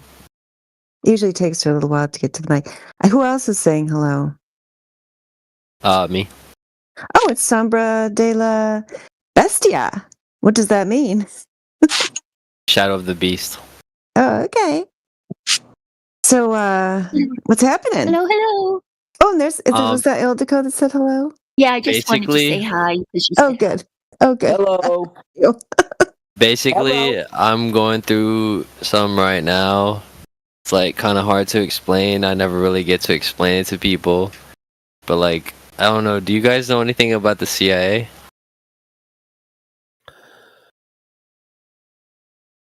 No. You know what I it know. is. I know what it stands for. Yeah, cause like I've been like experimented on by them, and like I don't know. Okay, you've been experimented on by the CIA, have you? Yeah. What was the observed phenomena? Yeah. Are you taking any prescription medication? No. Where did the bad man touch you? Who said? Hold on. Who said? What was the observed phenomenon? Who said that? Who said it? Experimented on. Oh no, I didn't know who that was. That time I didn't know. So thanks. That's a good one. Yeah. So basically, they're trying to turn me into like a super soldier. Yeah. Yeah, okay, mate. Whatever. He doesn't even sound. Yeah, he doesn't even sound like he takes his own story seriously. I don't know how you expect us to take you seriously. Well, because I know it's hard to believe, so I don't really care if you believe me or not. No. What was the observed phenomenon? What do you mean? Oh, what was the observed phenomenon? I mean, I guess like when I was in jail, they were like experimenting on me. They were like, what was the observed phenomenon to that experiment? hallucinations, gas in my cell, different like NPC like people. I mean, you don't have to believe me, bro. I'm just saying what. Yeah, you just don't sound like. I mean, that's a real thing that has happened to real people in the past. So why don't you go write a book about it with documented footnotes, and come back and tell us when it's ready? Because to make it as a joke is very unfair to a lot of people who did pay the price. Especially who's that one guy who they made him jump out the window? I can't remember who that guy is, but Frank somebody or other when they were doing the LSD experiments. So yeah, it's not a joke. So I can hear the levity in your voice, and it's just not going to fly here. Okay, then go write the book. The book I'm talking about has a lot of footnotes to it and is well researched. I'll put it in the chat. So maybe you'd relate to this book, and maybe it would help you. I'll go find it for you, and I'll put it in the chat. Dandelion with a snapback. I mean, I guess. What do you mean? Obviously, they weren't experimenting on your brain to make that a super soldier. Yeah, you don't sound pretty super. You sound pretty fucking stupid. Frank Olson. Yeah, Frank Olson is his name. It's called A Terrible Mistake. The Murder of Frank Olson, the CIA's Secret Cold War. It's very good. It goes into how they did when they first were trying to use LSD as a mind control drug. They put it into the well in a village in France to observe the effects on those people. They did psychological tests on those people. Then they messed with this Frank Olson person who was kind of like a whistleblower type, and serious thing. You might find that interesting. Maybe you can relate to it. What's crazy is that now it's a recreational drug. I don't know why they were fucking with it like that. Yeah, I mean, it started out like that when they first developed it. They also used to use it for psychotherapy. That's kind of how it started out. But yeah, the CIA did a lot of LSD experiments. Yep.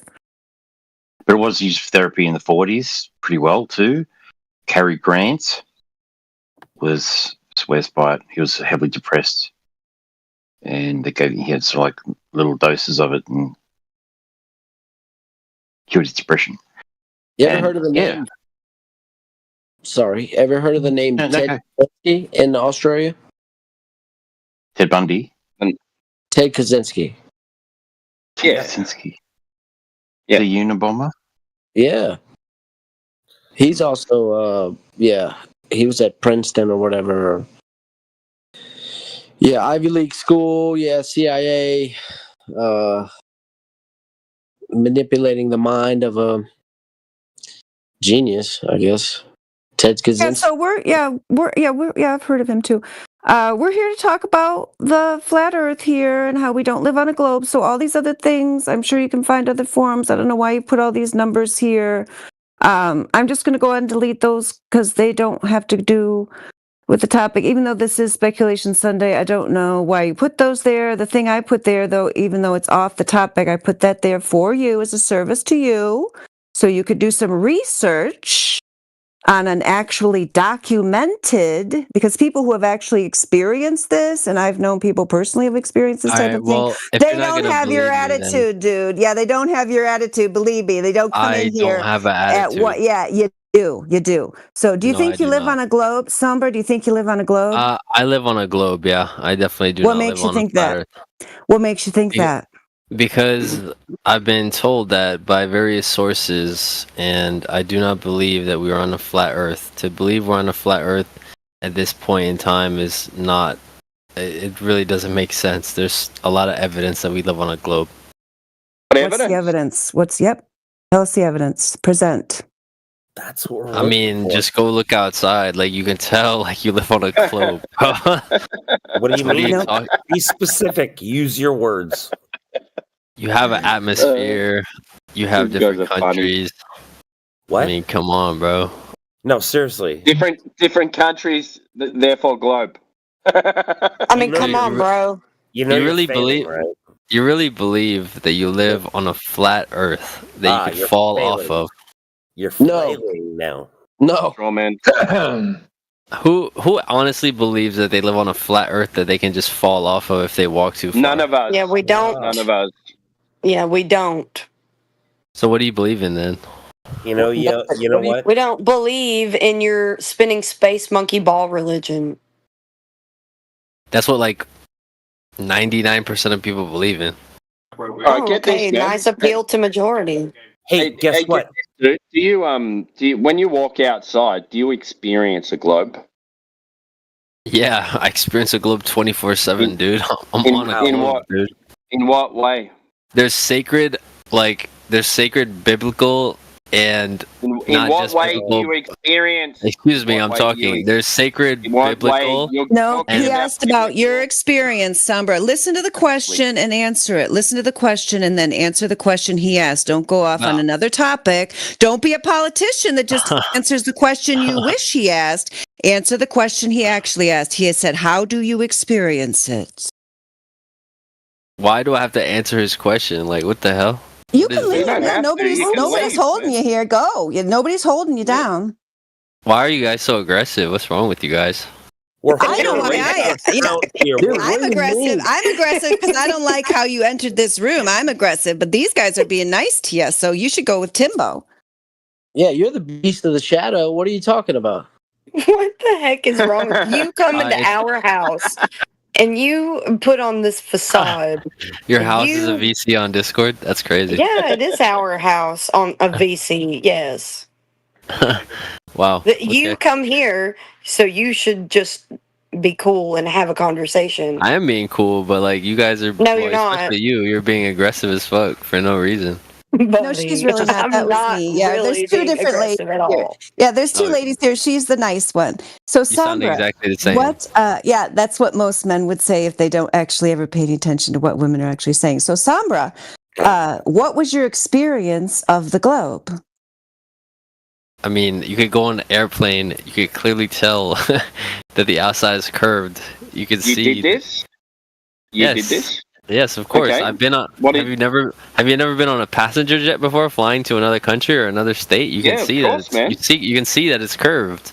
Bro, you can see. You can look outside the window and see it's curved. Okay, your experts would disagree with you that you can see it from a plane. Dude, what experts? What are you talking about, bro? You can clearly see the world is curved. You don't need an expert to go on a plane and see that the world is curved. What are you talking about? Okay, so if you see a curve left to right out of your window. Is that what you're talking about?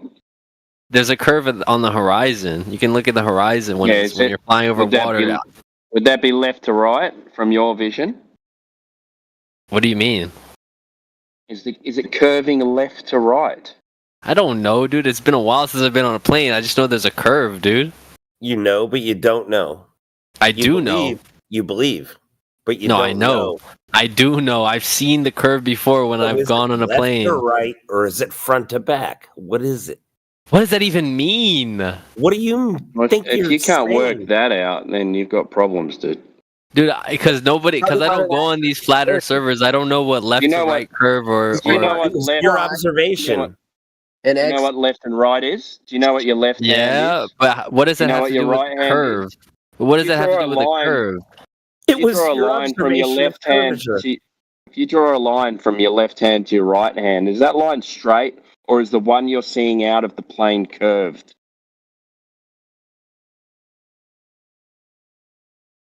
I'm failing to understand what you're talking about. Yes, you're failing badly, mate. Yeah, because you're not making any sense, bro. Bro. Okay, that doesn't make sense. The curvature in the window of the plane, was it curved from left to right, or was it from forward to back? I suppose you could say left to right, but like I don't see how it could be curved forward to back. Like forward to back doesn't make any sense. So if you see it curving left to right, and then you look out the opposite window and it's curving left to right, where do those lines all intersect? You could easily say that it's curving right to left. It's the same thing. Yeah, but where so that would mean it would dip down on both edges, yeah? I'm trying to picture it. Hold on. I'm trying to picture it in my mind. It's like a slight curve. It's just a slight curvature. It's like it's like an upside down U, but it's like upside down U, but like very slight curve. Down at both edges. Yeah. Yeah. So now look out the opposite window. Is it curving down at both edges the same as there? I'm sure it would. I'm sure it would. Okay. So where do those two hills intersect to create a horizon? What do you mean? Oh my god, I can't speak to these fucking retards anymore. Bro, you're not making any sense, bro. I don't understand flat Earth talk, bro. Sorry. I'm one of the rational individuals who believes that the world is round. I'm sorry. Okay. Yeah, I know. And you just described two hills on the horizon. They're not hills. Okay, they're not hills. So what are they doing then? You've described to me out one window. You see a hill, pretty much left to right. I did not say I see a hill, bro. When did I say I saw a hill, bro? Okay, I said I saw a very slight in curve. The window. Just chill out. In the window is the middle section that you're looking at, the highest point that you see. Oh my god, you flat earthers have lost the plot, bro. Yeah, okay, man. That's fine. You can cope all you want, man. But you can cope all you want, but all as you've described is two hills, which is supposed to be a flat line on a sphere as well. I'm into some crazy conspiracy theories, but this one takes the cake, bro. We haven't even told you why it's flat. You don't even know why we think. All right, so tell me why you think it's flat. Tell me why you think it's flat. You've gone ahead and described two hills with no intersecting lines, and you think that's rational. I never described. Just stop. Hey, I never described I'll give you hill, one warning. One more warning, dude. All right, one more warning. Oh, so you're gonna abuse your powers? All right, bet. Yep. Yeah. I'm not abusing my powers. I'm letting you talk. I'm just giving you a warning before I cut you off. Isn't that fair? Are you gonna mute me Are you gonna mute me, or what are you gonna do? If you keep on speaking over the top of me, I will. All right, you know what? Talk amongst yourselves. Okay, see you later. Oh, thank God. Yeah, we don't need that around here. He's self-eliminated. Good idea. My goodness. So Super Soldier, he gets his feelings hurt and doesn't know his left from right. Yeah, real good Super Soldier. What I think is funny is that how the most schizophrenic people think that they're tested on by government and they think they're super soldiers when in fact they're the lowest IQ. I don't even think that guy really thinks that. He's LARPing. He was LARPing the whole time. Yeah, obviously. But he understood he fucked up when he said it curves left to right. Oh, he fucked up when he said he had a belief that the earth was flat because he was a super soldier. Super soldier. but he can't understand basic shapes, numbers, and how they correlate, right? So that's IQ related. It's about what's it called? IQ. Oh, what's the other one? It's like people that can't do Aptitude. They can't do hypotheticals. You know those ones? Yeah, it's aptitude and IQ. They're related.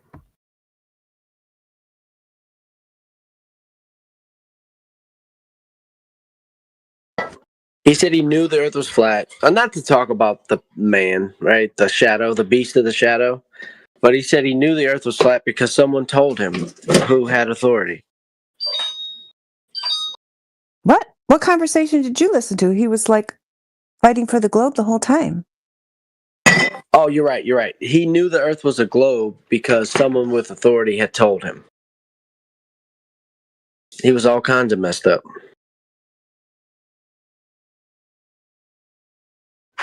But he told you right away. Like, he told you up front. That was the first thing he said. He said, because someone asked him, how does he know that the earth is a globe? He said, I know that the earth is a globe because someone told me who has authority. Yep. And then he was pretending, LARPing as if he was some kind of great alternative thinker. I mean, yeah, who even knows what his agenda is? But luckily he realized that it wasn't going to fly here, so that's cool. I'm trying to self-actuate, right? Self-actualize, not self-destruct. Sounds like a good plan. Let's do that. I'm going to do that. I'm going to focus on that.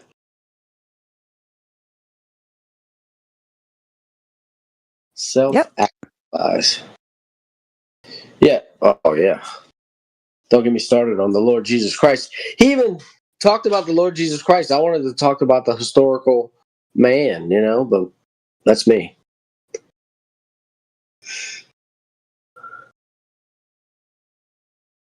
Self-actualization. Where were you when you discovered the earth was measured flat?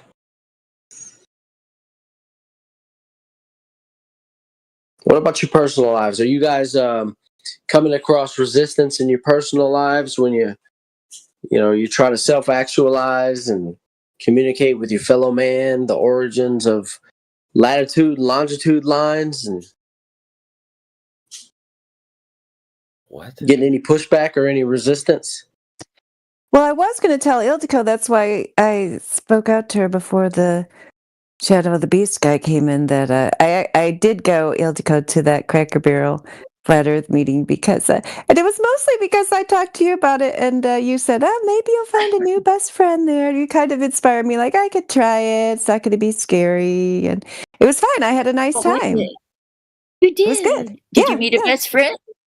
Well, I don't know, because, Did you meet your best friend? I met some people that were fun and interesting to talk to. Yeah. So I had a good experience. They were very friendly and kind and everything. Yeah, it was a great group. Wow. I've never been to one myself. It would be interesting. I guess it would be interesting to kind of cavort with people who you don't have to be afraid that they are going to think you're crazy. Yeah, I know. People were having all kinds of interesting conversations. This one lady had written a children's book with her own illustrations with watercolor paintings about flat Earth. So she had that there. And yeah, it was nice. Did you say it was at the Cracker Barrel? Yeah, I was at the Cracker Barrel, yeah. Where at? I love in Michigan. In Michigan. Yeah. Yeah, this lady's been inviting me to these for a while. I just have never actually gone to one, so I decided I'd just try it. And it's group. Yeah, it's a good group. And did they have a presenter? Not this, because we were just sitting and eating. But this other lady's having some other event in August that she's having presentations, and then they said they're going to do an outdoor one, which would be nice. I'd be nice to be outside. Oh, yeah. I'd love to do a retreat here in Hawaii with flat earthers, yoga and flat earth. I don't know if it would sell. Have you met other flat earthers there in Hawaii? No, not yet. I don't know very many people yet. I just moved here, so I don't know.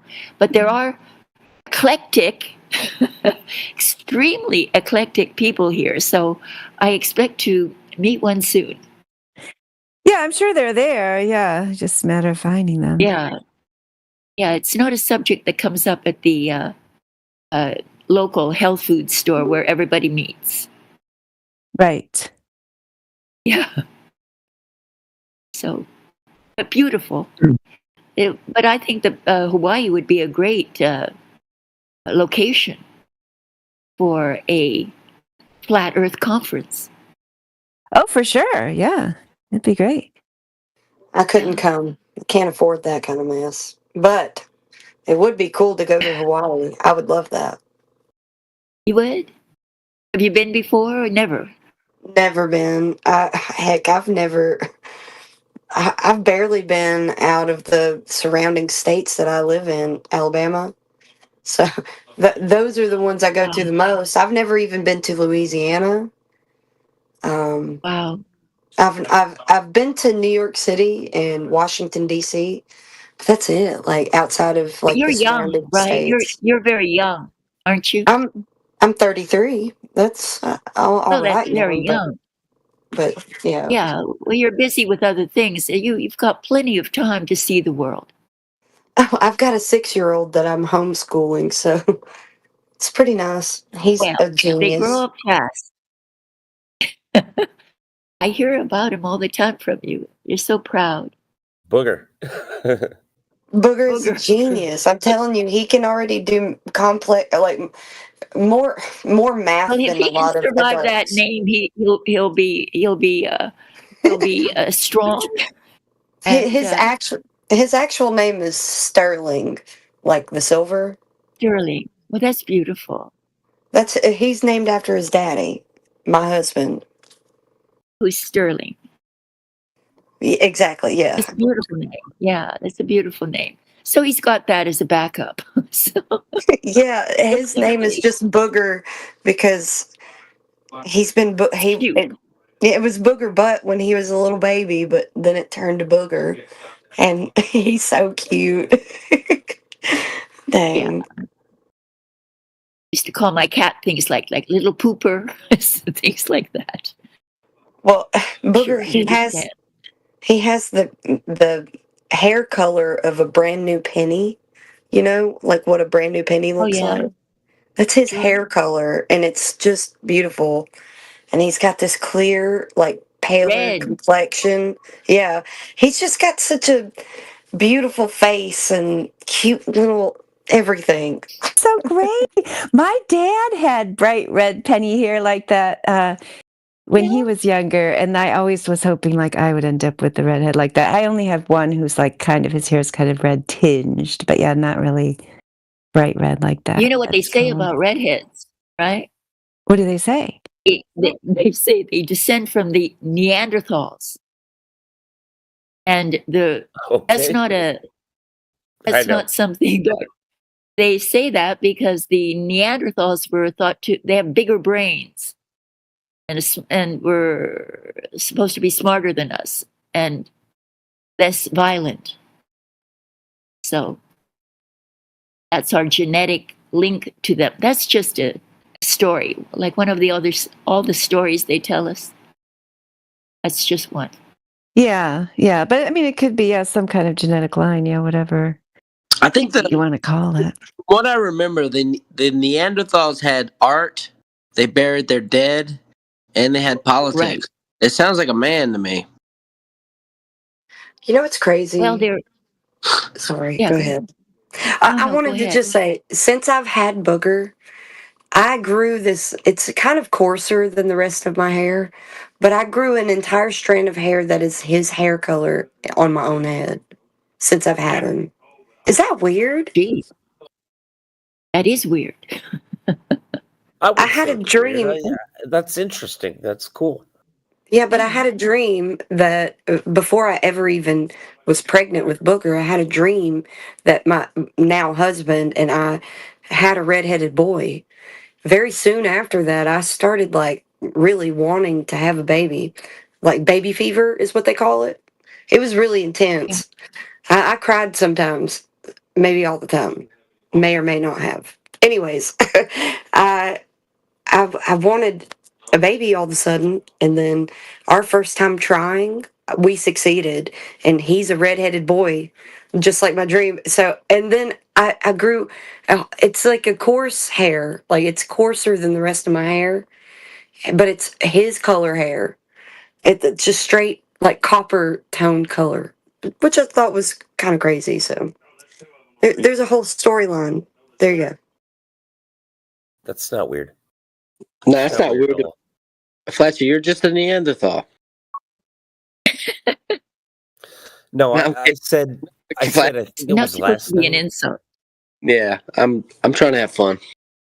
I think it was last night or maybe the night before. I told Creation Bear we were talking, and I said I remember it was a really profound moment in my life when I was like, God, if I could have anything, I want a really good woman. I want twins, a boy and a girl, and I got them all. You know, it's sad, dude. My parents, they always told me I ate the good twin. You ate the good twin. Yeah. No, but I got the twins. What? I mean, what kind of coincidence is that? Maybe it is, but just saying. My sister-in-law, my brother-in-law, they were like getting double yolked eggs. They got 2 sets of twins, and I remember they first found like I don't know, a clover or something, and then for the other set they got double yolked eggs, and then no kidding, it was twins. Well, twins are on the women's side. Okay, so women are the Neanderthals. I think we've established that. No, that's off the table. That trait is predominant on the female side. Twins. Dude, that was awesome. That when I think about Hawaii, I think about that mountain, right? They got that mountain up there with that observatory, and it's above the clouds. How cool would that be? Haleakala? On Haleakala? If you say so. Yeah, I Which think so. island? Maui. Maui. Yep. I'm on the Big Island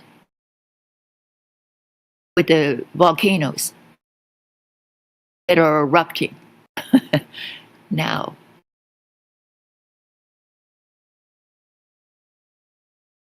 So I went from the frying pan to the fire, from the hurricanes to the volcanoes.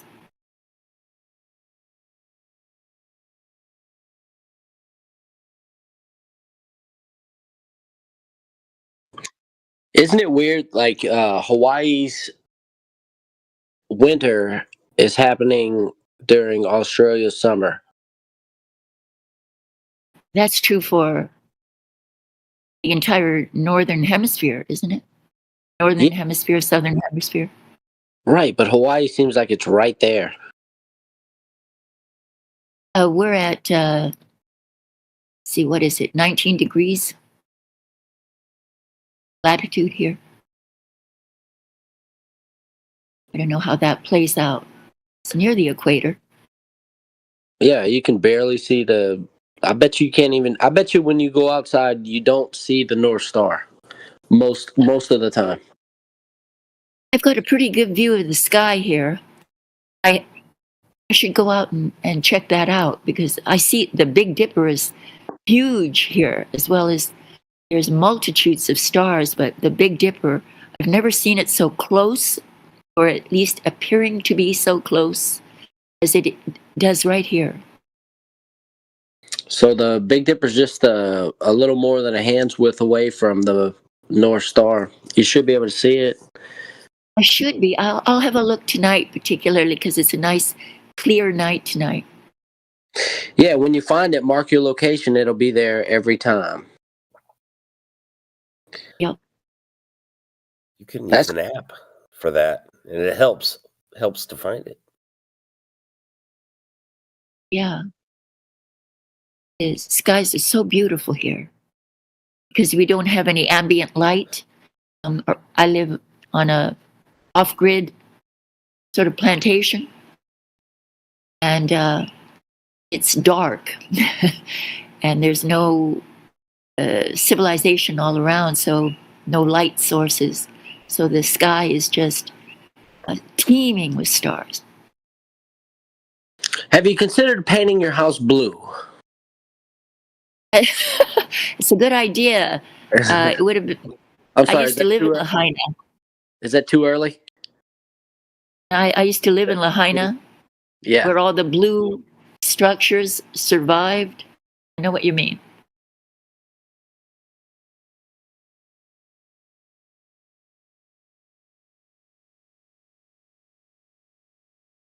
What a world.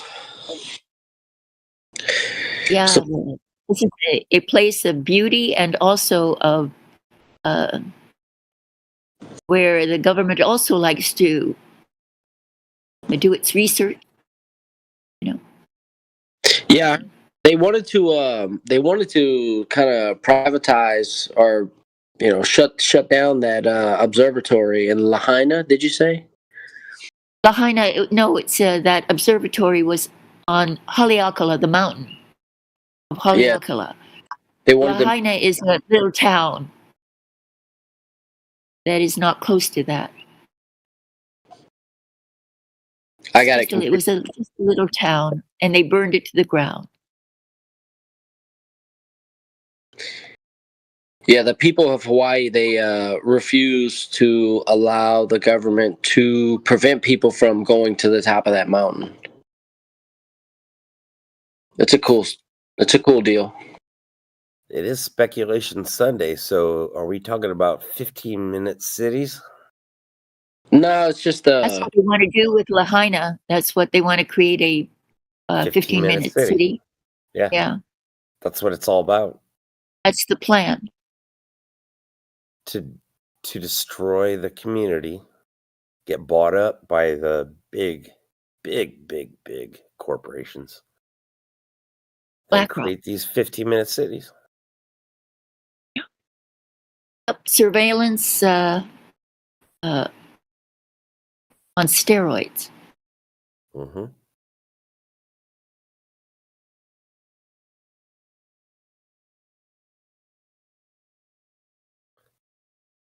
At least that's my understanding. It is how it is.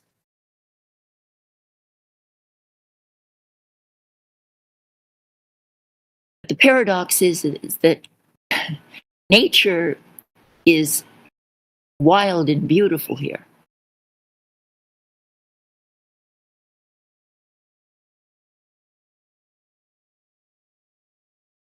Maybe that's why they like being here. I don't know.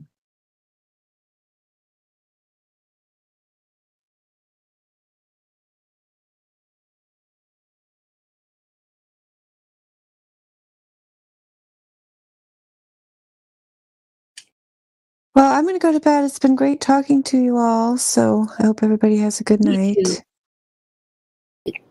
Till next time. Listen to you. All right. Take See care. you later. You too. Bye-bye. Yeah, I'm listening in. I like listening in with you guys. It just makes my night sometimes. Flatsy, what's happening? Is everybody like all asleep in your camper? I'm trying to picture what's happening. Booker is asleep, but Sterling and I are awake right now. Oh, really? Damn.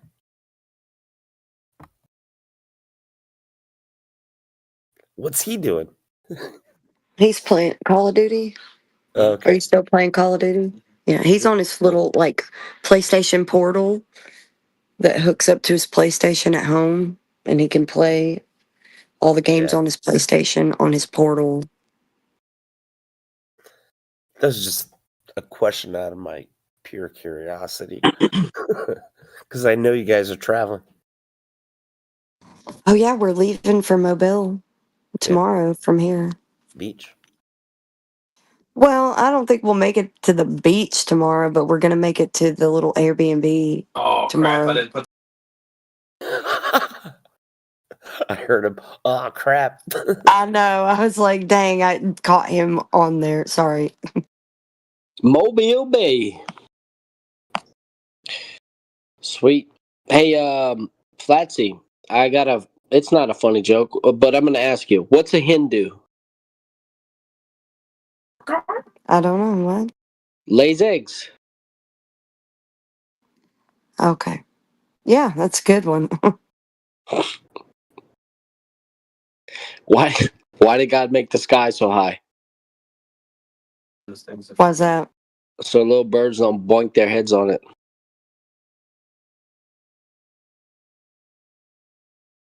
Hey, these are the jokes. That's not 7.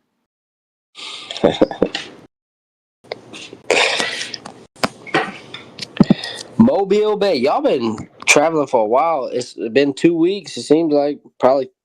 Yeah, it's been a while. Kind of almost 2 weeks, or if not already 2 weeks. And then it'll be another like 3 to 5 days in Mobile. Then we'll head home. Man. The Hindu joke got past me. Explain that. So what's a Hindu? Yeah, what's a Hindu? It lays eggs. What does a hen, like a hen? Oh shit! All right, I got it. Oh, stupid. Yeah, silly.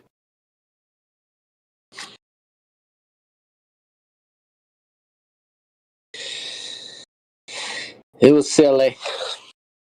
I thought I was gonna self-actualize, and I didn't. I was just dumb. It was good. I didn't get it was a good one.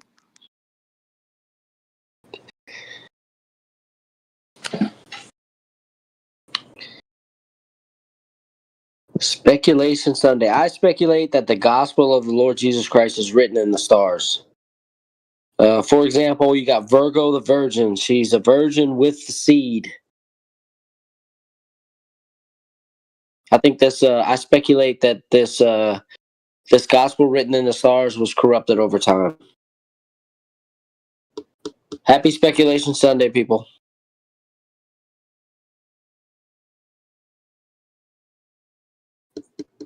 So you got Leo, right? You got the Scorpion. Yeah, you got Hercules up there. Is it possible that the gospel is written in the stars?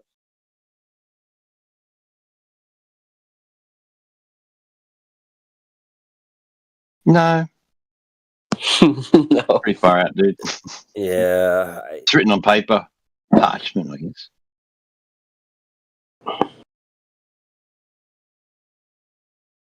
That's a bridge too far, right, Des? Certainly is.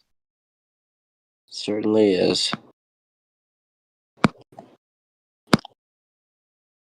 Don't know if all those star signs have anything to do with the Bible or if they've got to do with Greek mythology and all that. I'm not sure if that's linked.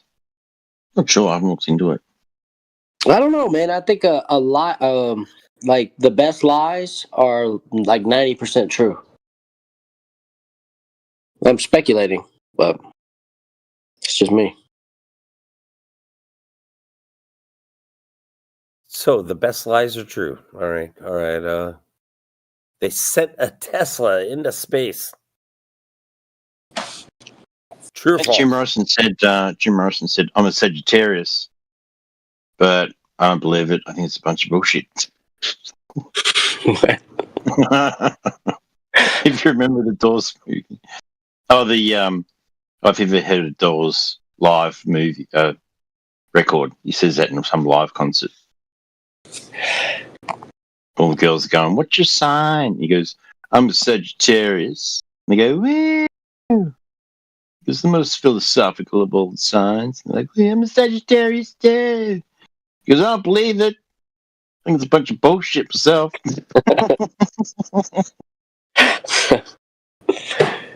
I have to watch that. Is that Val Kilmer is in that? No, I think he says that on a live record of the Doors. He's talking about the movie. Live She Cried, maybe. But yeah, he says something like that in the movie, maybe. But he says on a live record, and it's pretty funny.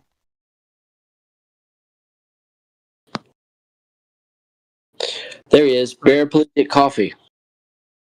Did you know that when the Muslims were driven out of Spain, they left their coffee beans, and the Spanish didn't know what they were, right? So they asked some of the, I don't know, captives there or people who were Muslims there, what are these beans useful for?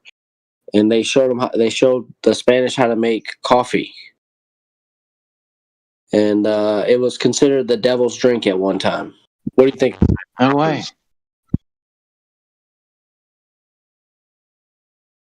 Well, everybody knows it's freaking the heavenly bean. It's the heavenly bean. You can't make fun of coffee, especially not my coffee. You know. The heavenly bean. It came from the Muhammad hordes. That's not where it was freaking made. One of the stories is it came from India, and it was kind of given as a gift to a guy who fell in love with an Indian lady in India, and he was asked to leave because he wasn't supposed to fall in love with he wasn't from India, and this is like back in like, I don't know, 1600, 1500, some shit. And he's asked to leave because she was like a member of the royal family or some shit. She left. She told him they had him ordered to leave, and she gave him a vase. And in the bottom of the vase, she hid some viable beans, coffee beans. And the story is he worked for damn it. What's that big freaking company? Anyway, it was a huge company that used to send stuff around the world on ships, obviously, back then. Tip of my tongue. Dutch Indies, trading, something like that. And so he takes these and goes and starts a place, I don't know, some island in the Philippines or some crap. And then eventually, starts more and more and more. And then eventually that gets sent to South America, and that's how they started calling. I don't know if any of this is true. Could be just like freaking space lore. Who knows? But if coffee was started because of a love story, it's kind of freaking cool. But who the hell knows? Maybe I just made all that up. Just freaking piss you guys off. But, well, honestly, it can't be any worse than what I said, because I pissed off the Mormon horde because I said if you put alcohol in your coffee, then you're a triple heretic or some shit. Like, I grew up in a Mormon family. Tell me about it. Tell me about it. Did anyone ever drink like a liqueur in their coffee? No, we used to drink Taro when we were little, because we weren't allowed to drink caffeinated stuff. Maybe that's why I came back with such a vengeance. That's why I drink so much coffee now. Roast so much coffee. So pissed as a kid, not having my coffee. Nah, that's bullshit. Anyway, yeah, I grew up in the Mormon family, but no, nobody drank liquor in their coffee as far as I know. Yeah, they drank something called Taro. All right. What about outer space, bro? How do the Mormons feel about inheriting their own planet one day? Isn't it an outer space religion? I don't know. I mean, they say that they can start worlds of their own. I think is one of the things in the Book of Mormon. But I mean, Jesus does say you go on to do greater things than I. So I don't know. You could take that as doing greater things, but I don't know where that comes into any kind of space nonsense. I think it does, doesn't it? I wouldn't say that has. We were just talking about you. If you make do greater things than I, that just means you might be able to, hopefully heal people or maybe do better things. It has nothing to do with Narnia. I'm gonna Google this shit, and I swear to God, I think it has to do with space and the whole planet. What? We're gonna go to some planet and all that shit. Yeah. Well, maybe. I'm just saying. Yeah. I'm saying, as a Christian, just the Bible. Not a Christian. Just the Bible. That one verse saying, he says you'll go on to do greater things than I. So, does that mean all Earth in space? No, hell no. Okay. I'm saying it just means you could hopefully someday, maybe in our next life. Who the hell knows? What? Just make a ball of space in the next life? No, hell no. I'm not a freaking sphere-tard. The hell, dude? For real? I know you're not. But no, I don't think so. Well, if I become a god, what if I become a god of I don't know, it's speculation Sunday. I don't know about being a god. I don't know. That's the same thing, right? If you do greater things than I, that doesn't mean, I don't know. Would that mean you become a god? Well, I thought the main tenet of the faith was as God is, man can become, and as man is, God once was.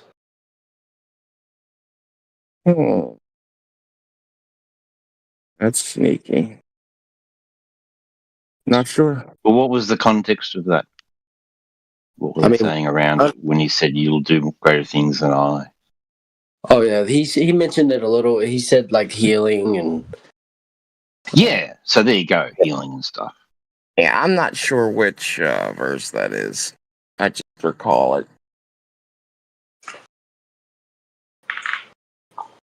Miracles. Yeah, I mean, preaching, give all your stuff away, and you'd be just like Jesus, right? Yeah, deny yourself, right, and pick up your cross, and follow after Jesus. You could pick up your switch and whoop some grabbler ass, like you did in the temple. Yeah, temple, you'd be just like Jesus. Jesus. Yeah, smack. Get out of here, you freaking evil grabblers. Get. Grabblers. Get. You got dicks like Jesus. Oh, shit. Let's get back on topic.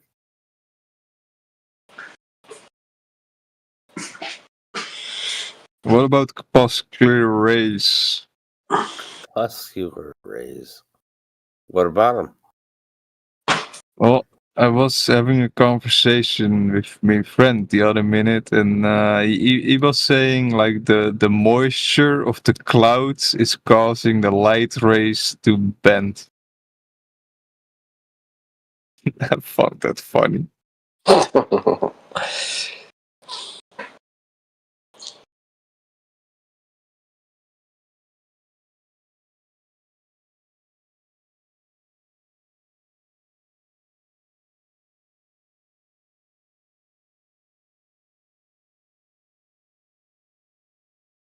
Bend or refract?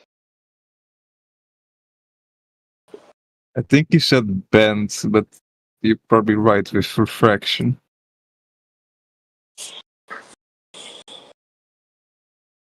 Corpuscular rays is not refraction. There are 5 effects of refraction. I'll post them in the chat. Yeah, but the Globers say that like the moist in the air makes the corpuscular rays go angular, right? Else they would be straight rays. They have no idea what they're talking about, and they always misuse refraction. And for them just to be like, different temperatures make stuff refract, I think that's just, I think they're talking about something else without the two mediums and the boundary and all that crap, all that nonsense QE talks. Without that, I don't think you can have refraction. So I think, whatever they're talking about, some other effect in different temperature in the atmosphere. Like the haze thing?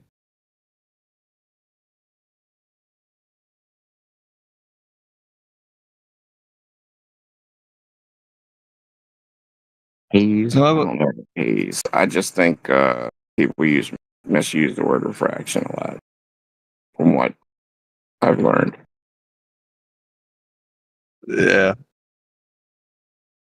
I also found out something like with our eyes, we can see like the horizon at around like what was it, 3 or 4 miles, maybe 4 or 5, and then I asked like what if you put in like the max distance refraction can add upon your current vision. If you give them the ball, you might as well just give them the ball then. I just wanted to know, like what's the max we can go with refraction, and it said like it could add like 50%. So if you're, there's a slider button on the frickin' that old Bislin, the frickin' bullshitter. His little slider button will just, it's like the never-ending story button. Yeah, you can give them story button. As big a ball as you like. Yeah, but it's good to know what's the what the facts say or what the heliocentric model says, so we can debunk it, right? So they say they don't say standard refraction, right? So they go 7/6R. So they just increase the size of the ball. But it only increases, so if you're at 1.22 miles to the horizon, if you're at 1 foot, it only increases it to 1.35 or something like that. Yeah, 1.32, yeah. So that's fuck all. And then they go, okay, extreme refraction. And then they get off the planet with it. They go, fucking extreme refraction can make us see our own asses with a telescope. But it actually doesn't. I've never seen a.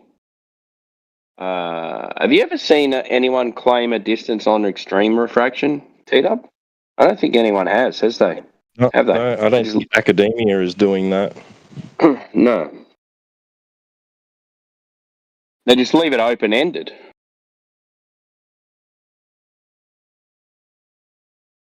Well, no, Globers are out there doing that shit. Are they? Yeah. Going, oh shit, this horizon's way too far. I better write a paper about it. Yep. This one, because the Earth's a ball of 3959 radius. I see 10 miles. That means the refractive rate must be this big, this much, because we know the Earth is a ball of 3,959 mile radius. I think it'd even be highly unlikely that if you actually went to somebody who studies optics or like geography or whatever, like if you went to a university and talked to like a professor even, and you said, do you think if you got down to about 1 foot height and looked across the ocean, you'd be able to see a 10-mile horizon, at least a 10-mile horizon? They'd say, impossible. No That's way. ridiculous. No way. Yeah. No. I like that one. Like, if you need glasses, and then if you go on a day where the refraction is just right, the same as your lenses in your glasses, and you should be able to see clearly.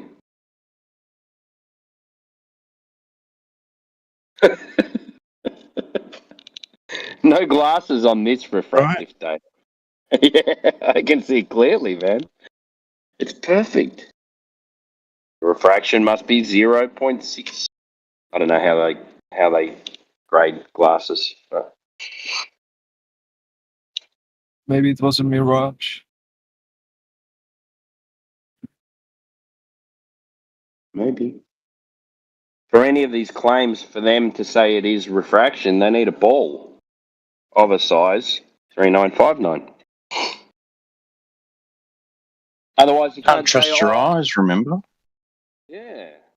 You can't trust anything you see. Everything's refracted. Yeah. You know, I walked into next door's house. Yeah. Mm. And you can't say that horizon is at 1.22 miles because you've never seen it there. It's just your eyes playing tricks on you. You can't see what reality is. Everything is distorted. Yeah, that's right. But the longer you're in this discussion, the more fucking ridiculous it sounds, you know. Like I just laugh at it these days. Yeah, you don't have a ball to start with. You can't tell me how much that's refracting, that light's refracting, because you don't have a starting point. You know what I mean? If I was a builder, I'd start charging for, curvature of the Earth, like accounting for curvature, and I'd just put in like 10 grand or something. I've tried, man, but they all want straight. Yeah, they just want straight level houses, though. So you'll take the curvature into account to get the level right. So yeah, it's expensive, man. And I'll just go, oh yeah. Okay. No worries. Yeah, they don't like that. They don't like the curvature fee.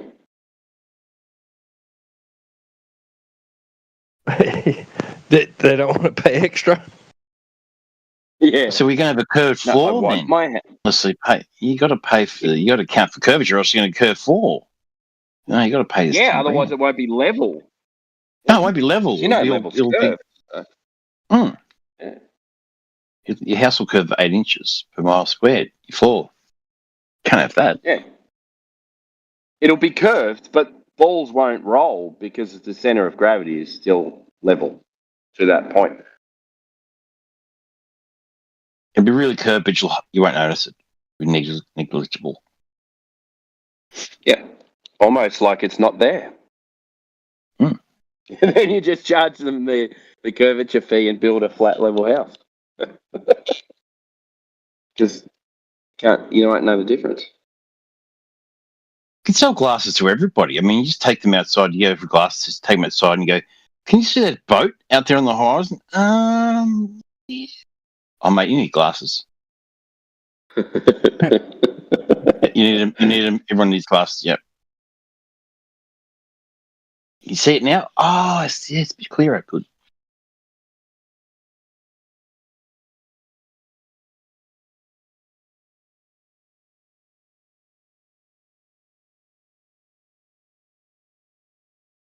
I got to head out, guys. Just later. Pleasure. Bye.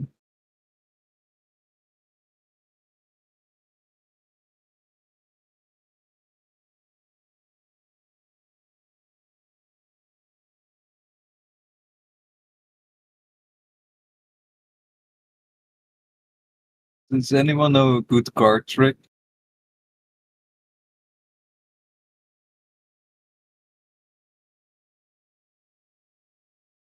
Did you say card trick? Yes. No.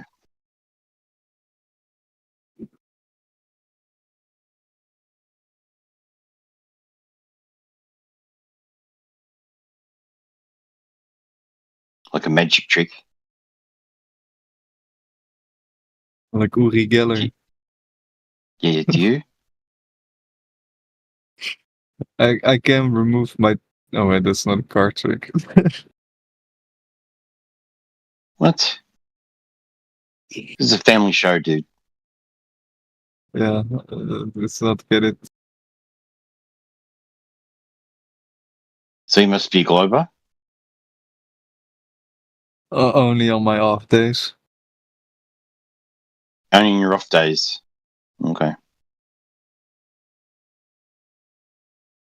When's your day off? No, today I'm on a job. Oh, okay. That's good. So your boss know you're talking to flat earthers? I'm on your side now. Are you? Sure? Yeah. F you, McToon. If you McToon, I know he does push a lot of people off the fence over to our side. For sure, every time he just... He's my favorite Glober. I was so happy when he went to fucking Antarctica. It's like hilarious. Yeah, he really was yelling into his phone and stuff. What there? He was also yelling at Witsit. Yeah, I'm surprised it wasn't just like a full-on brawl there. When there was a brawl breakout between the Globies and the Flatties. Now that would have been worth filming. Yeah, I'd watch that on Netflix for sure. You know, instead of debating, they should just go into a boxing ring or something.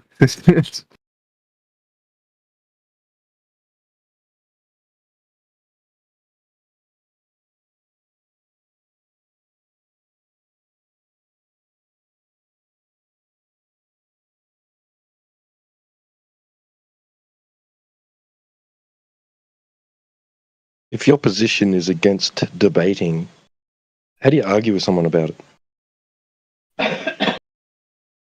You don't?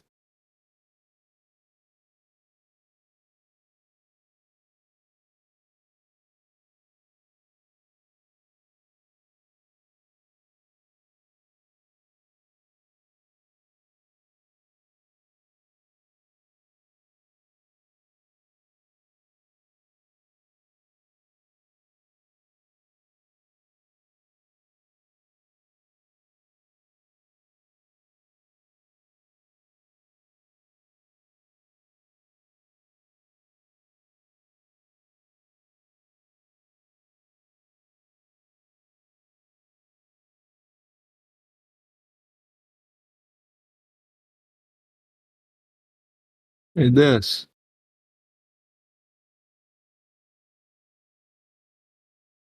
Oh. Do you maybe by any chance know Sin Cleanser? What's his name?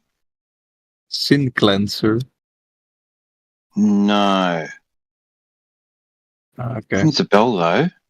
Is he a Glober? Nah. Well, I'm not really sure what he is. I know he's usually drunk though. Oh, okay. Don't know.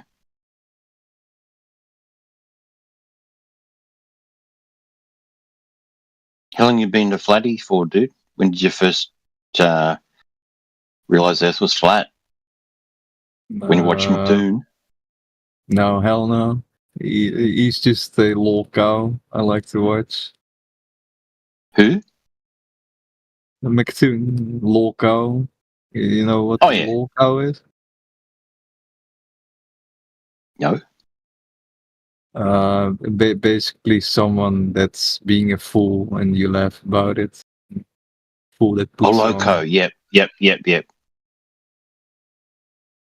Loco Coningo. I think I stepped into flat Earth when I started questioning the moon landings. And then stuff just started spiraling.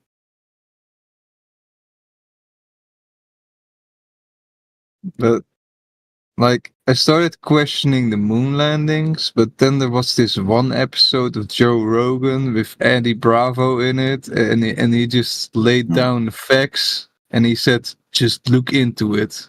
So I looked into it, and now we're here. Yeah, it's like a loose thread on a blanket, and so it could be something like a moon landing or anything, no curvature, something like that. And it's pull at the thread. Before you know it, the whole thing is completely undone. Yeah, especially Or rather, when, after a little while, after keep pulling it and going through researching it, eventually you go right through it. It's connecting the dots, right? Yeah.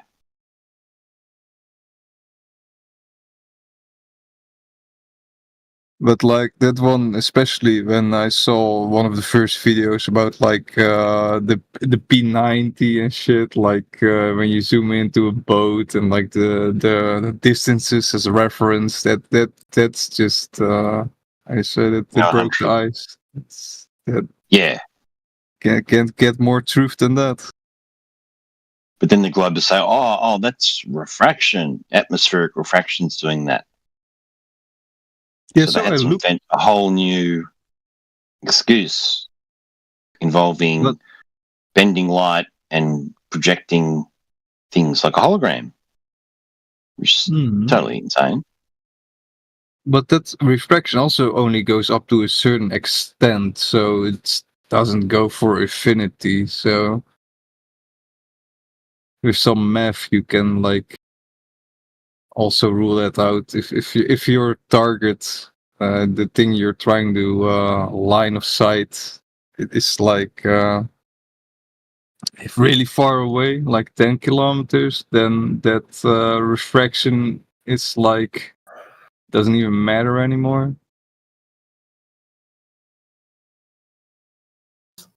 No one was saying no one was talking about these effects before the P900 came out. It wasn't sort of like, oh yeah, you see something, you see a ship, it's really not there. Oh, okay, I just never heard of any effects like miraging or something like that. Never heard anything that extreme. But all of a sudden, 2015, it's like, oh, it's a thing, yeah. Extreme intense refraction. But what people were saying. Did you see that one weather dude saying like the Chicago skyline's like a mirage? Mirage, yeah, but mirage is usually upside down. Exactly. Yeah. So that was silly. It's more evidence. Makes people. Yeah, it doesn't. It makes people look into it more rather than,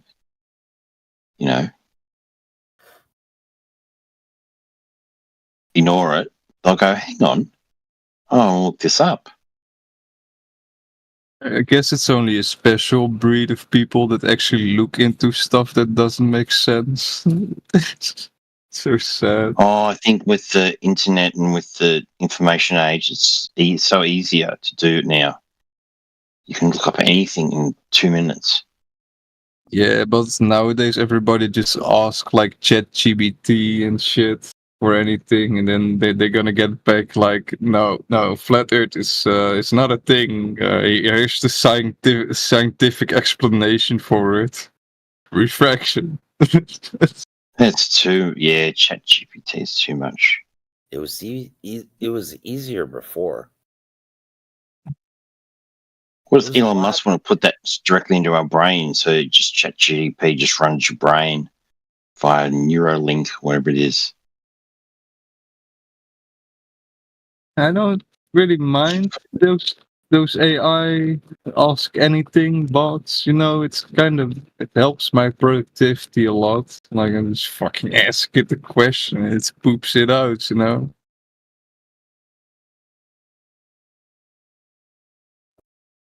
If you're a specialist in your industry and you ask it a question or ask it to write some shit, you have to seriously edit it. Because it's full of shit. When you ask a question, you need to put in like a lot of information. Like, for example, if you're like a programmer, you want to put in like, I'm a programmer and I want this, and then it's gonna give you a format for a program. It's like some things you can add to enhance your searches, I guess. No, I said if you are a specialist in your industry and you ask it a question, you have to edit out all the bullshit because you know better. Oh, like that. Yeah. Yeah. The calm knowledge you filter out. It makes a lot of shit up.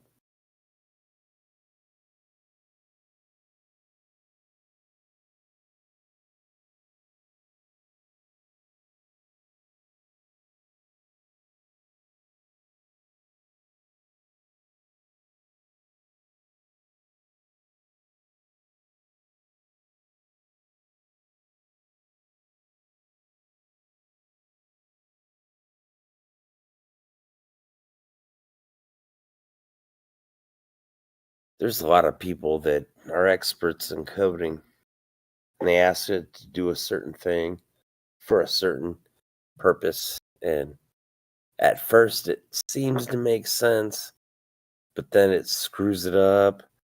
And then they ask Grok, and then it screws it up too. And it's AI is not all it's cracked up to, at least right now.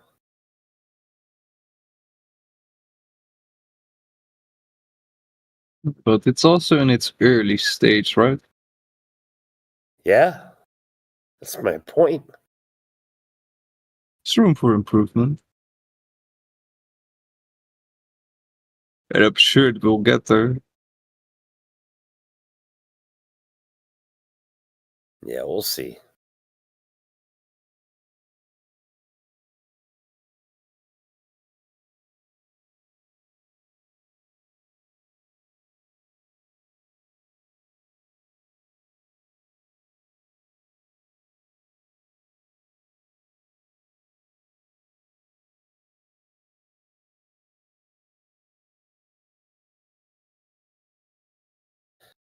For instance, there was a video where I watched, and a guy asked a certain question about a certain crime, about a certain person, and it made up a whole different story, and then made up a whole different story about witnesses of the crime and all kinds of things, and it was totally not true.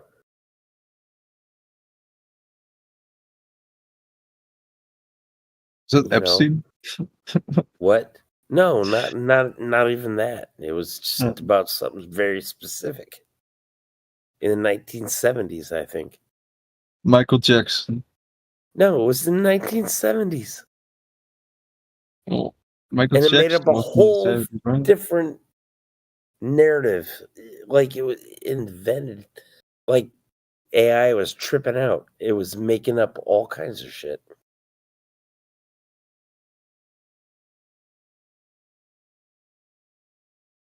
It's not reliable. So what were you asking about? No, I said it was a video I was watching where a guy was asking about a certain thing. That was historical. What was he asking? I'll link it. I'll link it if you want, but you'll have to watch the video. I'm way too deep in it now. I have to meet that link. I'll give you a link if you want.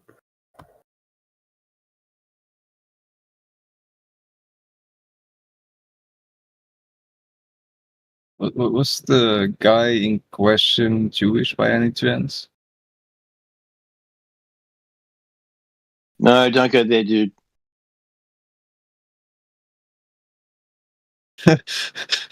Hot water. Yeah. No, he wasn't. Good.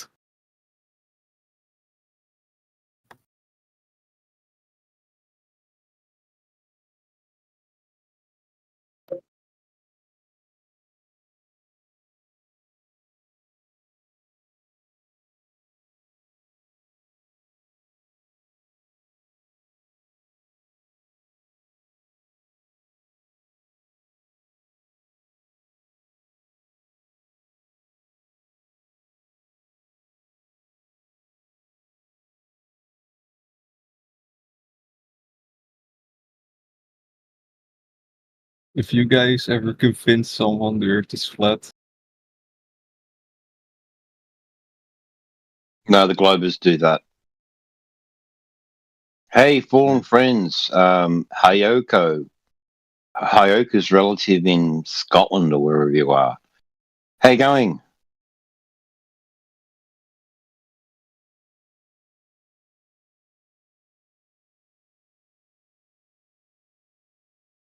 I Sorry, like Eric, I was Ireland just saying better. hello to our friend. What'd you say? I like Ireland better. Ireland? Ireland. Ireland. Ireland? Poland. Leprechauns and potatoes. Haven't been to Ireland or Scotland.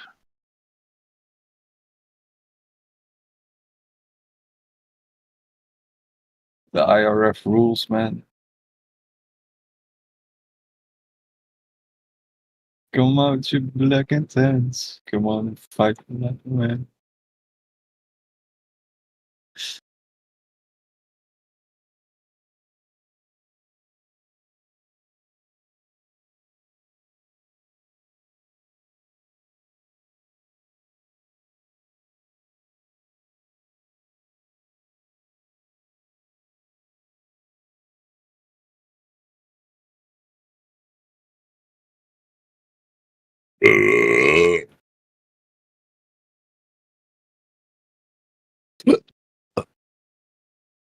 Get on Right, mute, that'll learn Eric. you. That'll learn you on mute. Mm. You're on mute, Groucho. Go. Fucking idiot.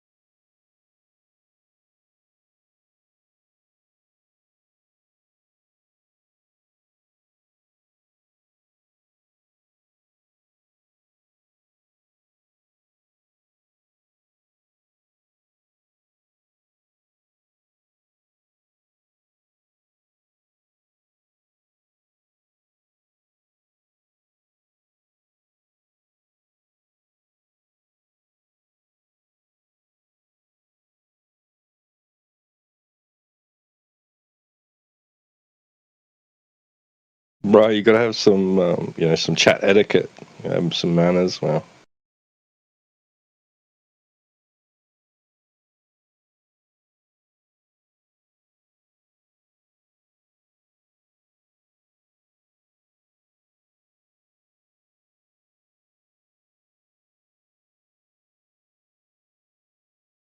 oh shit, our channel over at Politics was getting a bit neglected. Ooh.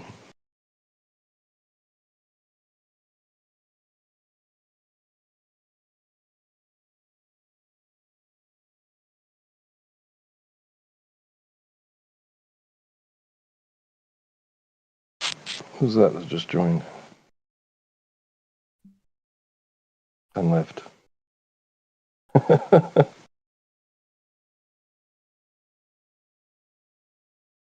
We have fallen friends, fallen angels.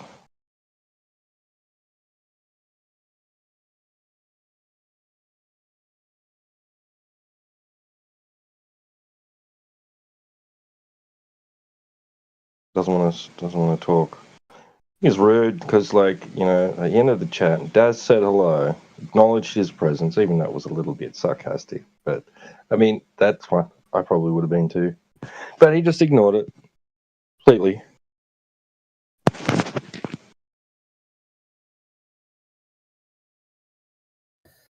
Who? Eric, we are helping you. That's helping you. It's learning.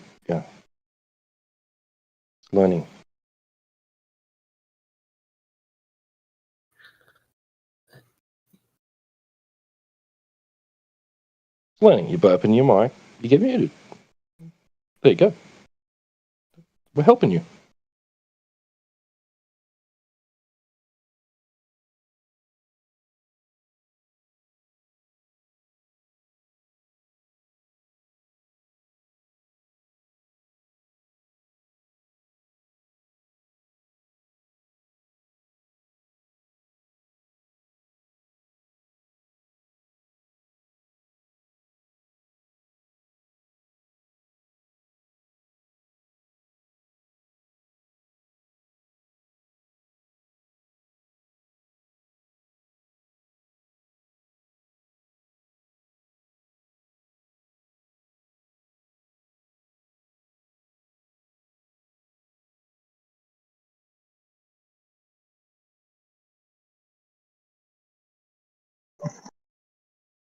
You're worse than McToon.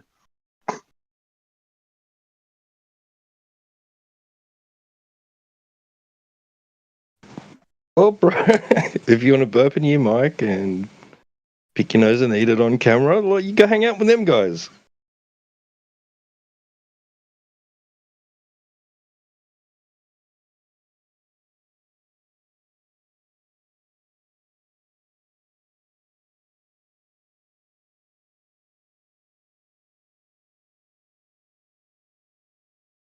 No, you can't.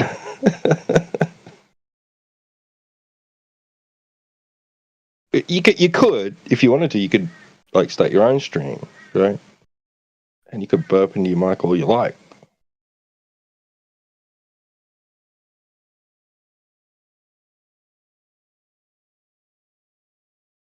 You might actually find a niche following.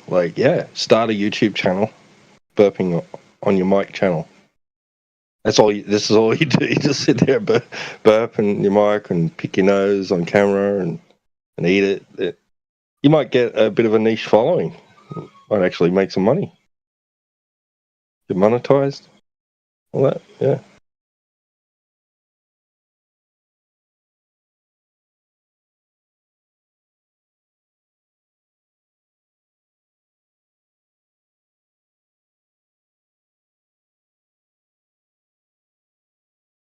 Right, you can't control your burps, but you can control your mic.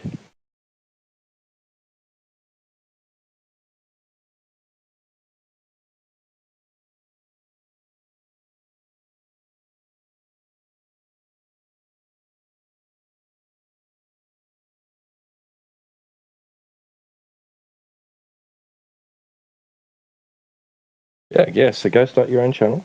Hey, you know how people burp the alphabet. So there you go. People can control burps, right? There you go.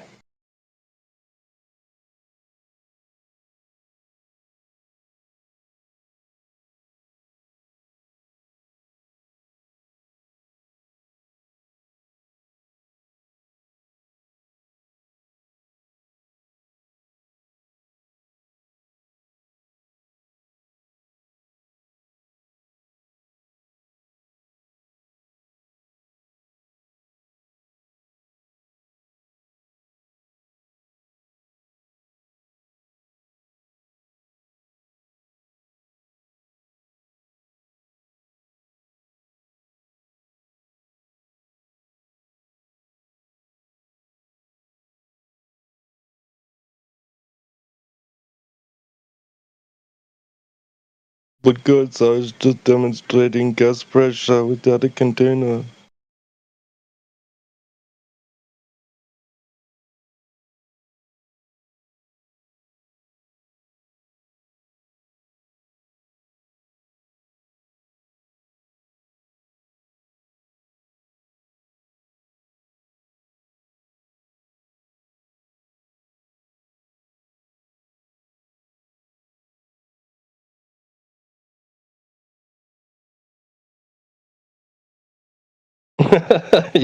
He's hoping Batman will save him.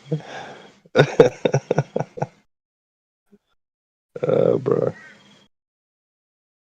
You and him tight, are you?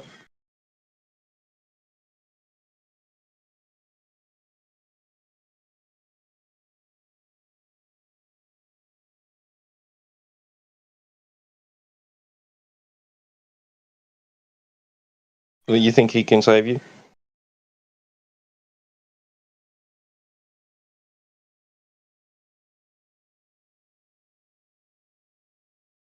Oh, you're not. Cool. I think he would probably get out one of his paddles and teach you a lesson.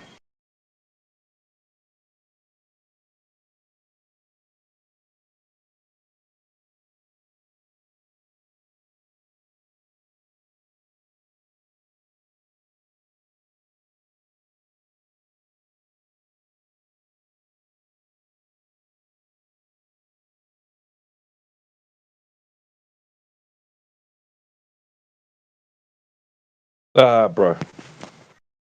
Now you're taking it too far.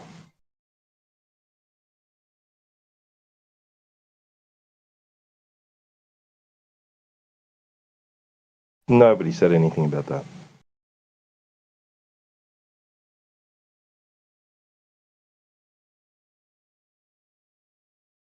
Yeah, that's a strong word. I wouldn't say I hate you either. But I think maybe you need to take a break.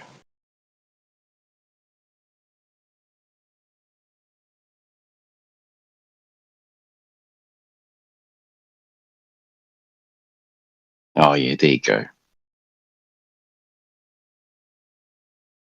He seems to be a bit unstable. You mentioned something about card trick. Can I do a card trick? He's the type of guy you could see him doing a card trick on a date to try and impress a girl. You can see him doing that, and it's just going, what? I reckon that's what's happened here, obviously. All right. Yeah, I can link him a channel for that. YouTube channel teaches you some easy card tricks. Really? They're not so... Just the magic. Like, pull the coloured handkerchiefs out of your sleeve. That's a good one. Just go all over the table, Hey, look. Yeah. It's red flag.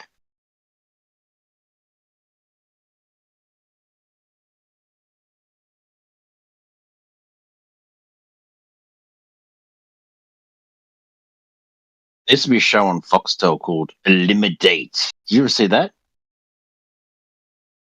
What was it called? Eliminate. Eliminate? No, never saw that one. Eliminate. So you'd say you have one girl and 5 guys, right? And then they do an activity like sort of thing, and then at the end of the activity, she cuts one, and then it obviously just gets down to the final one as the winner. But yeah, eliminate. Yeah. That's good.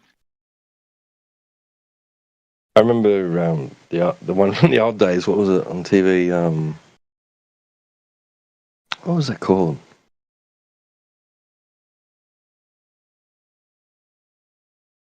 Oh.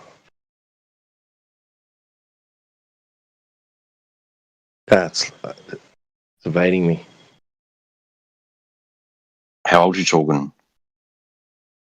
Like 80s. 80s. Yeah. Yeah.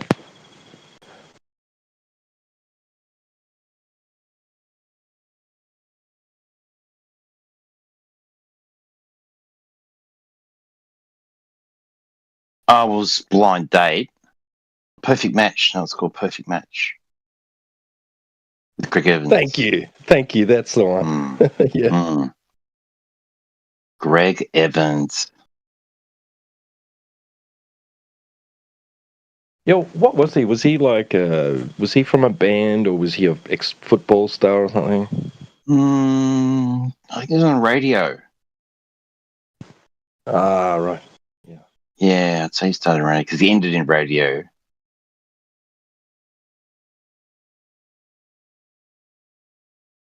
he kind of had like that mullet, sort of like styled mullet, and a hairdresser mullet. Oh yeah, it was really solid too. It was like just pounded with hairspray and stuff, like cement. Yeah, it looked like he just like lifted off his head like one of them Lego pieces of hair. Yeah, definitely Lego hair. Yeah, that was so full on 80s. I saw a girl I went to school with on that show, and she didn't win, but yeah.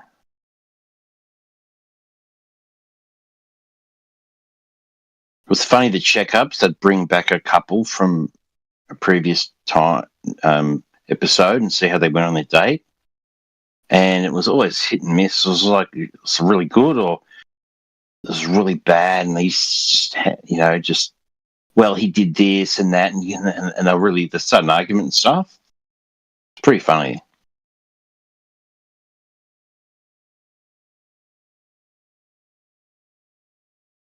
yeah.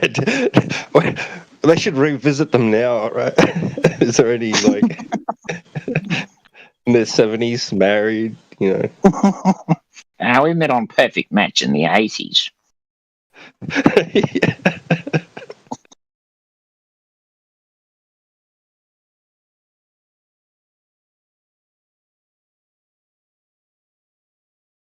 I just see chicks with the shoulder pads. I just see shoulder pads and really big hair. With dudes wearing like, they got the white suit coat with the sleeves pulled up. Oh, bro.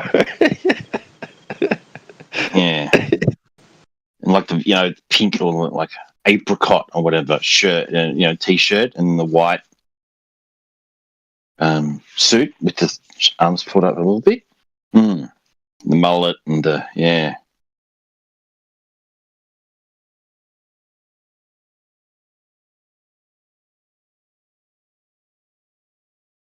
Yeah, denim jeans. What? Stonewash. Yeah.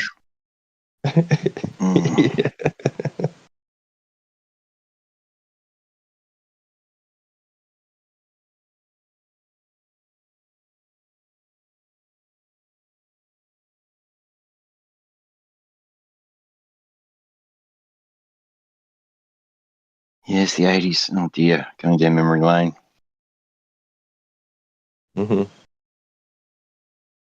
Yo-yos, Rubik cubes. See, I couldn't do Rubik's cubes. Hated them. No.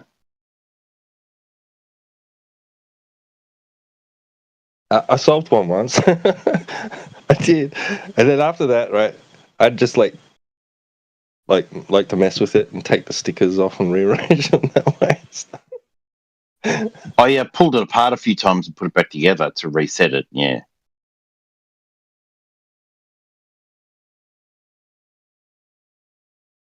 Yeah.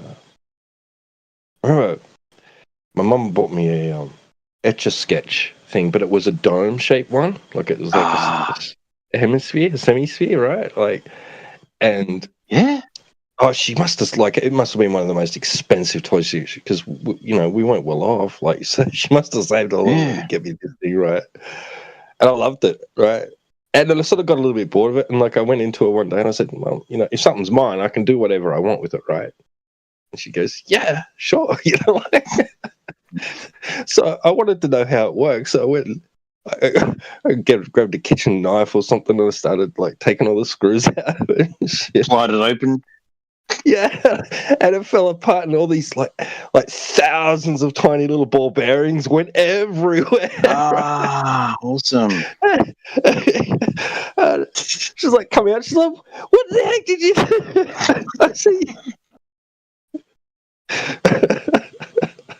Oh man, I could never put that shit back because I used to like take things apart and put it back together. I could never do. I could never put that back together, man. It was a mess. So, no more expensive presents for you. Yeah.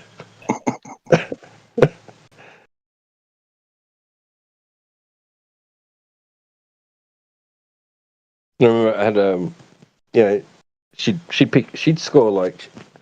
I wish I had all my old shit, man, because it'd be worth a fortune. But like, I'd have those handheld games, like Game and Watch.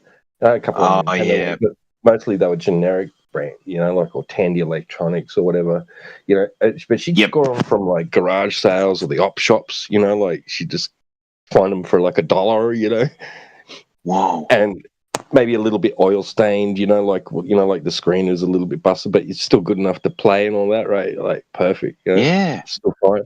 And I remember I had one, and it had the little solar panel on it, right? And I'd be in my room after school playing, and it started to get dark. So I'd get a chair and like turn the light on and stand right under the fucking light bulb, and it worked, right? Kept the game going. Oh, yeah. Kept my game going for a little while.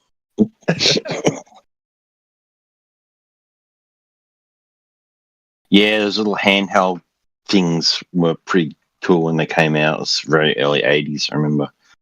Little handheld Pac-Man and stuff. Yeah. Very cool. Yeah, they were fun.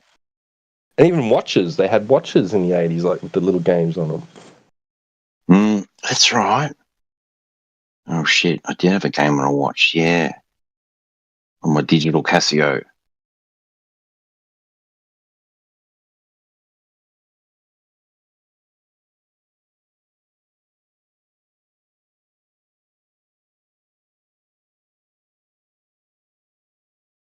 We were the first house in the street to have a video recorder. So for a while everyone was piling into our TV room and watching stuff, Jaws and shit. It's good. Yeah. My stepfather bought one, right? Like everyone else had just like moved on to VHS, but yeah, we had one, and then he moved us. Like we all moved into the country, bought some property, and there was no power, right? We didn't have like electricity, but he had a generator. So whenever Mum wanted to do the washing, he'd just turn on the generator, and I could watch a little bit of TV on, like if it was a weekend, right? But we couldn't pick up any signals, right, where we were. but he had the Betamax, was it called, or something? Anyway, the beta recorder, and he had a couple of videos that went, that I think we had Splash. He had a couple of Bruce Lee videos, and I used to like the Bruce Lee videos. Oh yeah. He had some other stupid movie. I can't remember what. Yeah, I was kid, so I didn't want to watch those other ones. But yeah, I was into Bruce Lee. I loved the Bruce Lee one. So I'd put, but every time like the washing machine would go through a cycle, it would like slow down and like it'd speed up a bit. It was like and then start, make all these lines through it, through the screen. But it was generator alright. goes off right at the climax of the movie. The generator goes off. I gotta wait till next week. Yeah.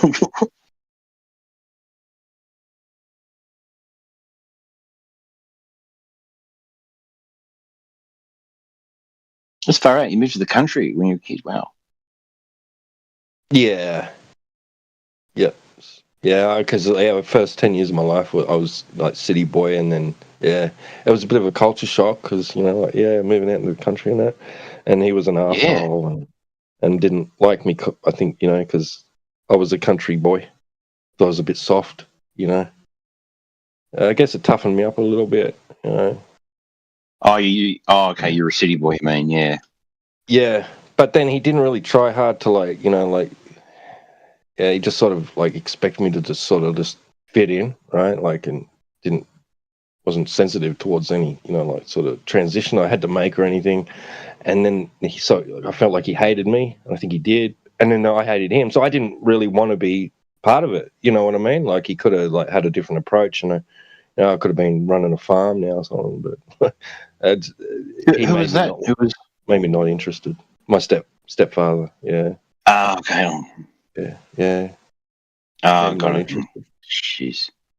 Yeah, but used to travel an hour to one bus stop, to the bus stop, right? And then to catch the bus to school, and then that was another hour to school from there. Whoa. Yeah, so I'd be up at 4 a.m., have some breakfast, get ready to go to school. Yeah, that's culture shock, man. Yep. Like I said, no electricity and shit. Yeah. I was used to everything, just we had to conserve on water and everything because it was tank water and dam water and whatever. I was just used to everything just being on tap, so to speak, right? Switch on light. Yeah. Turn the tap on. Cares,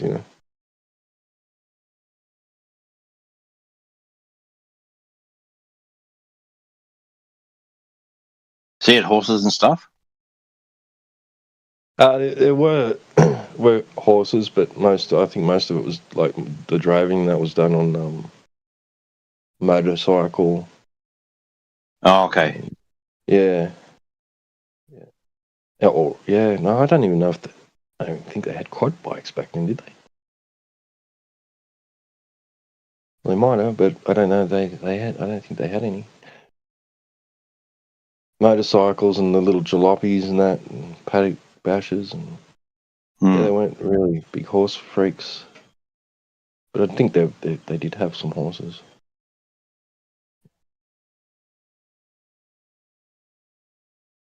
He actually claimed, right, that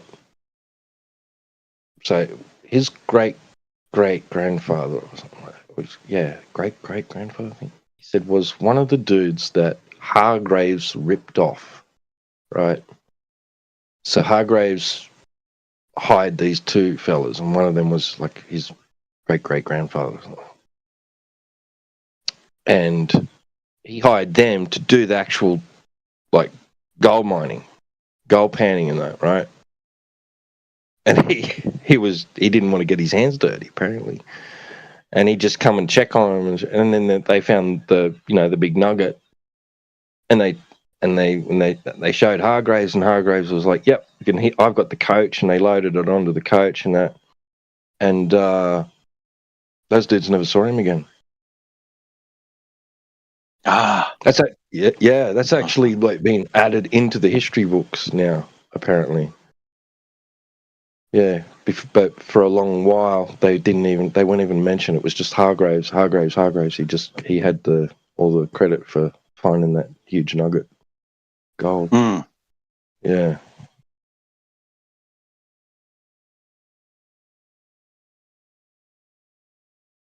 Well, the two dudes who found it should have gone like this. Let's You know, let's hide it.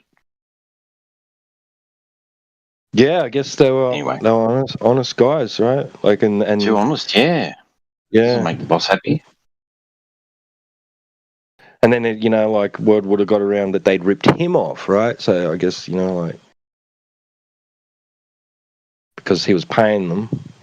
But I don't know. Yeah, so yeah, I don't know. He was supposed to come back and they were going to split it 3 ways or whatever, split the spoils.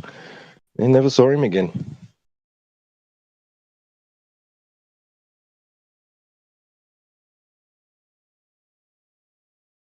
Bummer. So it would have been in the 1800s or some shit. Yeah, I think so, yeah.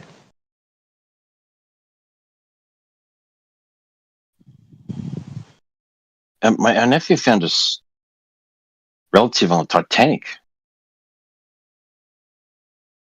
He was a freak, my nephew. So but a yeah, survivor or a victim? No, he was in steerage. So he was from Ireland or Scotland or something. He was from Ireland, I think.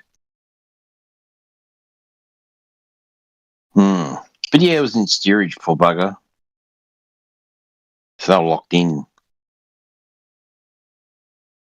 But yeah, he was obsessed with this fucking Titanic. He would have been like one of the ones on the movie that were like under the down below doing the jig and having the parties, right? Yeah, diddly-dee, all that. Yeah, that was him. Telling jokes, yeah.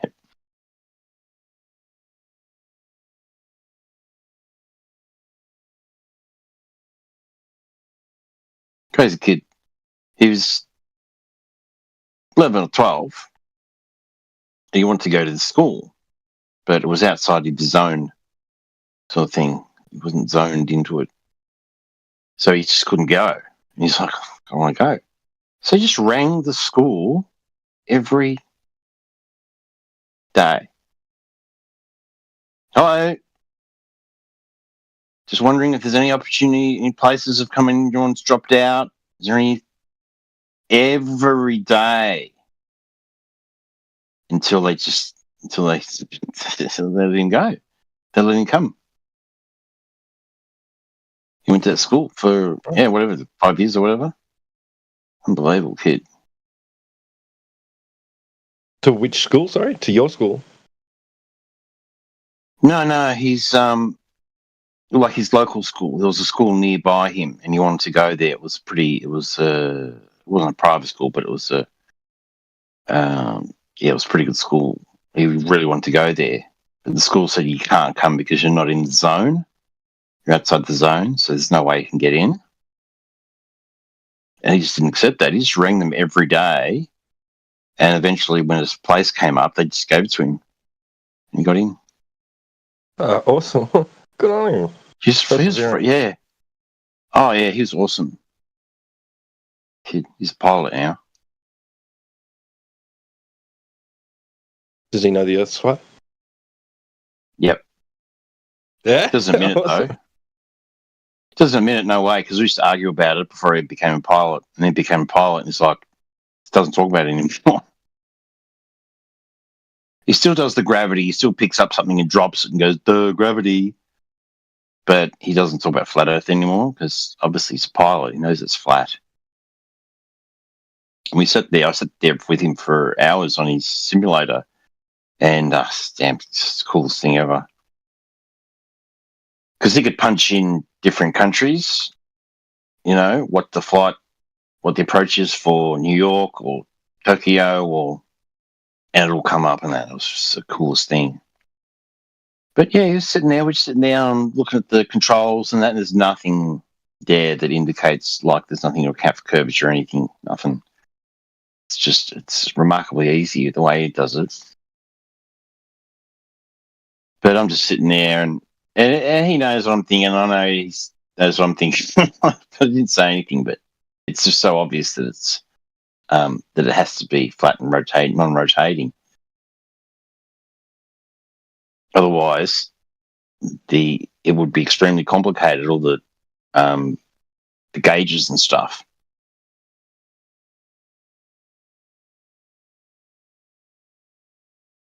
no, it's pretty easy.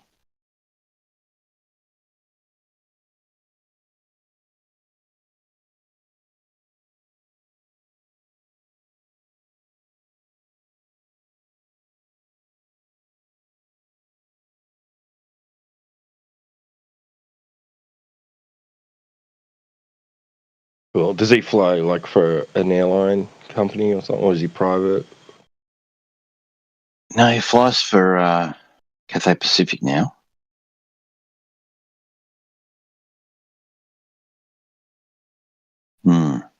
Okay, so he's flying some pretty big aircraft. Yeah, the commercial ones. But he wants to join. Well, his ultimate goal is to be an Air Force pilot.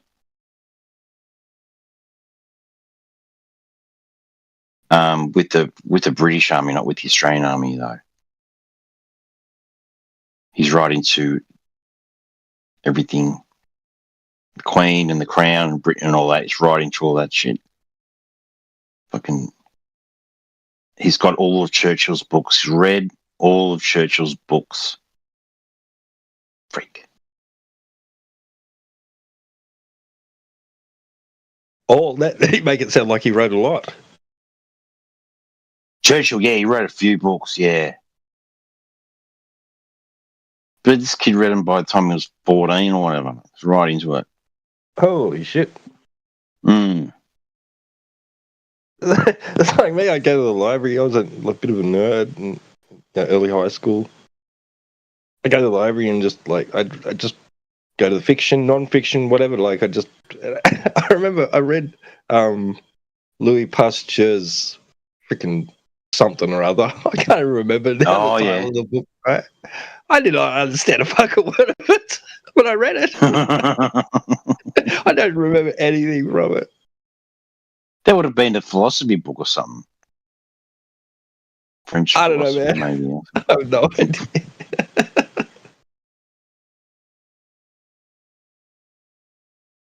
I guess all that information's in there somewhere, right? I had to I read it, so I must have absorbed it, but I didn't comprehend it. You might bump your head and it'll come back to you. Just start talking French and stuff. I don't know. Start talking about pasteurization. Yeah.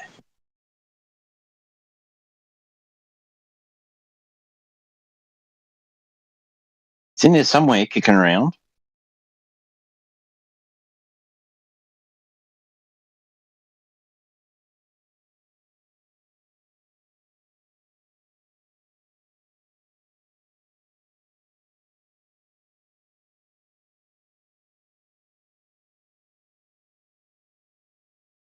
Yeah, it's like my friend of mine, his son went through a bit of a hard time, and it's like, he was like losing it a bit, had some psychological problems and stuff. He got his shit together, right? And I guess it wasn't psychologically, impaired enough that he couldn't join the military because he wanted to. He just got this sudden urge out of nowhere to just like to be in the military, right? Wow. Yeah, and then he ended up getting accepted into the Air Force, I think. And then like in one of the last times I was talking to his friend, he said, "Oh yeah, my son has been accepted into Space Force." I was like, "Really? What the freak?" Yeah, right. And he's like, "Yeah, they're sending him to Japan, and he's been to Europe, and he's going all over the world." And I said, "Oh, everywhere but space, huh?" And he just looked at me.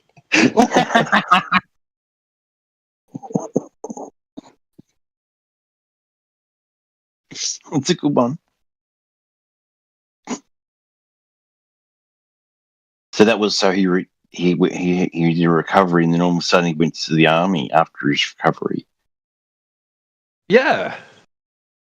No, he must have had some chaotic stuff going on. Yeah. Yeah, he was talking, "I want a weapon in my hand," like. Okay. I want to fight the bad guys, sort of thing. You know, like he just had this urge to like, because I guess he was looking for purpose or something. Yep. You know, like yeah, Structure. yeah.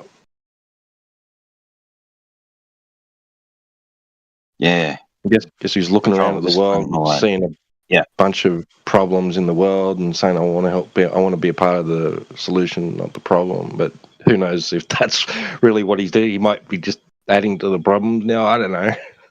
I guess that's a whole another discussion, isn't it?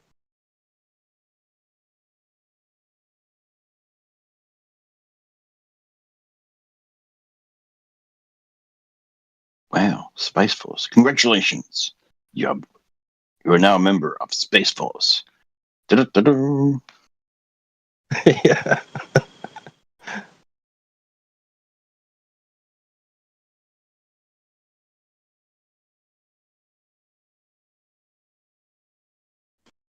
Tell you what, like some of this tech that they're building now, right? It is, you know, on par with some of the science fiction that we've seen. Yeah, like in the last few decades.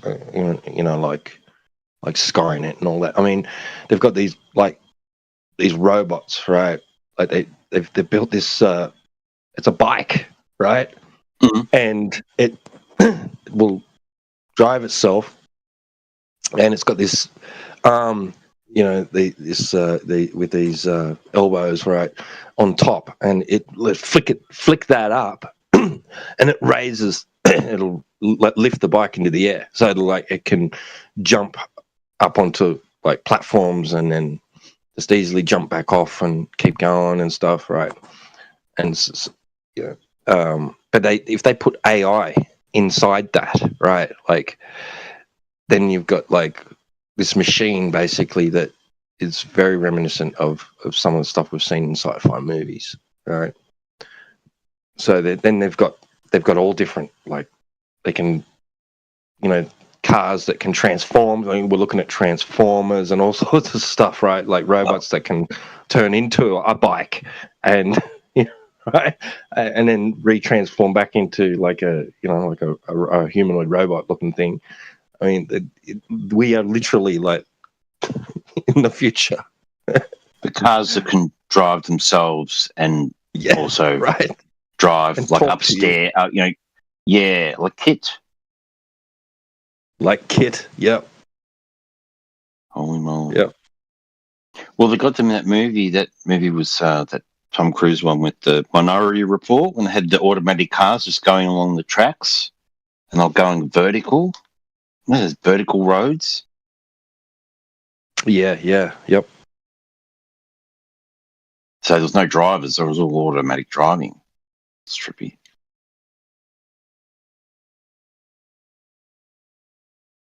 That'd be good for me because I can't drive. Never had a license. Oh, really? Yeah, my eyes are too fucked up. Yeah. I was like 23 when I got my license.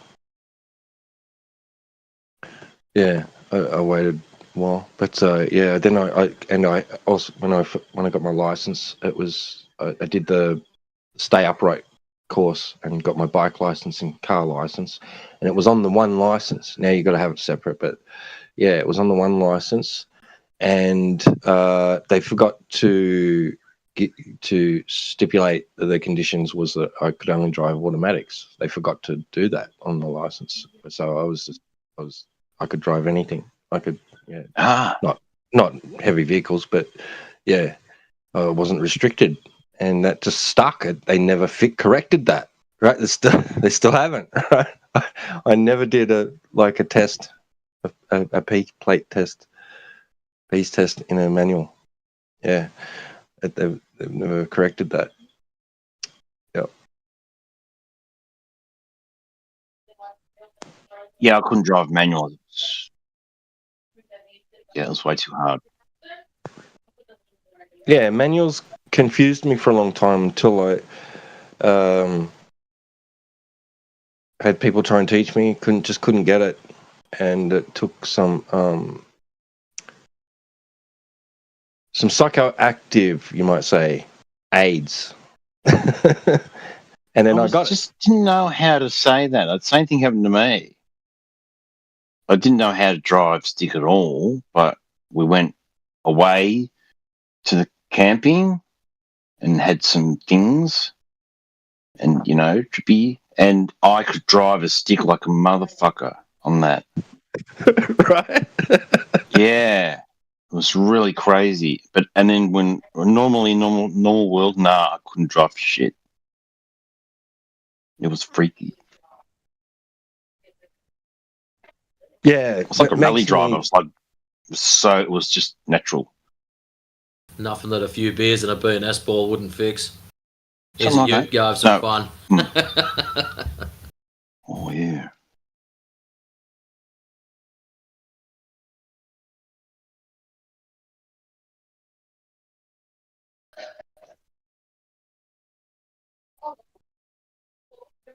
My brother used to drive around a bit on the farm. I was too young to drive, but when they let him drive around the ute sort of thing, the paddock bomb.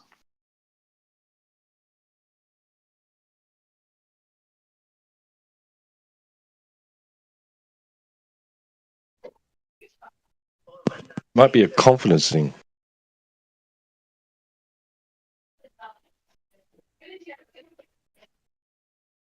Yeah, it probably would help too. I remember my old man taking me for driving lessons. We got about 2 blocks from home and he yelled at me for something. I undone my seatbelt, ripped the handbrake on, opened the door, got out, slammed that fucking door shut like I wanted the other side door to fall off. You drive the cunt home. And I walked home. Left it in traffic. Fuck him.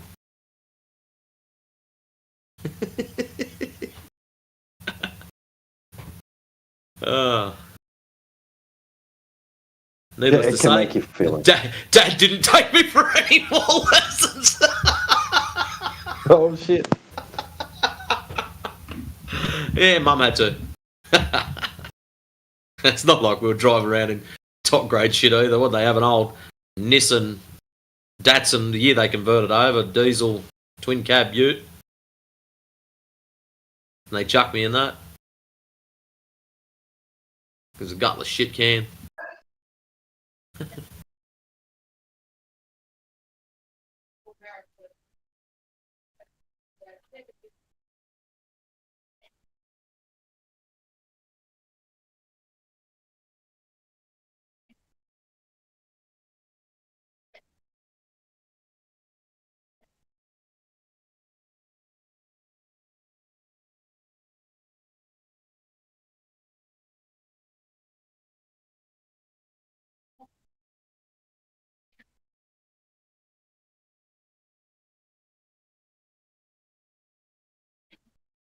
Yeah. Sometimes makes me think maybe I've got a certain condition that a certain chemical or mixture of chemicals helps with, because like with the driving, I got it, and also with guitar, like I'm an okay guitar player, right, normally, and then had this help, this little helper.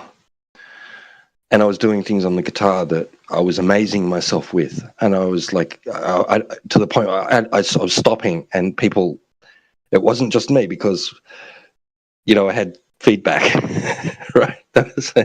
Yeah, wow, you're an awesome guitar player, man. Like, yeah. Whereas if, they heard me any other time playing guitar, they'd say, you're all right,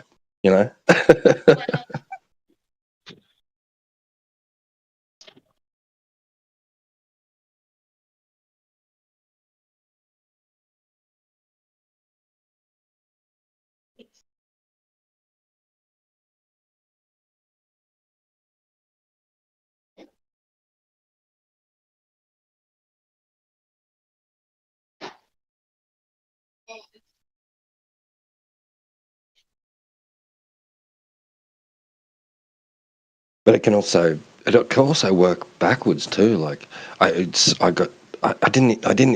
felt so uninhibited this one time. This place I'd done an open night thing Yeah, it was like a charity thing for Muro Atoll, right? Because the French were testing there, and it was a bit of a protest thing and raising funds and trying to stop it all. And I decided to get up on the stage with my guitar, and I just couldn't. I had all this confidence, and I felt uninhibited, and I was ready to go, man. I was ready to rock that joint, and just something just didn't work.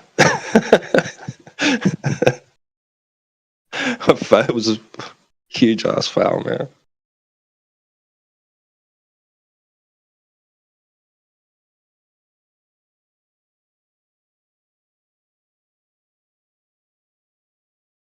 Speaking of fails, have a listen to this shit.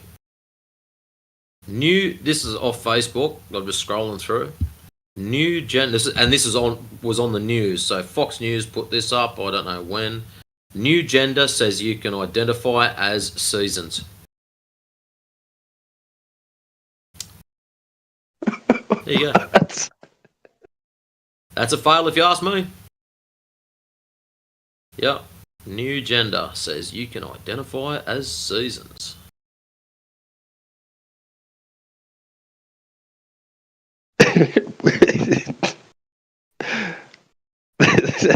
What the fuck, bro? It's like, I'm hot.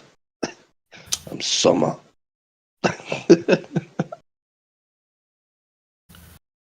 You know that meme where it's got old mate that says, "Yep, flooded again"? That's what I'm thinking.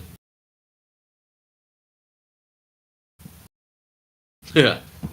Oh, God. This guy just breezed on through, right?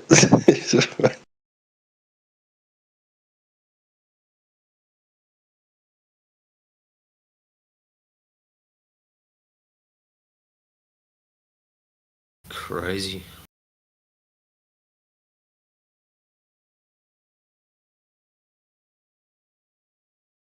Hey, Martoth.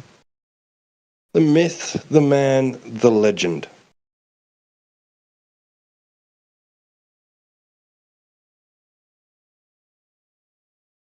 Lobby flat smacker extraordinaire.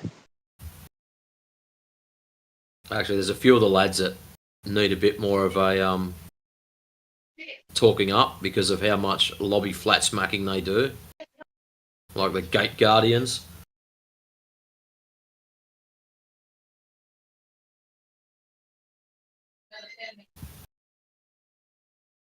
Yeah, absolutely. Yep.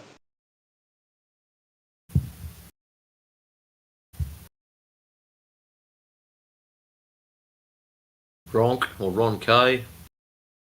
Northern Rebellion. Adam Unsalted.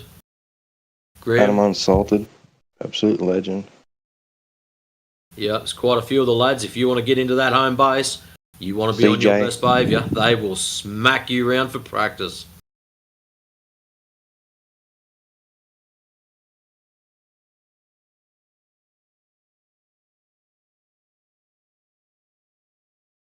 Even when I'm typing stuff in there, I make sure I spell things correctly because they get into me.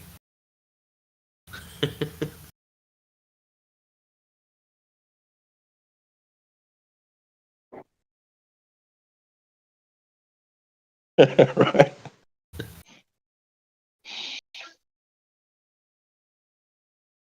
Yeah, those boys will keep you on your toes. Oh, yeah.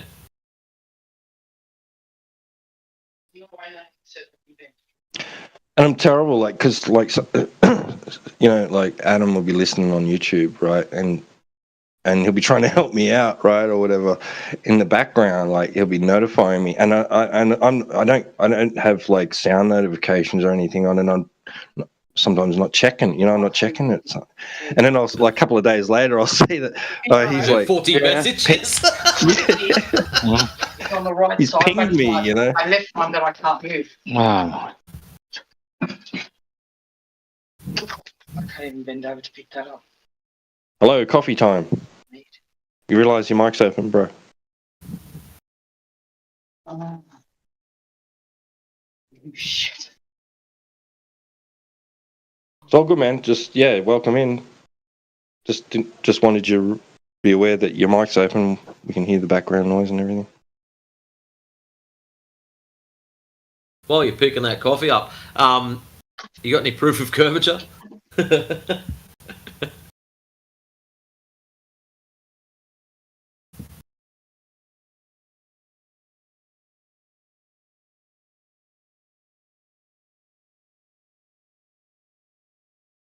For mutual servers. Whoa.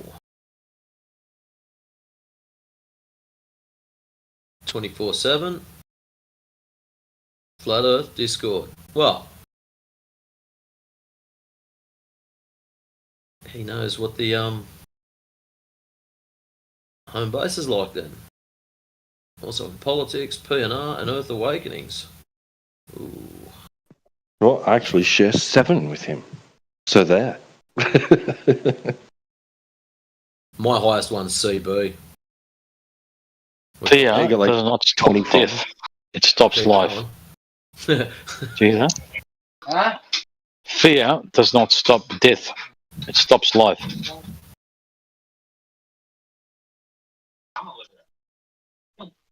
I had a box with it, it would go for $35 plus shipping. Open mic. You got an open mic coffee? Without the box, like maybe Yo, coffee time.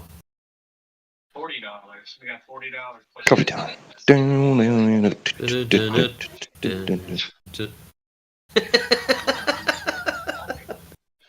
Is there more back there you want me to look at? Not much.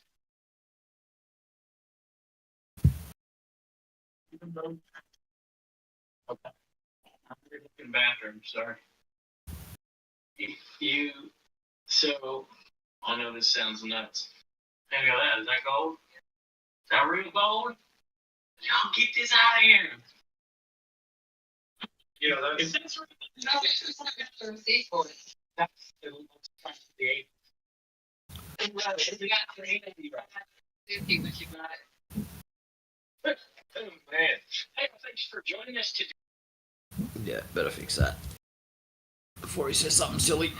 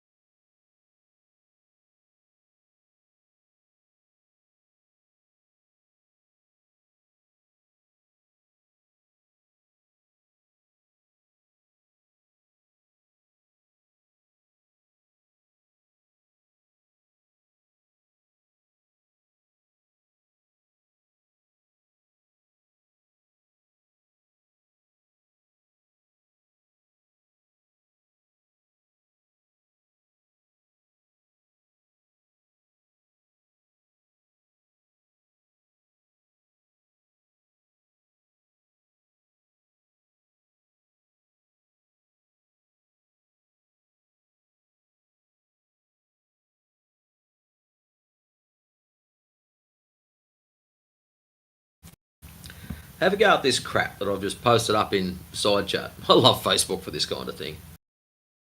Rain on different worlds. Right. Water on Earth, sulfuric acid on Venus, methane on Titan, diamonds on Neptune, glass on whatever a HD 189 733B is, and liquid iron on Ogle TR 56B. Why is the liquid iron one a grey colour? The last time I checked, when iron was at a point where it was in a liquid form, it was a very bright orange, nearly yellow colour. But anyways, that's just probably me being pain in the ass nitpicking. But how do they justify, where do they come up with this shit? Is there someone sitting in an office going, you know what, I'm just going to have a laugh and we're just going to put this shit out and see who swallows it? Or what is the deal? Or are they just like more wrecked than I've ever been? Or are they on something that I've never tried? Please, somebody, fill me in here.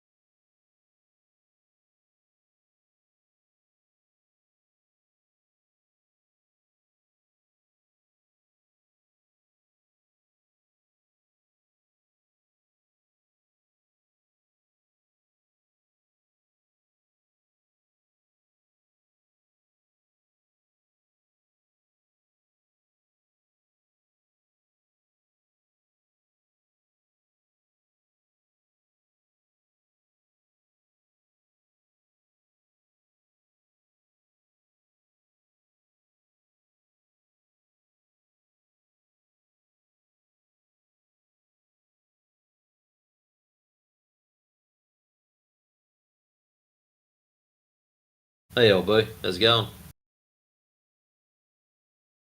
I'm good, how are you? I was just gonna look. Look. It's not really much to look at, but anyways.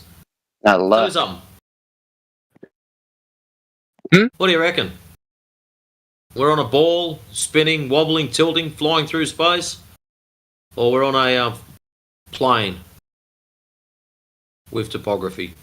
What do you reckon?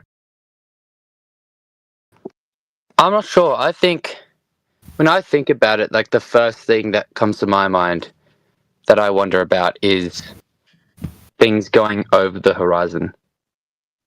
Like, you know, like if you look, like if you watch a boat with a telescope, how slowly it will like go underneath the horizon and disappear. I wonder what that means. Just means you're using a telescope. Why don't you watch Is it going under or is it going up? Why don't you just watch it with your naked eye, and then when you can't see it with your naked eye anymore, then grab your telescope and tell me what happens? Because allegedly, if you watch it with the naked eye, it's going over the curve. Yeah? And then when you grab your telescope, you shouldn't be able to see it because it's already over the curve, or beyond it, or behind it, however you want to word it. Well, I mean, like, because from my house, there's a big, like, cargo shipping lane, because I'm in Sydney in Australia, and there's a big shipping lane, like, right, like, 10 kilometres out, or whatever it is from where we are. And you can see the cargo ships, like, the bottom half of them is, like, cut off if they're really far away. And as they get closer, you can see more of the bottom of the vessel. And that's, like, with the naked resolution. So, yeah, so go down to the beach. Don't be sitting up probably wherever you are watching them. See if you can find one that's actually sailing away from you. Just sit and watch it with your naked eye, and you'll see it exactly the same effect happen. It will appear to disappear bottom up. Then grab your binoculars or telescope, and it'll come back into sight again. So, which one's the actual it doesn't do that, 'cause curvature of the Earth? That's why I'm confused, because I have done that with like my camera.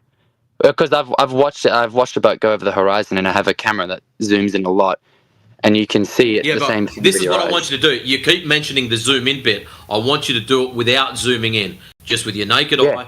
Watch a boat disappear, and it will do it exactly the same methodology. It will appear to disappear bottom up. Then when you pick up your telescope or binoculars, you can watch the same effect again. Yeah. So if it appears to disappear bottom up, so think about it. Think about it sensibly. If it's already gone over the curve whilst you're watching it with the naked eye, how are you zooming back in again with a telescope or binoculars? Well, I disagree with that observation. Once it disappears from my eye, I can't see it with the camera. So you're telling me if you're standing at the beach and, excuse me, you see someone in their little 10-foot tinny disappear out of sight, that you can't grab your binoculars and have a look and see them still there? Yeah, if I grab my camera and I zoom in on it, I can't see it if I can't see it with my eye. I call bullshit, and I reckon you've never done it, because I've had plenty of people, and we've even got videos of it where it's happening, where people are zooming in, zooming out, zooming in multiple times, just to show you that this effect happens. Alright, well, I mean, if you disagree with my observation, then we can't really debate. There's not really much of debate. But, okay, well, my there's question even one is... called the something horizon. What's it called? The naked horizon or the empty horizon? It's a video on optical effects, and it even shows right at the end. They follow this ship out to who knows how far, and then right at the end they zoom out away from it, and yeah, it just disappears. Okay. So I can accept then that is the case, that once you zoom in on it, after you can't see it with your eye anymore, that it comes back into view. But if you take it hypothetically, I'm just wondering if you think, if it was true that once it disappears from the naked eye, bottom up, and then you zoomed in on it with a telescope, if it didn't appear, would that then indicate that the Earth is curved? Would you agree with that? I'm not saying that it is the case, but if that was the case, would you agree? No. But isn't that basic geometry? No, just because something disappears in a certain way doesn't mean the be-all, end-all of answer is you're on a curve or on a ball. What would you expect? There's other optical effects that cause that. If the Earth was flat, shouldn't it slowly fade away, not disappear bottom up? Stop. You're just attributing this straight away. It has to be curvature that causes this effect. There's other things going on. One of them is called angular resolution. There's another thing, Rayleigh criterion. There's also the air being opaque. You can only see so far anyways. Yeah, there's a whole heap of little things going on. So don't just go, it has to be curvature, and that's the end of the sentence. No, there's other shit going down, man. Okay, I actually haven't heard of any of those. So, like what's angular resolution? What does that mean? Your ability to resolve something. So you can only see so far. So as you know, things get smaller as they get away. And we've also got perspective. So as things appear to get smaller and smaller and smaller because they're getting further away, you have an ability to resolve something. So for anyone who's into the freedom units or imperial, 18 inches at 1 mile. So once you get smaller than 18 inches at 1 mile, your eyes will just go, I don't know what that is. You could probably see the item there, but you wouldn't be able to work it out. But why does it disappear bottom up? Shouldn't it just get smaller? When it does, but it also disappears towards the horizon, your horizon line. So if you're, say, 6 foot tall, I'm just going to use 6 foot as a number, when you're looking across the plane, and when you're at the beach on a calm day, that's exactly what you see. You don't see curvature, you see a flat plane. When you're looking across it, the other end of it is still 6 foot high. So your horizon, your eye line is 6 foot high. So anything that's below your eye line will merge up. So as things shrink due to perspective, anything below that line will merge up. Anything above that line will merge down. Anything to the left and to the right will naturally merge towards the centre. It's like looking down a really long corridor. And you've probably seen... let's have a look. I get that. But then, like, a common cargo ship, the ones like that I've been observing, is like, I don't know, at least 50 foot high. And I see at the very least half of that ship disappearing below the horizon. If I'm 6 foot tall, shouldn't I only see the bottom 6 feet of it disappear? What's it doing as it gets further away? It gets smaller due to perspective. So like I said, there's a whole heap of things going on. It's not just one thing. And I do apologise, but I've got to go, and I should have went about 5 minutes ago. And I'm hoping T-Dub or one of the other lads.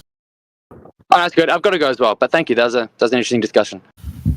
No, not a problem, mate. But yeah, if you do want to drop back in one day when you see a few people in here, drop in and ask them. But yeah, a few of them will happily explain it to you. But yeah, like I said, I do apologise. I should have actually put someone else on spot and grabbed them and said, "Can you have a chat with this young fella?" I didn't keep it on the time. But yeah. Anyways, man, anytime you want to come back, you're more than welcome to do so. Yeah. All right. See you, mate. All right. Cool. Cheers, man. And that, guys, I do have to go, so I'll catch us all when I get back.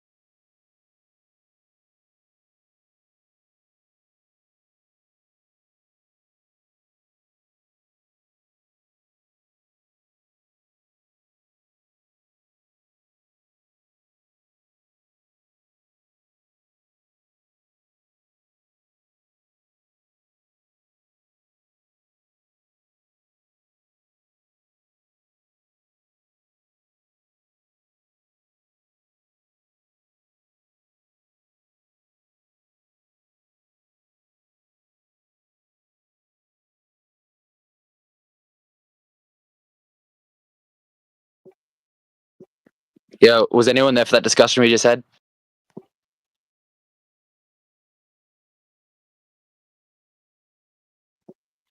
Is anyone alive? Yeah, how you going? Good.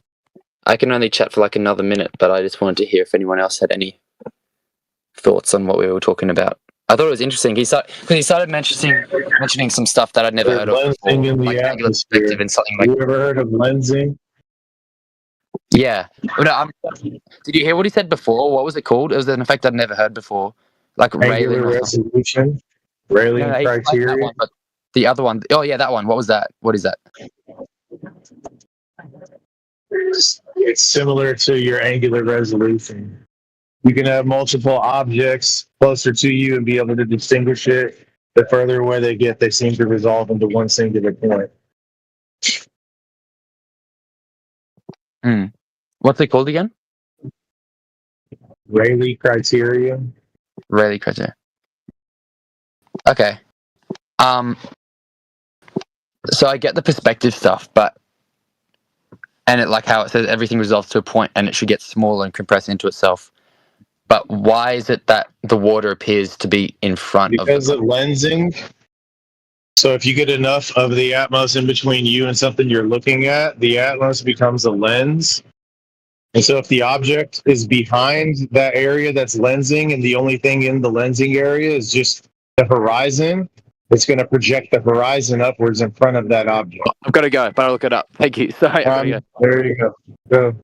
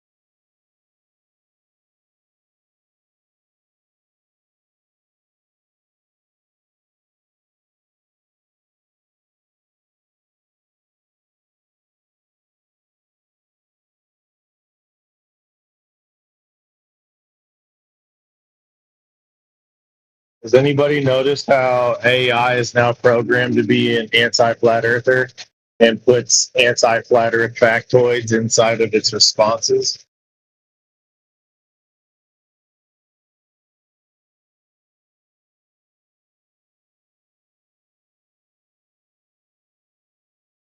I haven't noticed, but it doesn't surprise me today.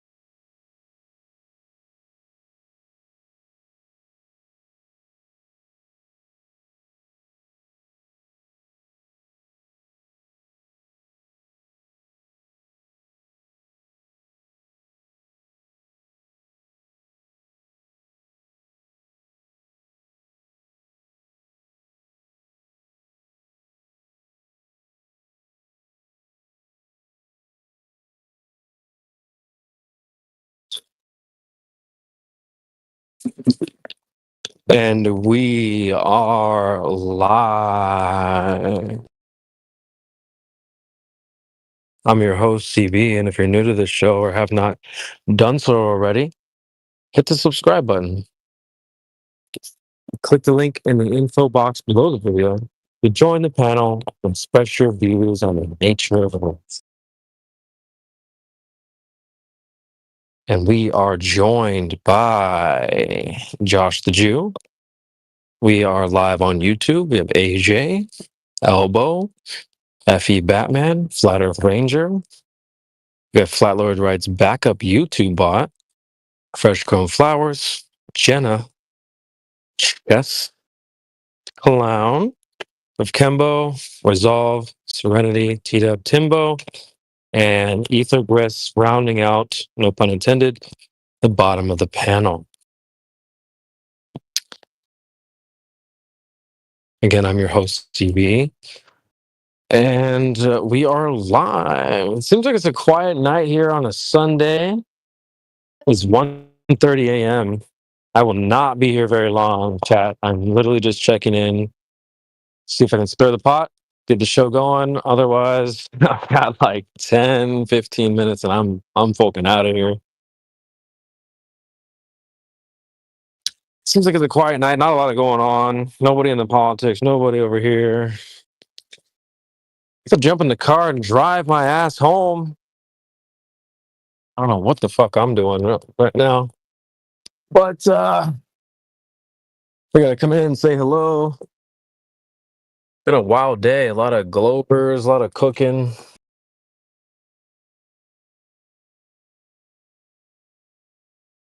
And yeah. We got you, CB. Sorry, I'm just cooking at the moment. At least literally cooking, chat. Guys literally cooking. That's crazy. Yeah, no worries, brother. I'm glad to hear your voice. All right. Yeah, well, I'll jump on here and this book is Sunday. We can speculate a little bit before the night is over. I don't know. We did some speculation last night. That was pretty fun. I do like speculating. We don't do a whole lot of that. But, you know, there is a lot of questions about this reality we exist within and not a lot of answers. So, sure, it's interesting to kind of put our heads together, figure out what's going on in this joint. Let's see here.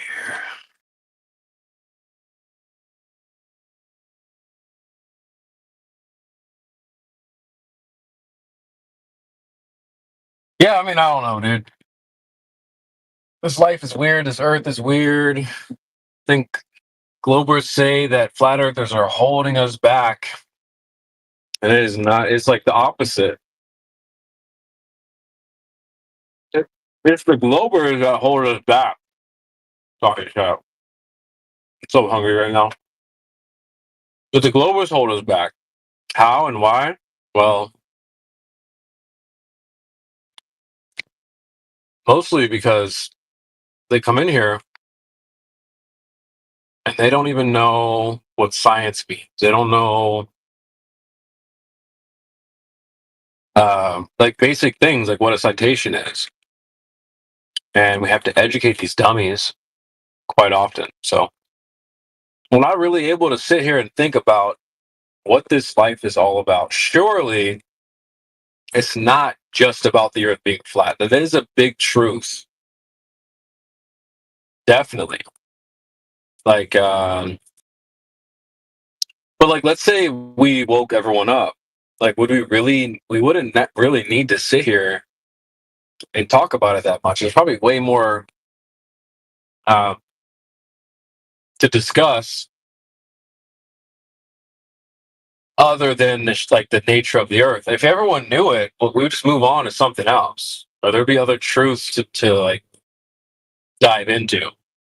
But stuck educating dummies on like the Earth. So it's like a big thing right now. But in terms of speculation, like, does anyone know why we're even here? Who even thinks about that? I do.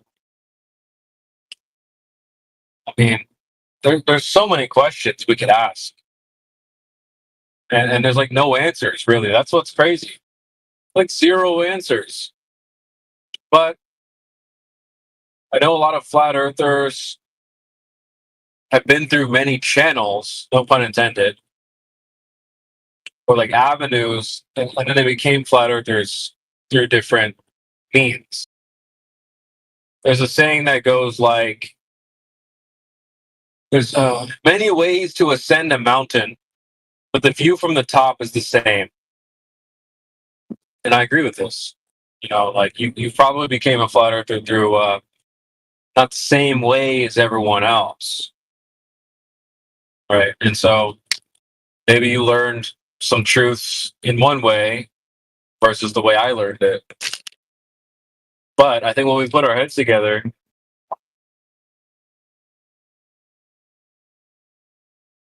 we can learn stuff from each other, you know? And so that's why Speculation Sundays are fun. Maybe I learned something that you guys don't know, and I can share that with you. Or maybe I've heard something along the grapevine that might strike a chord with you, and vice versa. But I don't know, man. This life is weird. I don't think that I can already put myself in the shoes of a normie. It goes something like this. Oh, you know, you just wake up, go to school, go to work, go to eat some food, and then go back to sleep, do it again tomorrow. It's not really deep for a lot of people.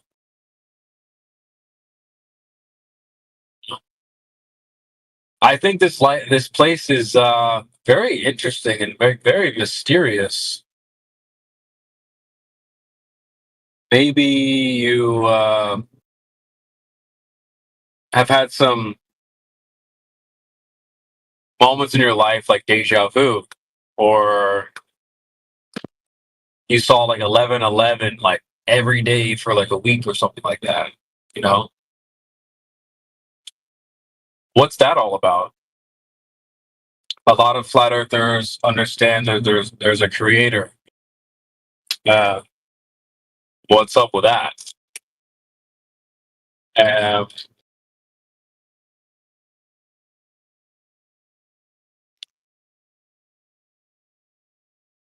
Have we been here before? Did you reincarnate into this life? Did you choose the life that you had right now before you came here? That's an idea that I've been presented with before. That maybe you chose it, like choose your character. Maybe you chose this path before you even got here. Maybe you got bored in like the heavenly realm and you're like, well, let me just jump back in and forget everything and experience this life one more time. I've also heard like Eastern mystics wisdom that says things like, you're just the universe experiencing itself. And to have that true experience, you have to sort of forget who you really are. Maybe you are like a piece of the creator or something, you know? A lot of ways to think about this place, and not a lot of answers.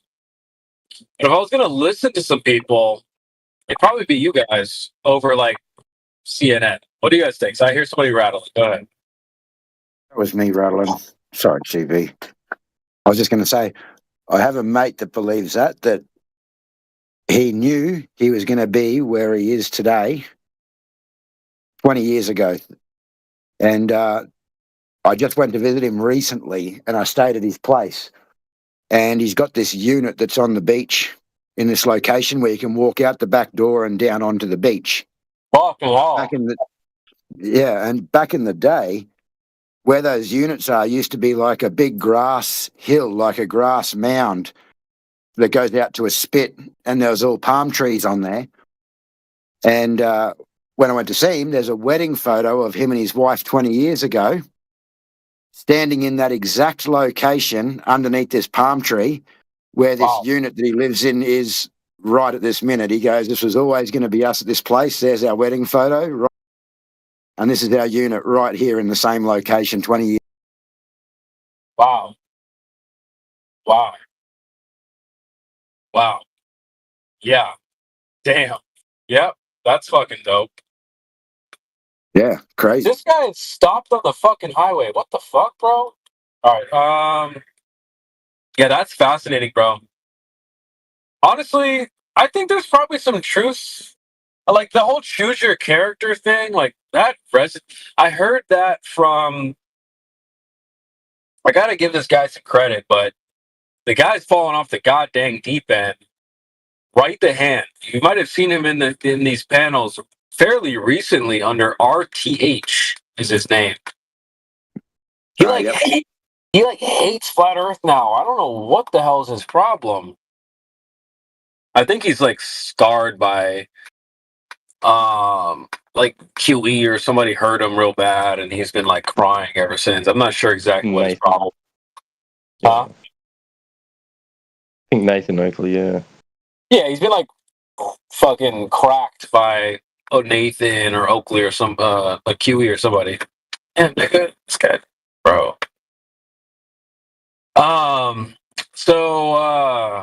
Yeah, he's like falling off the deep end hardcore. What is this guy doing? I swear people would be driving so retarded, bro. Fuck, bro, what are you doing, dude? Anyway, so right the hand, he said, so I used to listen to his work back in the day, and he had some really inspiring videos. I literally would have a notepad out, taking notes. Is this guy sleeping in his car, like driving? Like, what the hell? I don't know. Dude, I don't know what's wrong with people. We were speculating. He really fights the. He really fights. Sorry, go on. No, you're right. You go. You're right. Yeah, no, I was just going to say he really fights hard against the whole necessary antecedent consequent relationship thing when it comes to gas pressure. Right? Yeah. So he just, like, have you noticed that? Like, he just will not accept that as evidence of being contained inside a container. He just won't accept it. I don't know what's his fucking problem. It's so weird, bro. Yeah, he's cracked. But so anyway, but I used to watch the videos of him back in the day. He would do these live streams with someone I really, really enjoyed. His name was The Mind of God. You guys ever heard of him before? Nope. Oh, probably not. He's a super low-key channel. Don't worry about it. But he would do live streams with T-Mog. And bro, I would literally get a notepad out and take notes. This guy he has some really deep thoughts. And one of his ideas was that, when you play a video game, it's like choose your character, and like you choose something you like, and you go out there and do your thing. And he said that, like, what if this life was like that, where you could kind of, I don't know if you got like a lineup or you kind of pick and chose different characteristics or something like that, and you go into this life and live that out. And bro, I don't know why, but that just really stuck with me. It resonated with me hardcore. I was like, I get that. That makes sense to me, sort of. That, whether it's true or not, I don't know, but I can see that. I can see that in my own life today, that I would choose who I am right now. with all its highs and lows. Another thing that's been thought about before is that what's happening, what we think is happening right now, is actually us reviewing, right? Like we're actually like under a review process with like an entity that when we're reviewing what has already happened, but you have to go through it and experience it again, right? Like all of it. That's a weird one to think about. A review process. Can you expand on that a little bit? Like, so to actually like review what's happened, right? Like this, so you've already spent your lifetime, you've died, you've been, you've gone to, the next world or whatever, and you're now in the process of reviewing that life with the creator or whatever, right? And reviewing your actions, your thoughts, whatever, right? And each moment is being reviewed again, so but you had to do that. It has to be as if it's happening again and you're experiencing it again, right? Because so you would not be aware that so the creator could just click his fingers, stop time, right, for that instant, and then talk to you in that other place, right, and say, and then you're like aware, and you're like, yeah, right, and then you're talking with the creator about what happened there, right, and whatever, and then he clicks his fingers back, and you're back again, reviewing, re-experiencing it, but to you it's like the first time, but it's actually the second. Wow. Right. Isn't that like isn't it like a Christmas story, or like what is it? When you the Grim Reaper or some shit like that, when you like die and then you go through things and you see things and you feel regret. What is that called? It's like it happened in like Family Guy and like just like different cartoons where like a character like dies, but then like they go with like a Grim Reaper, like a Grim Reaper or something, and then they're like a ghost and they go and see other things and they're like, oh, I feel regret. I want to go back and change things, and they get a second chance. I forget what that's called, but that's what it sounds like. Have you guys heard of that before, or am I just making shit up? I swear that's like a thing. Yeah, I don't know if it has a specific term. Yeah, I don't know if it has a term either, but like I've seen this in like Family Guy, or like guy like dies in an accident and then they turn into like a phantom or something, and then like a Grim Reaper's like, look, I'll give you a chance if you like, let's go walk through your life and whatever. Like I've heard of stuff like that before. I can see that maybe. That's interesting though. And maybe that plays into deja vu somehow. I'm sure you guys have had that deja vu. I know what you're kind of talking about too. Like, have you seen the movie Vanilla Sky? No. Awful movie, really, but like interesting concept. You haven't seen Vanilla Sky?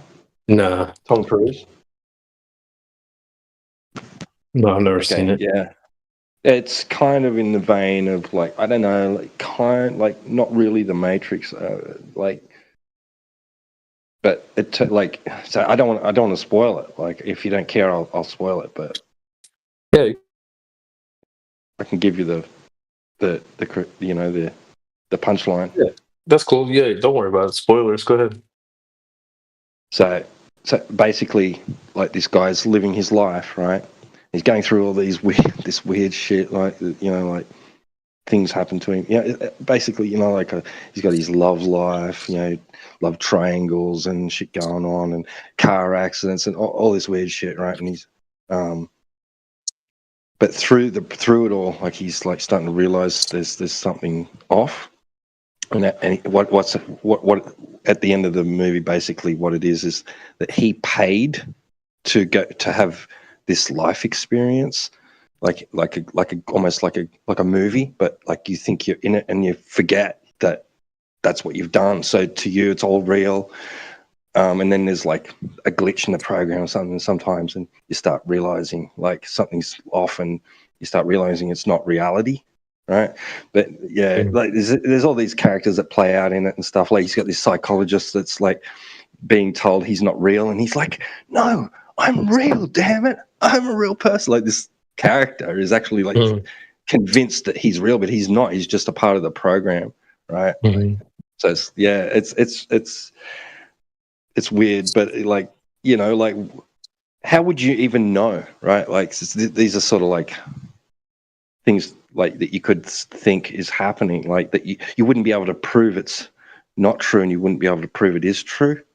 You know what I mean? Like that if this was happening to us, like what if you're some weird alien, like, you know, a weird entity in some other dimension that has actually gone into like a booth, right? Like at some like carnival, and you've paid to have this experience, right? None of it's real, right? And part of the experience is not realizing, like, until the end that's, you know, so all your memory gets wiped, you know, like basically you just start again. And you know, it's a weird thing, and of course it's absolutely ludicrous and absurd, right? Not really. That actually like resonated with me a little bit. Like I've heard, you know, like Alan Watts would talk about stuff like that, where you know, you had to sort of forget who you are to come experience this like poor little me, but you're actually something way greater. And if you knew who you were, it just wouldn't, you know, you'd probably just delete yourself. You'd be like, fuck this shit. I'm like God. I'm just gonna like go be God somewhere. Like so you have to forget and wipe everything to come experience this. That resonates with me. I get that somehow. That's not weird at all, actually. Well, I've been seeing a lot of headlines in my feeds lately about theoretical physicists, blah blah. Even, you know, QE rage, but quantum physicists, right? Now suggesting that all the indicators are that we are in a computer-like simulation, that it shows the characteristics that the universe and nature and everything is showing the characteristics of being a program, right? And not where certain laws are being broken and things like that. They actually seriously considering that we are not in a base reality of sorts, right? Yeah. I don't think this is base reality. I mean, I can see how a lot of normies and NPCs would think that, but like, oh no, this is it, YOLO. You know, like something tells me, like when you dream, dude. I'm sure you guys have had some dreams where you're like flying or doing crazy shit. Like, I don't know what's that all about. Like, maybe I don't think this is base reality. The dreams would be like kind of an example of that, I think. Yeah, there's an old saying, you know, am I a butterfly dreaming I'm a man, or a man dreaming that I'm a butterfly, right? What's up, DJ Party or whatever? Do you want to chime in there, bud? You just stop micing.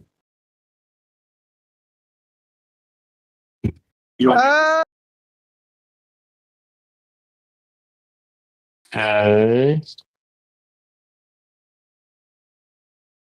DJ, are you there, bud? You're interrupting some deep shit right now, so go on mute or figure your shit out, bro. Anyway. Yeah, I don't know what dreams are. I've been having some wild dreams recently. I had a dream last night with a 304. That was we don't have to go into detail, but it was a pretty good dream. But like I've had some really crazy dreams recently, dude. And so like I don't know what that's about. And then deja vu. I've had some deja vu recently. I'm like, what the hell? So, but base reality, I like that you said that. Like base reality. I don't think this is it though. I don't know. There's just too much.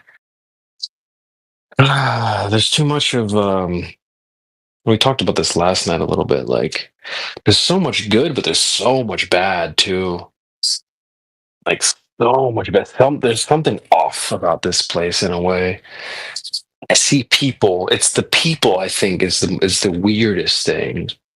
But also like the bugs and weird animals and shit like that. It doesn't make a lot of sense. But I think it's the people that throws me off the most. It's like there's some really beautiful people here. Trust me, I've met some, and I think not even. I mean, I'm not a bad looking guy, but also like I think a lot of my beauty comes from inside. Like people stop me all the time. And they're like, "Man, there's something really like special about what you're doing." I'm like, "Thanks, dude. I really pride myself on that." And like, I've also met some really beautiful people inside and out. And so there's a lot of beauty in this world, especially where I'm living right now. It's like fucking paradise. It's crazy, right? So, but at the same time, there's some fucked up people in the fucking world, dude. Like some really bad, like people doing really bad right now. And like, I see it all the time. I mean, I don't know how to explain that. Like, it almost seems like there's like different types of human beings here. And I don't know how that is even possible. That whole saying, like, so and so is cut from a different cloth, that resonates with me a lot. I don't think all human beings are alike. You ever seen They Live, where some people are like, they're like different? And I genuinely, like, truly, I think there's different like breeds or types of people. And yeah, I don't know. I look at a lot of people, like, so I've done this my whole life. I look at people as if,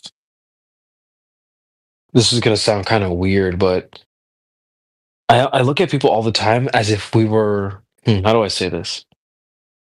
Remember when you were in school, like kindergarten? Like everyone was pretty like normal, right? Like I feel like most people in your like kindergarten, first grade classes, like fairly we're all like very similar. A lot of like we have different personalities and stuff, but like there's like they're all normal, you know? And I had like a blind girl and some weirdo, but like we're all pretty cool. But like as you get older, like people get broken, dude.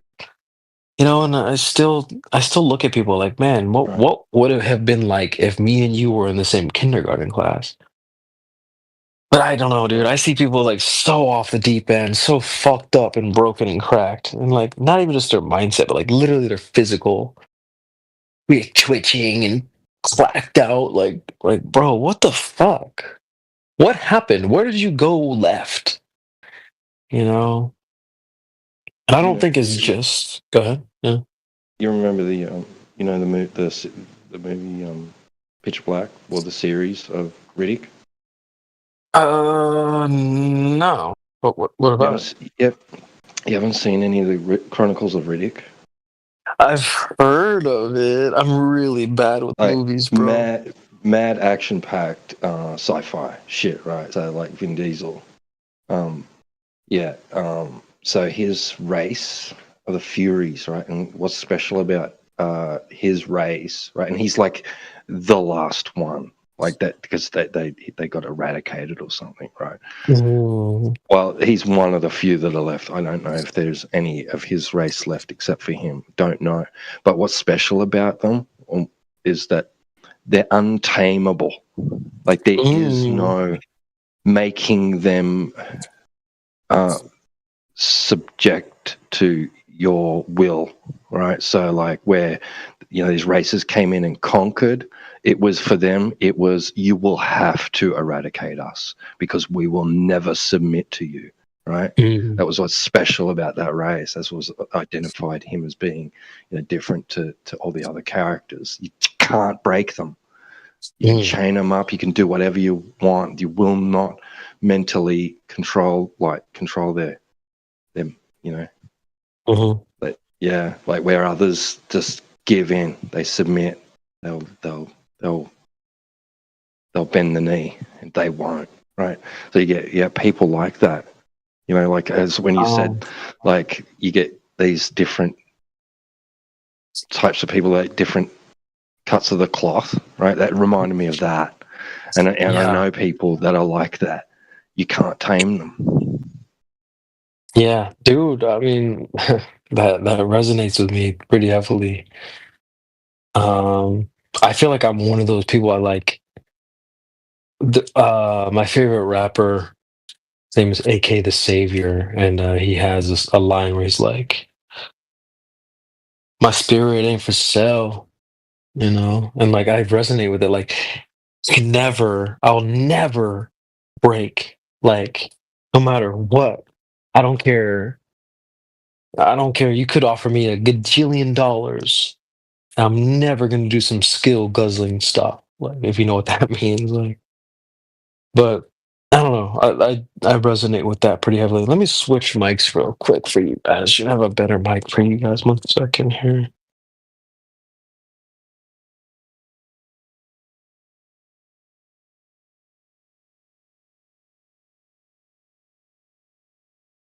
Mic check. Mic check. Yeah. Okay, you should be able to hear me just fine. Yeah, man. I feel like I resonate with that. I think a lot of flat earthers are probably like that as well. You know, like it's not easy to no one wants to it's not easy to sign up to be a flat earther. Like, imagine signing up to get like spit on and shit like that. You know, you have to be strong to be a flat earther. It's not no one's gonna like applaud you or congratulate you or anything like that.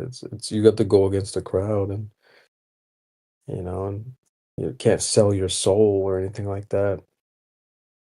So I don't know that what you just said about the brace that can't be broken. Like, yeah, man, there's probably some truth to that. I wonder where these writers get this stuff from. Like, there's a lot of anime shows that have deep truths. You guys have heard me talk about a lot of anime shows in the past.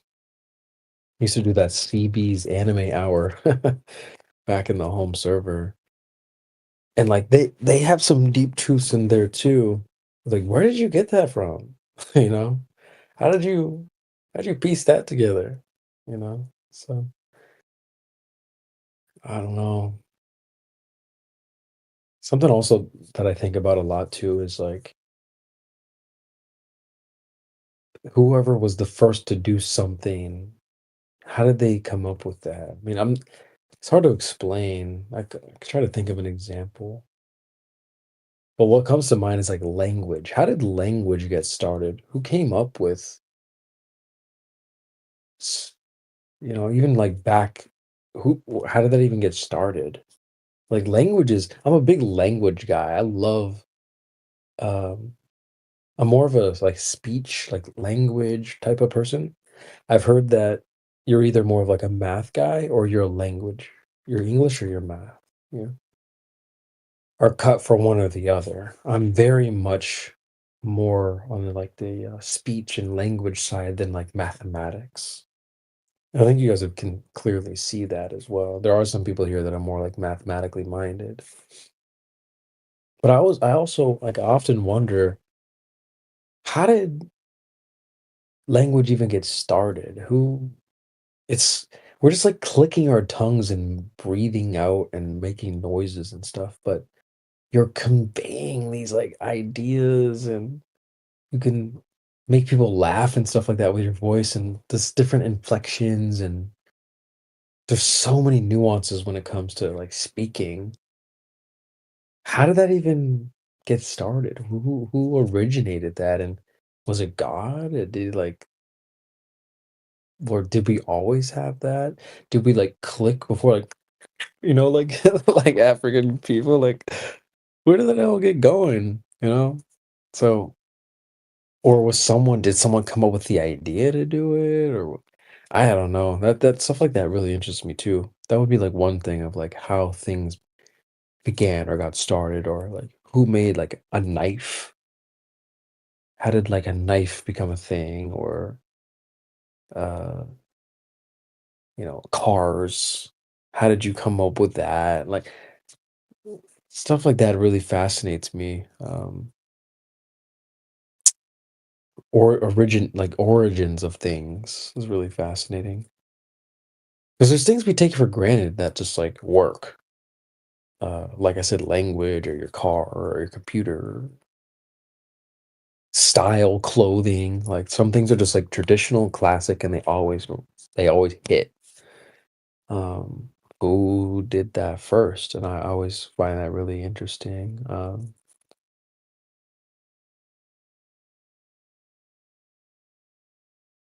mean, even to this day, you have people coming up with new phrases and sayings. I really enjoy seeing how the culture has shifted over the years. That's why I joke around and call myself like the head of the cultural development department because like I got like I feel like we're seeing more people say the word like cooked. Yo, you're cooked. Like, dude, no one used to say that, even in our community, like 2 or 3 years ago. That was not a word. That was not a thing. No one said that. But now I hear Sunny saying it. India says it. Like, it's spread like wildfire. And who came up with that and stuff like that? It always really fascinates me. So then when people write these anime shows and they have like these deep truths in them that seem to resonate with some of the mysteries of life, where did they get that from? Are there people here that maybe are more connected to the creator in some way and they're able to share things? Or maybe they're like this, what do you call it? Like, um, what's the word? I don't know, like, I don't know how to say it, but like angels or something like that? Are they like disciples of God? Like, I don't know are people just so tapped in that they're able to, there's a saying, bring heaven down to earth. There's like people literally bringing heaven down to earth and sharing it with us here. I don't know, dude. That's why I like anime. People poke fun at it all the time. Go, "Oh, it's just animated. Oh, you showed like this cartoon boobies or whatever." There are shows that are like corny like that, but there are also some really, really deep shows like Attack on Titan, for example, or I watched a show called Hell's Paradise. It has a lot of interesting truths in it. Um, you know, there's a lot. I could probably go off on a few, but there's a bunch. And so, like, where are these people getting these ideas from? I don't know. I don't know how to explain it, but this place is weird, man. Like, and I just hate the fact that people just take it for granted. I just go to school, I just go to work and go to sleep and do it again tomorrow. Like, I think there's so much more to it than that. There's so much mystery. I mean, the moon is up right now. What the fuck is that? Oh, it's just a rock. It's just the sun shines light on the rock. Like, bro, fuck no. That's bullshit. I don't agree with that. The moon is one of the most mysterious. That should be like one of your biggest clues, one of your biggest red flags. Like, what the fuck is this place? What even is the moon? You see an eclipse? What the hell is that? Oh, it's just the sun blocking this thing. No, I don't buy that for a second. Hell no.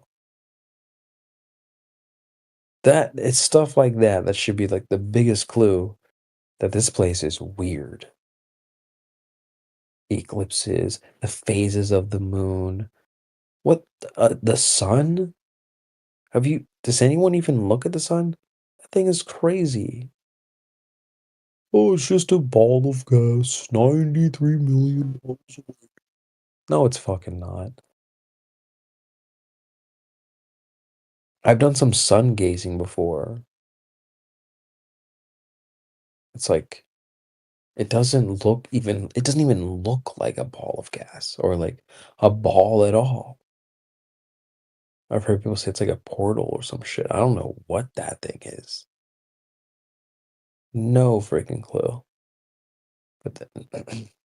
But damn, dude, we got people dropping out of here. They're like, fuck this. The sun is 93 million miles away. I don't know.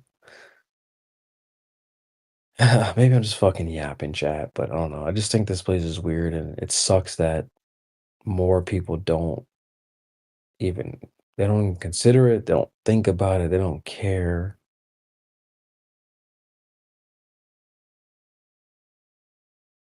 There's so many clues oh, we got people dropping out, chat. I'm just gonna shut the fuck up. Hey, good bro. I gotta go to bed soon anyway, but yeah. I remember Go ahead. when I was a kid, being in a vehicle, at night driving along, and I'd be looking out the window. I said to my mum, "The moon's following us. It's like coming along with us, right?" And she and her boyfriend are like, "No, that's just an illusion. It just looks like that." I'm like, really? Like, yeah, I was only little. I looked back out at it, and I'm just thinking, no, bro. Thinking to myself, that is freaking coming along with us. It's not behind us now. We've gone that way. It's keeping up. Like, what's going on? Like having those sort of like experiences and questions in my head, and yeah, and also looking at it and going, what the fuck is that? Yeah. But definitely. having the stories told to me at the same time of what it is and all that, and that men have been to it, and I was doubtful. There was an element in me that just went, I don't know. Cap. Yeah. It's cool that you thought that when you were so young. Like, bro, that's cap. That's funny. Yeah, I posted a video in the chat earlier today. I was on Twitter this morning, and this video, the guy in a plane taking a picture, like a video of the moon or something. It looked like the moon. I think in the caption it said it was the sun, but I think it was actually the moon. I don't know. But it looked so crazy. Like the moon or the sun, whatever it was literally like the plane was like above it, and the moon was like they're saying the moon is like so far out there, and it was like here. It was like right there. Damn. I'd have to go grab the video. I know they delete shit. That's what I hate about these servers. It deletes all of our content. It's so frustrating. We need to go back to our home base, bro. But yeah, man, there was a Twitter video of the sun or moon, like right outside their window.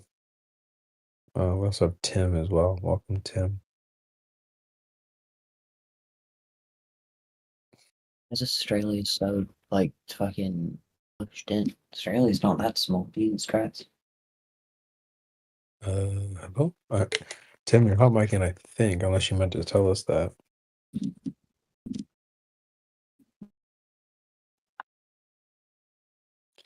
Anyway, It's actually pretty big. What the fuck? What does Australia not exist? What are you saying, dude? I don't fucking know. I'm fucked right now. You're fucking fucked, bro. You lit, bro? Yeah, I think I've been taking too much, eh? What are you taking? Fuck, I don't know at this point. All right. I would have got You know where harvesting you're at right tomorrow. now? Grab some shrooms, dry them. Have some fun, eh? Okay.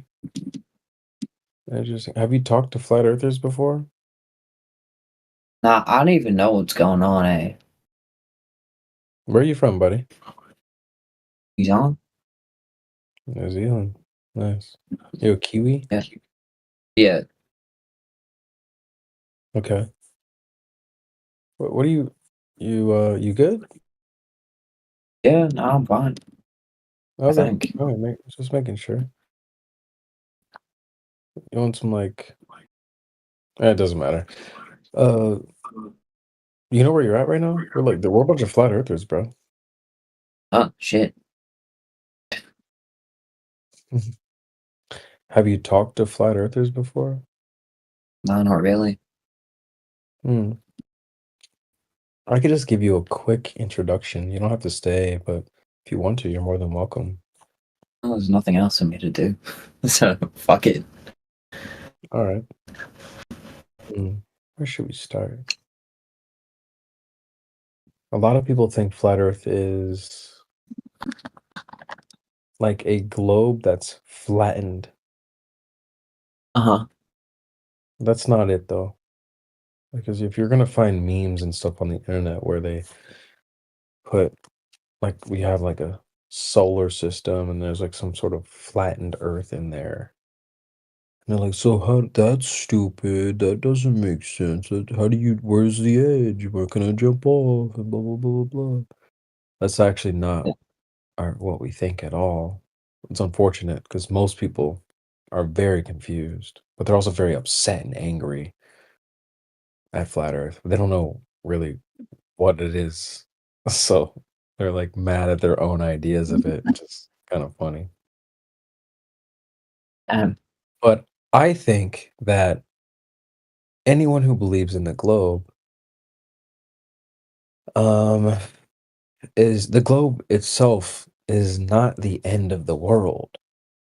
Right? Even if you do believe that the earth is a globe, that globe is in a universe. And that universe has characteristics that like there's a lot of unknowns. For example, people ask flat earthers all the time, where's the edge? If it's flat, it has to have an edge. Then we say, okay, where's the edge of the universe? They'll be like, oh, well, we don't know. We've never been there. Okay, great.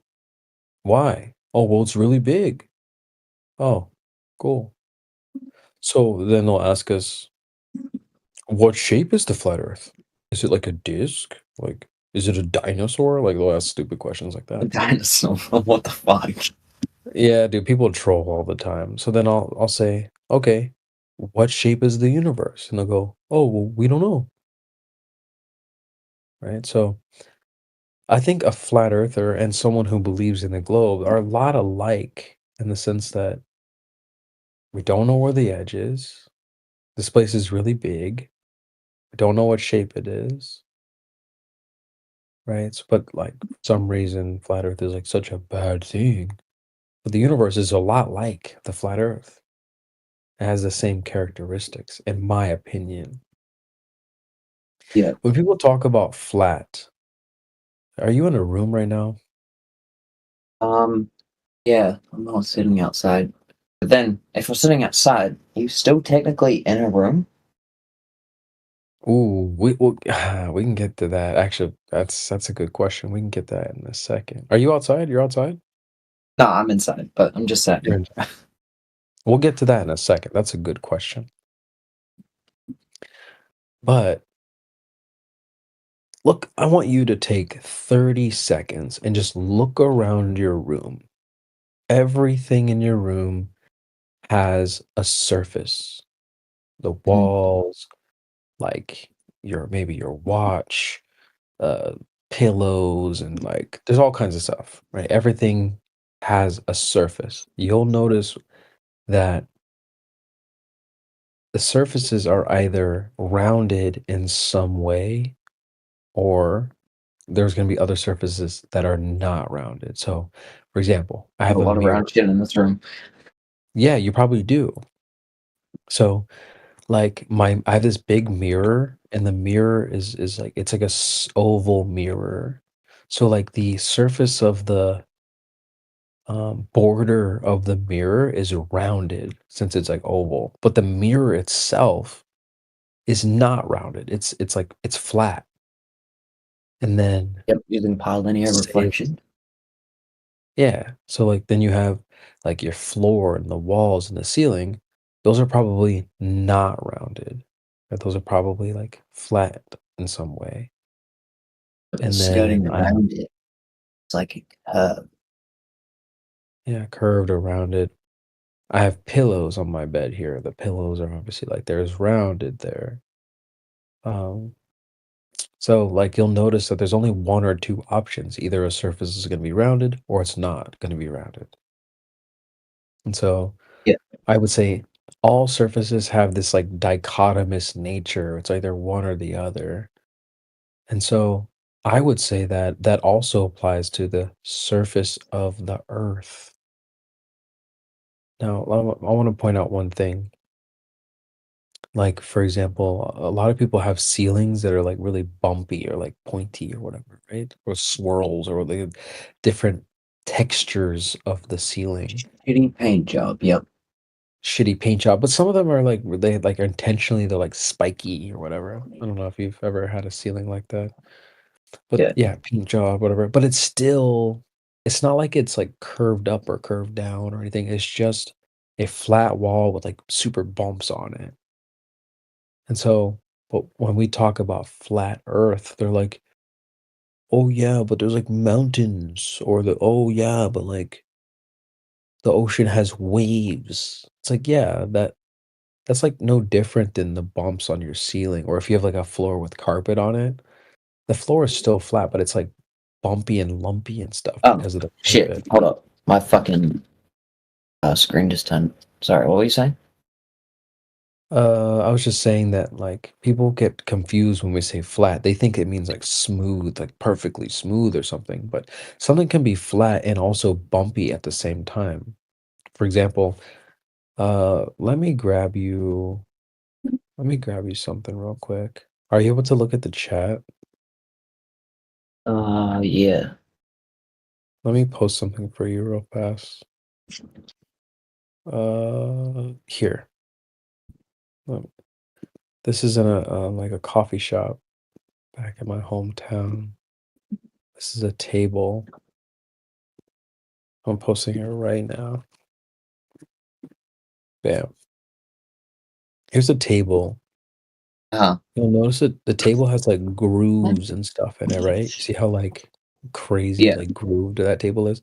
Well, like imagine if you have a table that's rounded or like curved on the surface. What would be the point of the table? If you like put a drink on it, it's gonna spill off the table or whatever, right? So this is a flat table with just like tons of grooves in it, but it's still flat though. So the earth is very similar to like this table where it's still flat, but it has like bumps and grooves and like stuff like that. Or the ocean will have like waves and stuff, but it's still flat. So as like an introduction to flat earth, what we're really talking about is not the shape or the size or whatever. It more has to do with the surface, which can either be curved or rounded, or it's not curved or not rounded, leaving us with flat. That word is just confusing to people from what I can see. So it's like the flat Earth. Is it like if you put like fucking mountains on a piece of paper, or is it something else? Yeah, I would say like that. Yeah, even if you take a piece of paper and like take a microscope and zoom in, the paper's gonna be like made out of shit. Yeah, super it's like crazy looking, right? Yeah, but the But question the is, paper's flat though, so yeah.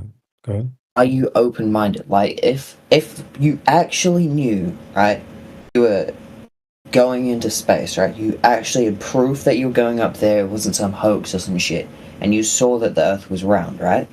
Would you then start believing the Earth was round? Or would you think that it's a hoax?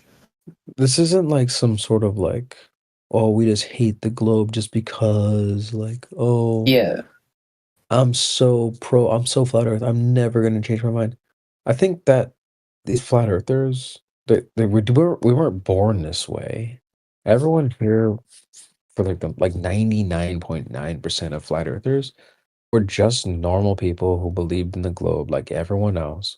But then they were like, let me go. I'm gonna do some digging. I'm gonna think about it a little deeper than just believing. I'm gonna go and kind of test my beliefs and stuff. And then we realized that maybe there's like some holes in the globe idea and like issues and stuff like that. And so, yeah, for sure. If it's a globe, no problem. No problem with that. But the thing is, I mean, if anyone cares about the Earth, it's really us. We really actually cared enough to go and like investigate. Most globe earthers you'll meet, they actually don't care that much. They're like, I just, went to school and they told me it's a globe and I don't know why I would like think otherwise. Like they don't actually care really that much. So if anyone was going to be like a hardcore globe earther, it would be us for sure. So we're not like opposed to it being a globe. I think we have enough proof to show that it's not. And actually, outer space isn't even like it's gonna sound Right. crazy, but outer space Because isn't even real. What do you think, Because Tito? we have the whole story, and then we have imagery which people say supports that story, right? And But the and universe there's a isn't real, or huge did I hear that wrong? disconnect. One sec, there's a huge disconnect between that story and that imagery and what we all, average people, you and me, can actually go out and observe and measure and experience, right? So the question is, right? Well, it's not even a question anymore. It's like that story is not true, and the people saying that they have imagery to support that story are absolutely 100% lying, right? Because they claim that they're special, they can achieve that vantage point that you're talking about, right? You can't, not even currently, right? They talk about Katy Perry going to space and all that. If you save up, you could get a ride on Bezos's rocket and go up and see the Earth as a ball. No, you don't. That is not even the story. You don't go high enough to see the Earth as a ball. You don't even go high enough to see a curved horizon, right? According to the experts, right? The astrophysicists, the theoretical physicists. These people, the astronomers, they're saying, no, you don't see Earth curvature, not even from 250 miles above the Earth. You don't see the curvature of the Earth. And you're definitely not high enough to see a full circumference, the whole one side of Earth as half a ball. So it's only a few people that are even claiming to have gone far enough away from the surface to have turned around and looked at it and seen it as a ball.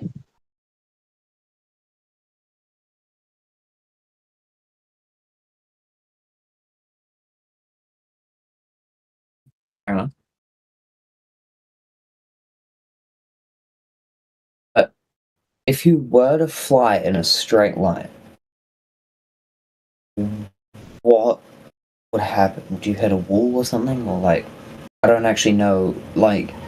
There's some theories out there, but I don't know what you think. If you were to just fly straight.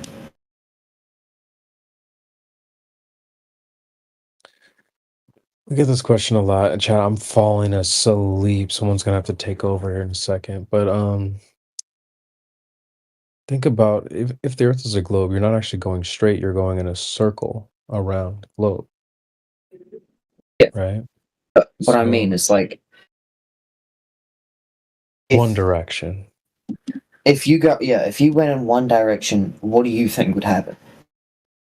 I think you're going in a circle, especially if you're going east or west. You can go in a circle and come back to where you started. We get this question every now and again. What happens if you just go straight? But go in one direction. But I'm trying to figure out more about what you're talking about than just disproving. Sure. I got you. I'm just trying to see what you think would happen if you went in one direction. Yeah. Let me give you an example real quick. And then I really need to go to sleep. I'm gonna fucking pass out. your room. Let's go back to your room for a moment. I just need you to imagine for a second that this room is the universe. This is the entirety of the earth. There's nothing else except just your room. This is the earth. This is everything. Okay, so let's put like a fireman's pole, like a stripper pole in the middle of the room. We're going to call that the North Pole.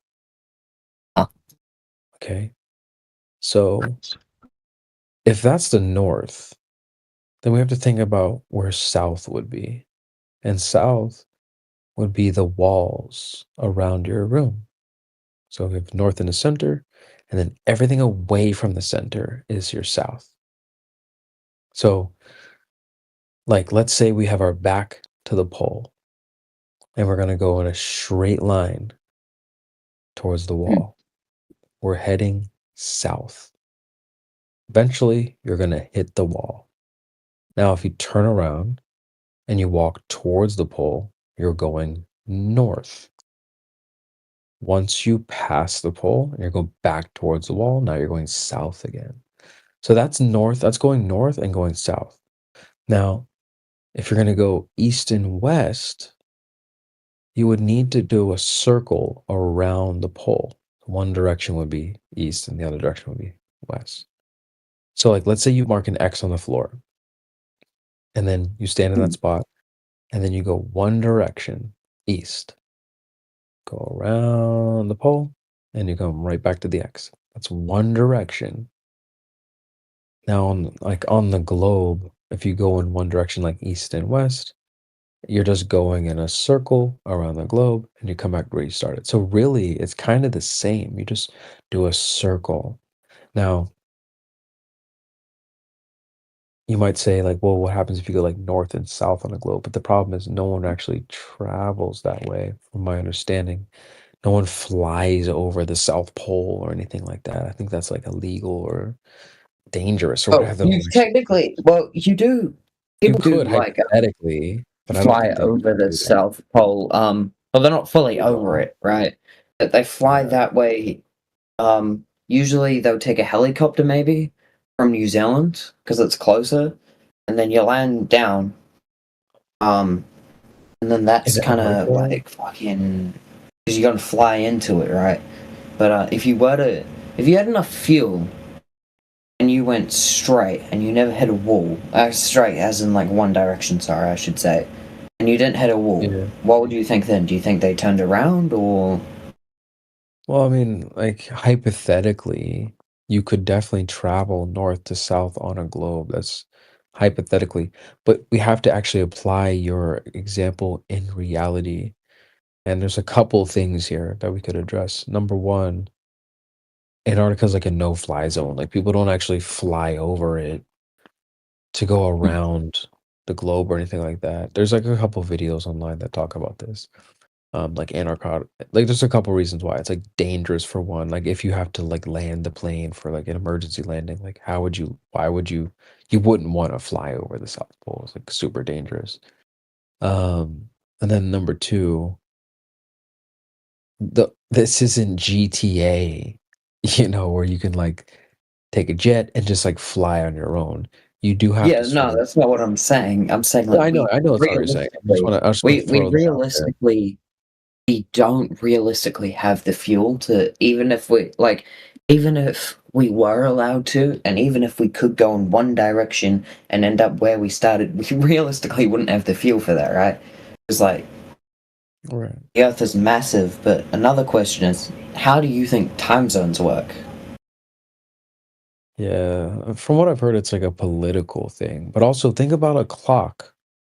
A clock has time zones, like 1, 2, 3, 4, 5, whatever. And like clocks would be examples, they'd be more similar to a flat earth where have you ever seen like a spherical clock before? No. They're generally they're like a flat thing with time zones, and then the hands go around. So I would say so. It's kind of like so that, you like a think? clock, I'm still again not trying to. I'm just trying to understand this. So what you're saying is like, is this just what people say online, or is this actually what you think? Like, the sun goes over us? Yeah, I would say the sun is over us always. I don't think it actually goes down below the earth or anything. Wait, People say like, oh, well, the well, if it sunset. didn't go down below the earth, then how the living fuck would it even do a... Because, right, so if the earth is flat, I don't have any visualization because I can't be fucked making an animation right now. But, it goes all around, right? Wouldn't it have to go underneath the earth? No. Then go back over? Or does it, like, move in, like, a line, like a linear line? Like, kind of like a circular, like a circle... Like, maybe it does a circle above us. Like, I don't exactly know even what the sun is, but I would say, just to keep it simple, like, you know, let's say, let's. Literally just sent me a fucking image of a globe. Not you, but this friend. That's cool. I mean, I made this meme forever ago, but it's like thinking the sun is under the ground to me is like kind of silly. But I would say the sun is always above you, and it's like moving. You see the sun moving, so how do I explain this? Like you have a big warehouse with a light, like lights in the ceiling or whatever. I can tell you like a realistic science experiment, which I think was done, but I don't know if you think that it's true or anything. If you do actually grab two pieces of paper, put them far enough apart, and you shine a light, if the Earth is rounded, you shouldn't be able to see it, so you'd actually have to lift it up a little bit. But if it's flat, then you should be able to see the light. Not exactly tracking. Chat, you guys are gonna have to jump in, guys. I'm so freaking tired. I'm so sleepy. Does someone? I'm probably anyone gonna else start wanna jump moving in? around like fucking chats anyways. That's okay. But I would say it's like, yeah, the sun is always above you and it's moving around. So like, you know, when it's noon for me, it's like above me. Then when you're in New Zealand or whatever, so like the sun of So the sun is like really, really small? I think the Earth is the big thing. I think Earth is the big thing, not the sun. I think the Earth is the bigger thing, dude. Earth is freaking huge. And I don't know what the sun is, but I know people think like the sun is the bigger thing and the Earth is really small. But I think it's actually the other way around. So what are your thoughts on Mars? Do you think that's flat or do you think it's round? No, I don't think the Earth is a planet, and I don't think that Mars is like a rock and up there or anything like that. When you look at Mars, really, like if you're on the ground looking up at the sky, you see Mars, but it's like a light. It's like a twinkling like light thing. Yeah, it's that fucking don't know far away what that that you is. can't even tell. But then what about the moon? How's that? Like, what the fuck does that have to do with anything? That's a good question, bro. We were just talking about that earlier. I don't know what the fuck the moon is, but the fact that it has like phases and then does a new So is like the moon just a flat thing that fucking No. You don't think of flat Earth as like a flat thing in the solar system, because that's what people do. They're like, oh well, you have a solar system with like a bunch of flat things, or like is it a bunch of globes with one flat thing? I don't know what planets are. I don't know what the moon is or the sun is. I don't think anyone knows what those things are. But the Earth isn't like any of them. The Earth is very unique compared to those things. I don't think you can look at Mars and say, okay, that's like the Earth. The Earth has tons of trees and water and like people and stuff. And you look at Mars and might. it's like Not saying it's that like we a have any twinkling proof. light that moves across the sky. There's really no reason to compare the Earth to Mars. But or Mars the Earth might to have the sun liquid or water something. underneath its surface. I mean, Right? It that's could have been an boring, Earth bro. planet. Now, That's I'm not boring. saying that we know because it would have been so long ago. But I'm just saying. I know what you're saying, but that's just That's just a lore, story. bro. Yeah, that's this is totally. Yeah, no, I'm not saying that. I'm just saying like it's like a possibility, right? But fuck, it's a But possibility. for that to be true, you'd have to think that it's a world like this one, right?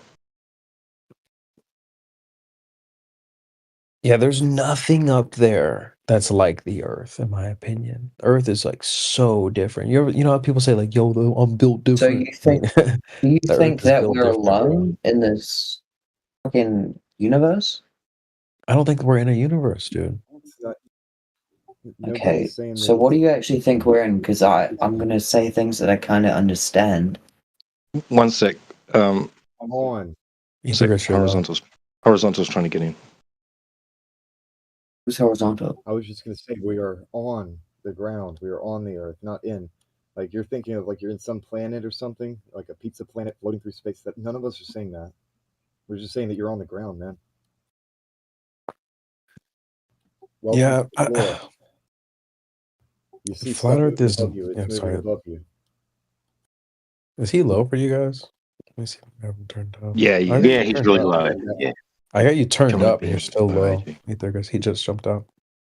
Dude, I'm gonna fucking sit down and watch some fucking YouTube. Mic check. That's a little bit better. All right, got it. He bounced out though. Aye. Damn. It's okay. Go chance. I think he was like high or something, but like he's a good kid. I think maybe. Man, he sounded more Australian than Kiwi, but okay. Anyway. Really? Well, as long as I didn't chase him off or anything. But No, I don't think so at all. It's okay. I think that was a fairly good Anyway. discussion. Yeah, man. Well, I hope What were all you is gonna well say with for the everybody. YouTubes? If you wanna drop it for the YouTube, that'd be good. Go ahead, Ether guys. What were you gonna say? I was just saying I hope all is well with everyone. That y'all are staying blessed. Yeah, we're watching out for zombies too, dude. You too, yeah. Yeah, you too, bro. Hope all is well with you, dog. You recovering from your recent situation, or? Same stuff, different day. I'm doing okay though. No complaints. Heard that, man. Heard that, dude. Good stuff, bro. That was a good discussion, I think. He seemed respectful, and maybe he'll remember some of this. I think he started to get back into like flat Earth and universe. Go ahead. Yeah, well, I was going to say that's really where it starts getting tough for people because they're accustomed to thinking of Earth in the universe that you see on all the documentaries and everything. You know, like you're taught that, right? That there's these vast distances and we're just an object amongst other objects in this vast, ever-expanding, empty space, right? Like that's the way it's presented. So it's you know, like when you start talking about like that's not the case, that's not the situation that we're in. I think a lot of people struggle with that part, right? Mentally. Yes. Indio came up with an idea. You guys probably don't even. I was there for this, but it's not been integrated here very much. He came with this idea called the space porch. I don't know if I had any help with this, but we were talking to like Sneeko's server, if you know who Sneeko is, but we were talking to Sneeko's people, and like he came up with this thing called the space porch, or maybe I had some help with that. I don't know. We were both there for that. And the space porch, the idea is that like people are so used to looking at the Earth from space. It's like they're sitting on a porch looking back at themselves or something, right? It is kind of a problem. Like they're so used to looking at the Earth from an outside point of view, this outer space setting. And that's why I always take it to the universe. I'm like, can you do the space porch thing with the universe? Can you look back at the universe? And they're like, oh, no, I can't do that. Cool. Just keep that same energy with flat Earth. It's just like the universe. So, yeah, it's the programming is so deep with these guys. They're so used to looking at the Earth from an orthographic view, from outside of it. But you know, It's so hard for that's them why to separate Earth from universe. Yes, I know. And then so they try to compare like You know how I say like men and women are not the same, and so like I would say like flat Earth and globe Earth are not the same. Um, the globe Earth is an object in a universe, like a thing in a place. Flat Earth is not like that. It's not a thing in a place. It is the place, just like the universe. That is the place. Flat Earth is the observation. So, anyway, chat, I need to get out of here. I need to go to sleep, but this was a good discussion. I'm glad we picked up the server. It was like kind of quiet in here, but I love that when the panel gets Yeah, cheers. going, you know? It'll probably go quiet again now. Yeah, Well, probably. I see that, what is it?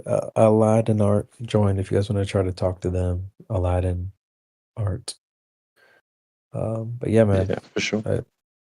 I had fun, and I'm let's between do this things at the again. moment, but I can try. Cool. Well, I appreciate you, T-Dub, as well. Big W as well. Shout out to Ethergris for chiming in. And yeah, huge. I'm just gonna W in the chat for T-Dub, bro, honestly. Throw one in there for you. Oh, cheers, man. Unnecessary. Thank you. Nah, it's necessary, bro. It's super necessary, actually. It's starting to become. You're always one of my favorite flat earthers, bro. And Flat Lloyd's been listening as well, so huge W to Flat Lloyd. Huge W to our boy T-Dub, man.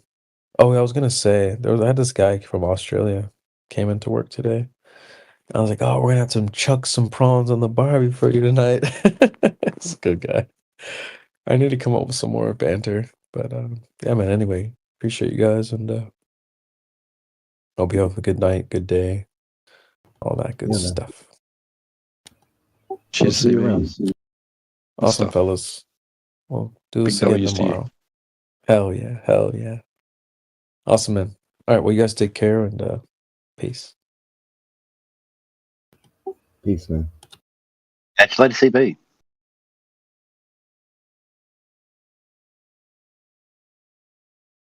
Yeah, he's a good guy.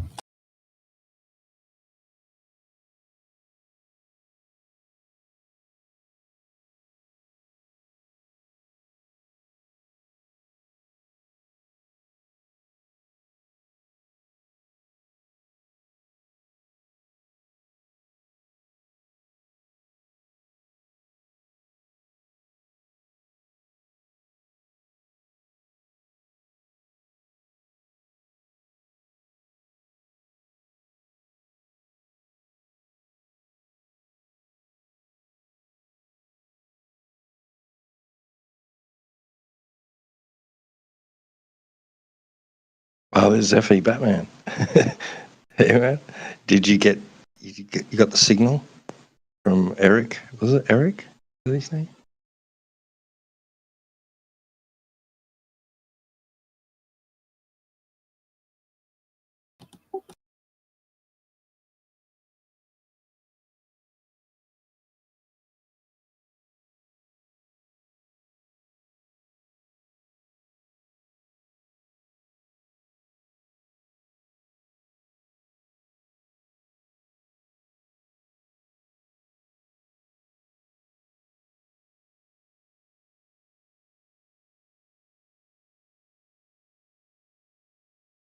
Yeah, I don't know if you can hear us, Effie Batman, but the fella in here earlier was calling out for help to you because we had to mute him.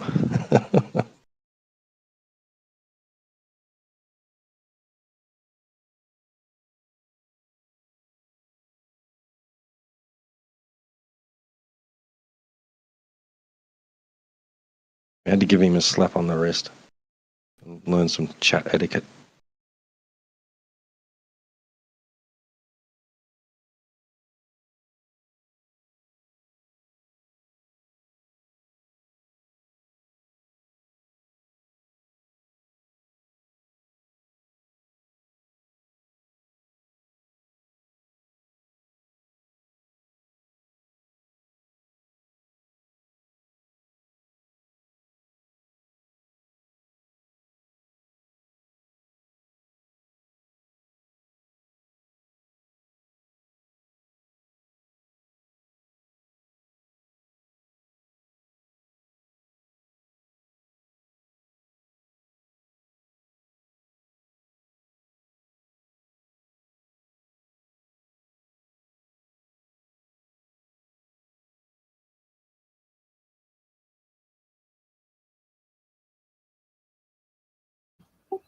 So much to do, so little time to do it.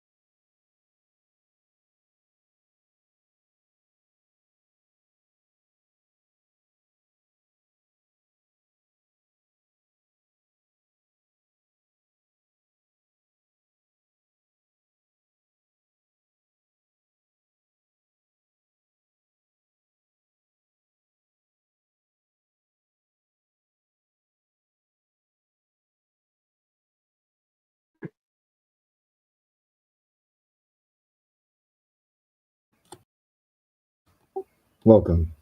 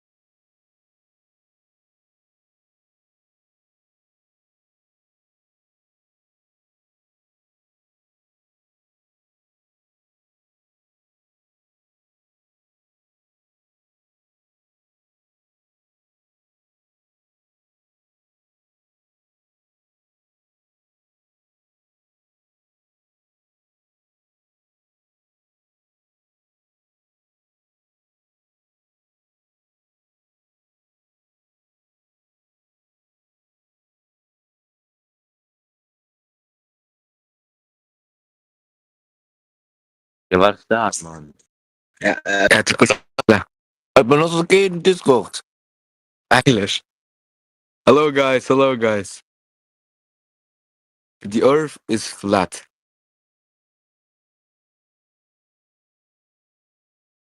Damn. Not muted. Elbow. Elbow FN.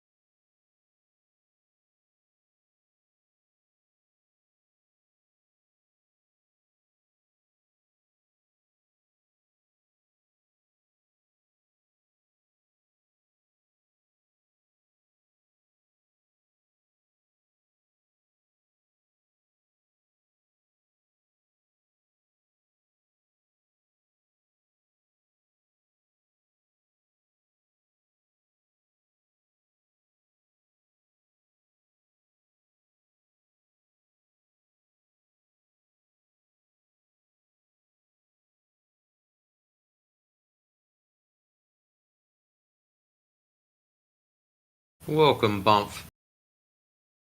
Did you bring proof of curvature?